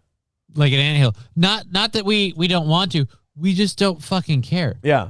We don't like anything that we could get from that and messing with those people and dealing with those clusterfucks. Anything we get, that planet over there, they've got no people, no nothing, just the resources. Oh, well, let's go over there then. Yeah, it would be like the military going, we're going to launch Tomahawk cruise missiles at beaver dams today. It's like, yeah, it just doesn't, there's no reason to do that. What are you doing with that 9mm there, Cole? Shooting ant hills? See that. And I guess we better hope we don't run into the fucking crazy rednecks of the alien community, because they will do. Hey, you guys want to go destroy Earth? You want to go blow it up? It's so out of our way, and it would cost so much. I know, but it would be fun. Come on, man. We're going to turn this shit up, something fierce. I got a new Serapian laser. I wanted to test it out on something. You fucking pussy. What are you, gay? They still have gay in the alien communities. It's still an insult. I think that's. I just think, but I do think they have the technology and the capabilities of something that we can't understand or we can't grasp. What I want to make sure I'm understanding is a member of our government has told you and others, I guess, that there is a form of alien life and machinery which maybe brought this living creature here that interacted in some form with people? Yeah. They. Yeah. Wait, this isn't a bigger story? Like, this wasn't on all the Sunday morning talk shows? That, Weird. Like, aliens have been chilling with people? You know they interbred. You know that, like, royal family shit is 1,000% true. So, just to be clear, so you're saying the movie Paul is real? That's exactly what I'm telling you. Jesus. Also, the aliens have come here, and you're not going to believe. I shit you not. They love Hardee's. Oh, well. Have, and they've. It's pretty wild. I know. But I'm just. No. A flea flicker going for a 60-yard touchdown. That's pretty wild. Aliens have been here, and they've been chilling with humans like Men in Black, that we need a new word for that. telling you, I'm not going to lie to you. I'd take a lie to tell you. You want to put me on a polygraph, I'll take it. But, this is what the guy told me. I mean, I've had We find out, like, tomorrow Tim Burkett gets arrested, and they find out he's been smoking crack for the last 9 years. We're like, oh, shit, maybe the aliens thing isn't real. That was crackhead Tim. A very high-ranking naval official described, I've talked about this before, underwater craft, something big as a football field, moving at over 200 miles an hour. And there's no fish in the ocean that would do that. We don't even have a sub that'll probably do 40 miles an hour under the. And the last thing he said before he left my office was, it was kind of weird because he didn't go out he went out the side door, which nobody ever uses. And he looked at me, he pulled me up close, and he said, "Tim, they're real." And that's the last thing he said to me. That'll be the title of my. And after that day, I stopped inviting the local homeless into my office for soup. So I just wanted to let you all know. I mean, either Tim Burkett has the cheese has slid off his cracker, or this is a congressman just casually going, yeah, it's fucking aliens. Well, that's not even the first situation. We had the Obama going, aliens are real, and then he had to walk it back. Well, no, I mean, I believe in the existence of extraterrestrial life. And it's like, that wasn't the fucking question. We asked you if aliens are real, and you just kind of went, yes. And then you went, oops. Yeah. So, and then we've been hearing this for a while, that the aliens are real. They keep threatening to release the UFO files and the Area 51 stuff. So it's been something we've been hearing for a while. I don't know if I'm surprised. And I would love it if Tim Burkett was like, he looked at me and he said, they're real. And I said to him, the aliens? And he said, no, the black people. I saw a bunch of them outside. Like, oh, my Lord, I thought it was a rumor. Well, it's DC, so you're going to have to. But, okay, I want to know more about this football field that's moving 200 yards in the ocean, because they say we know more about space than we do our own oceans. Right. So how about we take an Artemis mission down to find the football field moving 200 miles per hour? Well, ironically enough, it's a lot harder to build vessels that can withstand sustained pressure like that. I know I know this guy. He builds submersibles. He does a really good job. They're called Titans. You just drive it with a PlayStation controller. I got some bad news. Yeah, dude, it's remarkably easy to make a submersible. It's remarkably hard to make one that works. Turns out when you get that deep, eventually pressure just kind of crumples the whole damn thing. It's a real bitch, yeah. Blows it up, from what I hear. By the way, Ryan the Garbage Man letting us know after I said that, breaking news, Trump says he wants to fuck up Ethiopia. All right, so never mind. Oh. Maybe they've got a Trump there with the aliens. All right, Johnny, you hung in for an extra 10 minutes. Thank you very much. I do appreciate it. You have a good one, and we will talk to you again tomorrow morning. Later, sir. There goes Johnny.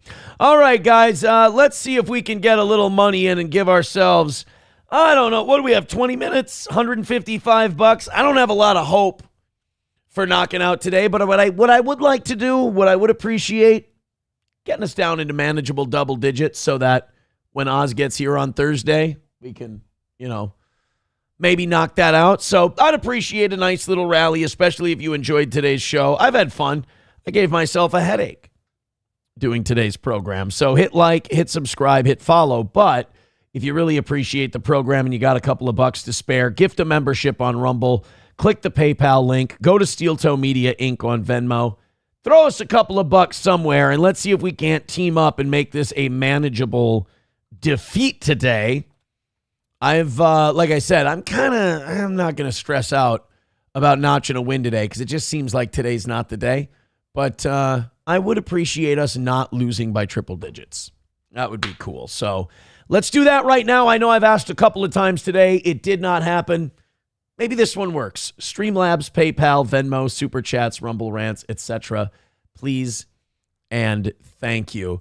Boy, for some reason, nobody learned from Don Lemon and Nikema Levy Pounds and all these other people that this church in Minneapolis or St. Paul, that church that they all got arrested at, the woke farmer and Don Lemon and all them, people keep showing up at this church and protesting them, this time on Easter, which is arguably the biggest day on the Christian calendar.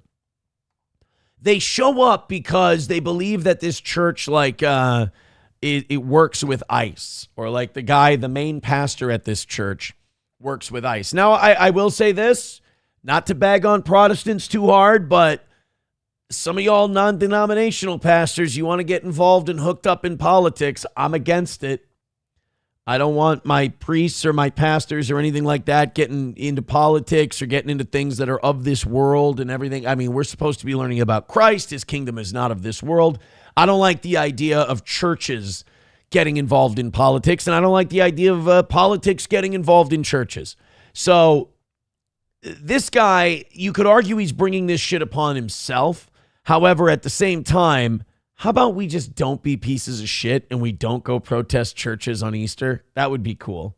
Months after multiple arrests were made following a protest, yet another anti-ICE protest. Of hours, though, we have heard the charges have been dismissed. Our Bill Keller is live. He's in St. Paul with the very latest. Oh, yeah, they don't want to, like, hold her and prosecute her for it. They just wanted to get her the fuck out of that church and detain her and cut her loose. In this case, and the fluid information that we're getting. Good morning, Bill. Good morning, Tom. Well, yesterday's arrest happened at that same church that made headlines earlier this year after the group of protesters stormed inside during a religious service because of the church's pastor who works for ICE. Well, within just the last hour, the woman arrested yesterday for again protesting, this time during an Easter church service, was just released from jail. The judge dismissing the charges because she ruled the case lacked probable cause. I am out. The charge has been dismissed. Yeah, see, here's the thing. Like, if they don't go inside the church, like, you're allowed to be outside of a church and be a dick. I mean, it's a shitty look. It's a mean thing to do. It's not nice, especially on Easter. But you're allowed to do that. The Don Lemon thing was they actually went into the church service and interrupted it. That's where it's a crime. And let's go. Yeah, that is Emily Phillips from Stevens Point, Wisconsin. She was initially charged with 4 misdemeanors in connection with yesterday's anti-ICE demonstration. The 34-year-old made her first court appearance this morning where she was joined by a pretty substantial group of protesters. Well, here's the thing. The Minnesota court system doesn't really want to protect churches any more than they have to. And number 2, I think our court system wants to be fucking done with all this ICE shit as soon as possible. So, you know, if you're looking for a state that's going to prosecute people for fucking with Christians, Minnesota probably not the best one.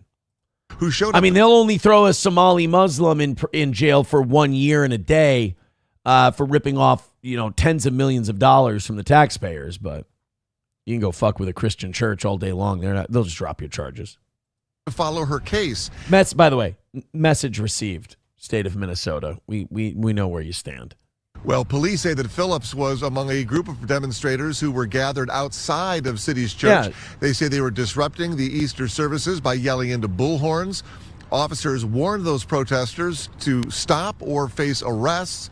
Most of the demonstrators complied with those police orders to leave, but when Phillips refused to stop, she was arrested for interference with religious observance. See, again, I don't think the cops thought that those charges were going to stick. Again, if they were across the street, technically, they have the right to do that. They're being a dick. I think the cops just wanted to get them the fuck out of there. Red Fox Mad with $5 says, Aaron, did you go to Easter Eve Mass on Saturday night or Easter Day Mass on Sunday morning? I went Sunday morning. I went to the Mass of the Last Supper on Thursday. The website for one of the churches that we were going to go to for Good Friday listed the wrong time of the service on their website. And so my daughter and I showed up late to that one. And they said, yeah, oh, we're sorry. Yeah, we didn't update the website. 1:30 is our service time, not 30. So we're getting there as everyone's emptying out. And then we went at 9 a.m. on Easter Sunday. Thank you, Red Fox Mad. $150 away from today. We would really appreciate a respectable L today. So please contribute when you can. This is the second time this church has been targeted by those types of protesters who are opposed to the Trump administration's immigration crackdown. In January, dozens of protesters were also arrested for going inside City's church, including independent journalists who say they were covering the demonstration. Well, federal prosecutors have since charged dozens with violating the FACE Act. That prohibits the use of force or interfering with people who are exercising their right to religious freedom in a place. See, now, and those are federal charges. Those might stick. That might actually go somewhere. But here in the state of Minnesota, they're not going to waste their time with this. I don't think. And if the federal judges in Minnesota are anything like the state judges, then they're you know, Don Lemon's not going to see the inside of a jail cell for going into a church service. You know, he might get a fine, some probation, whatever, but we're not going to see Don Lemon get locked the fuck up or anything like that. By the way, Rational Redhead says the church is connected to Pete Hegseth through Doug Wilson. Oh, that's their gripe, is that there's a Pete Hegseth connection through this pastor. I don't like all these pastors being involved in all of these churches and all that stuff. I don't like it. I don't like any of the intertwined non-denominationals. And I heard somebody I know was like, yeah, the pastor at our church is running for state office. And I'm like, that's shitty. That's not okay.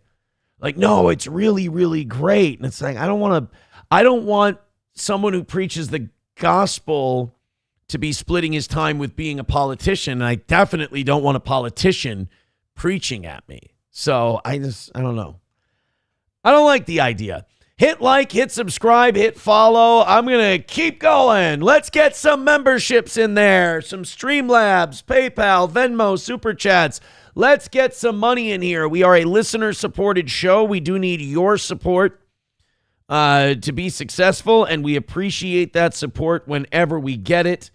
Like I said, I'm just hoping not to die by triple digits today. So please and thank you. Please contribute when you can. This is a fun one. This is out of Central Florida. I brought this story up because I wanted to throw something out there, and I wanted to see how you felt about it. I don't get the pressure that teenagers put on prom. I went to prom twice. Once when I was a senior and once last year. No, I'm just kidding. I'm not Kumia. I went to prom once when I was a senior, and then when my girlfriend that same year, the next year, she was a senior at her school, and I went to hers the year after. And honestly, I don't remember much about them. It wasn't like a crazy memorable for the rest of my life kind of a night. I think that whole myth, like American Pie created that thing, like, oh, you lose your virginity at prom. You usually lose it before that. So that was, I mean, I don't know. Like everyone's like, oh, this next story is about a Central Florida nonprofit that's buying kids suits. They're buying boys suits for their prom night. I don't know. I just never. I'll be the ghost of Christmas future, of prom future here. I just don't think you're going to remember it all that much. It's just, to me, it just seemed like another night in high school. And I wasn't like one of those people who are socially gay. I was very social, had a lot of friends. Prom isn't something I remember.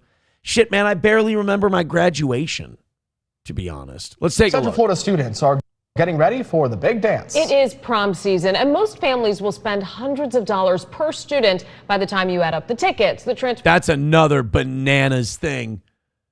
Like, we rented out this beautiful, like, ballroom convention thing for our prom, and it had like a garden theme in it, and it was really, really nice, but it's like, fuck, did we really need to go this hard in the paint? And then you spend a fortune on tickets.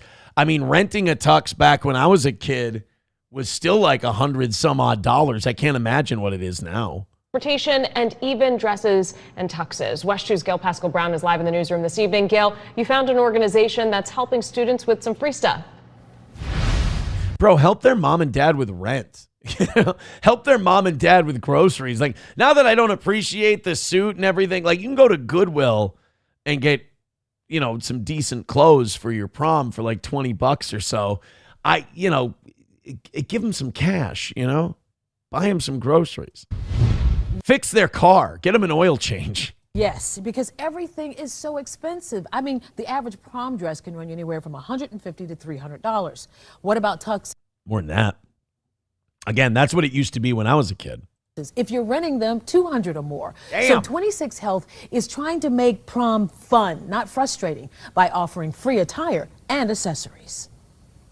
Because there's a goal on here. Well, I mean, Joanne Lacombe is a mommy on a mission. She's trying to find that special prom attire for her son and daughter at Operation Prom on Magnolia Avenue in downtown Orlando. It's free prom dresses and suits by 26 Health. 26 Health is a nonprofit healthcare organization that provides services to anyone who needs it. Supporters say prom should be a celebration, not a financial burden. You know, prom suits are so expensive. It's $111 for a ticket for prom. Imagine buying a couple of $100 suit, or, you know, you want to make sure your kid looks snazzy. They don't want to go without looking like a nice suit. So it's such a blessing. You could pull off just the jacket and shirt look. You could pull off the tech millionaire kind of a look.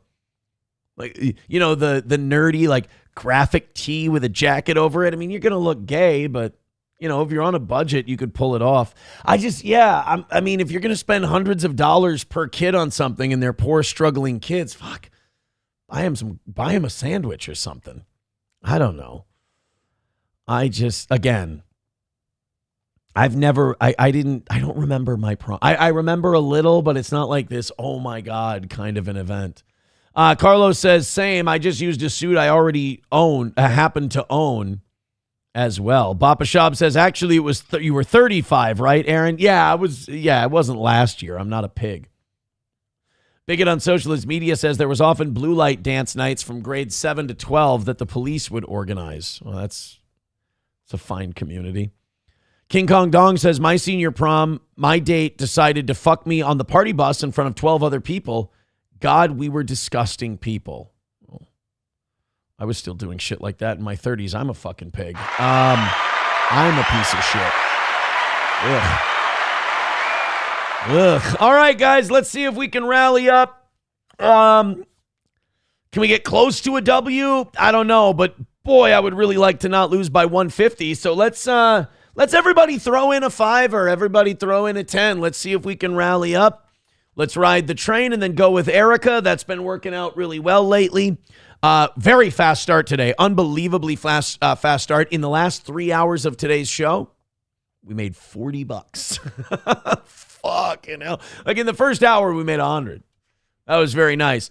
So please and thank you. We did our whole show without really asking for money much. That's kind of, we're always trying to adjust that asking amount. So we're going to rattle the cans for the last 6-7 minutes. We're going to pass around the plate for the last 6-7 minutes and see if we can't come up with a little scratch here for the show. So links are in the chat. Streamlabs, PayPal, Venmo, Super Chats, and Rumble Rants. There they are. Please and thank you. We appreciate it. Fire up the music and let's go. Hey, look at that. Approachable with $1. Says, wait, Kong, you fucked your prom date? I didn't know David swung that way. Hey-o! King Kong Dong catching strays. Unbelievable. 150 away from today. Let's see if you can't throw in a couple of bucks. I would appreciate, honestly, I know things are tough for people. I would appreciate not losing by triple digits. I'd settle for that today. I'd see that as a win. Throw in a 5, throw in a 10, throw in a 20. Throw in whatever you can. Gift 20 memberships if you want to. Shit, who am I to limit you? But let's see if we can't get a little something going here, boys and girls. Let's do it.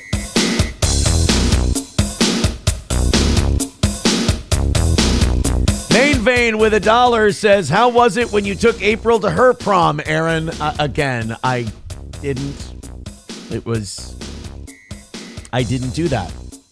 I don't know how else to answer such a trap question. All right, let's get after it. Red boys only. No, I'm just kidding. 1s, 2s, anything to get us under 150. Please and thank you. Please and thank you. Hey! $2 from Oz for Mayor. He says, you weren't April's +1 to the FFA prom. God, that joke is coming out everywhere. Vince Griswold with $2. Thank you very much. 145 away from today. Keep gifting those memberships. There's a gifted membership from Hostile Soldier. Thank you so much. Appreciate it. 140 away from today. What do you say? What do you say? 81 memberships away from 700. Again, please and thanks. Get us under $100. That would be nice. Streamlabs, PayPal, Venmo, Super Chats, Rumble Rants. Thanks, guys. Nice little start.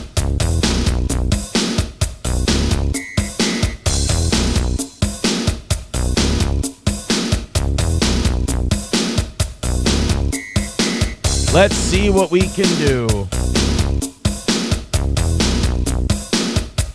Tough one today, guys, but you are a fantastic bunch, and we appreciate anything you can do for this fine program. $10 from Rabbi Smoothie. He says, we're doing it. Thank you very much. 130 away from today's goal. Can we get a red boy and give us a shot at a W today? Or 20 gifted memberships.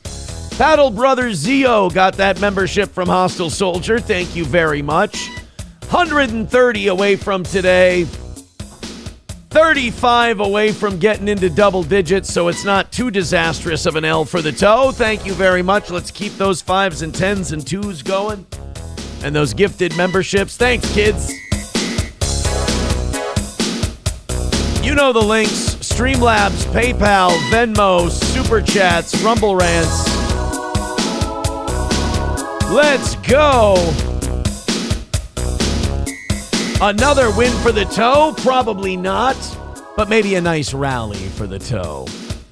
All right, we're going to Erica in a second here, boys and girls. A little tithe for the toe, if you will. Ready? In 3, 2, 1. Let's go. All right.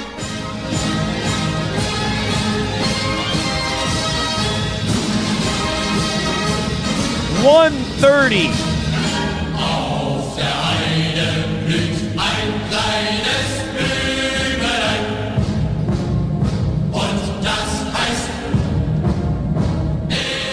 $130 for today. Let's go. Gifted memberships are cool. Silverwolf, you're cool, buddy. Don't you worry about it. Thank you to everyone. Thank you to everyone who hits thumbs up. That's really important as well. So keep it up. Let's just make sure we get another 30 in. We don't want to lose by triple digits today. That would be a bad thing. Go ahead and somebody chip in a bunch. Let's get something going here today. Thank you, guys.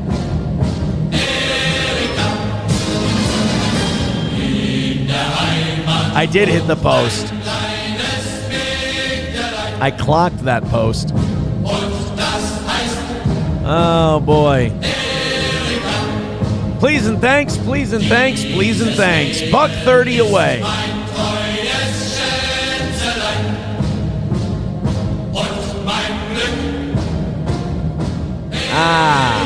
Gotta have one of these every once in a while, huh? Makes the wins that much more enjoyable. Hey, there's Main Vein with $10. He says, WPH forever. Thank you, buddy. 120 away from today. Hey, a few more of those 10s, and we've got ourselves a respectable little day here. 120 away. How about 5 gifted memberships? Can we get 5 gifted memberships in here? That would be cool. 120 away from a win for the toe. Let's go.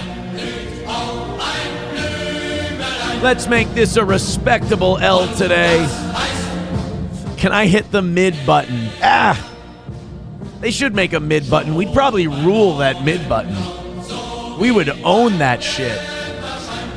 All right, here we go. Streamlabs, PayPal, Venmo, Super Chats, and Rumble Rants. Let's get it. Then we got to find somebody to raid afterward. All right, we're almost done. Boy, today, great show, guys. I'm really happy with today's show. I had a lot of fun. And, you know, as you guys have been saying, you always end up knocking it out eventually. So I'm sorry if people came here to see me get upset about it. We're killing it. And we will again this week. So thank you guys very much. If you feel like contributing or buying something from the Steel Toe merch store on Streamlabs, please do. $1 from Coltrane. Don't do that shit where you throw in $1 at a time. Don't do that shit where you do $1 just to keep me here a couple of minutes. Coltrane with $1 says, my mom got attacked and bit by a fucking muskrat that ambushed her. They never got it tested, but she did the shots anyway. The video from her camera was fucking hilarious. Yeah, small rabid animals that attack humans are hilarious. I love those. All right, let's do one more of these before we wrap up here. Oh, no, we got Coltrane. We're good. All right, so we lost by 120. I got to log that for Oz's day, or sometimes the evening show goes nuts. 120's not great, but you know what? This audience usually picks it up. So thank you guys very, very much. I appreciate your contributions today. Streamlabs, PayPal, Venmo, Super Chats, Rumble Rants. There's Adam Simon with $1. Thank you very, very much. Great show. I was awesome. You were awesome. We'll come back again tonight. We'll give it another shot. I appreciate you.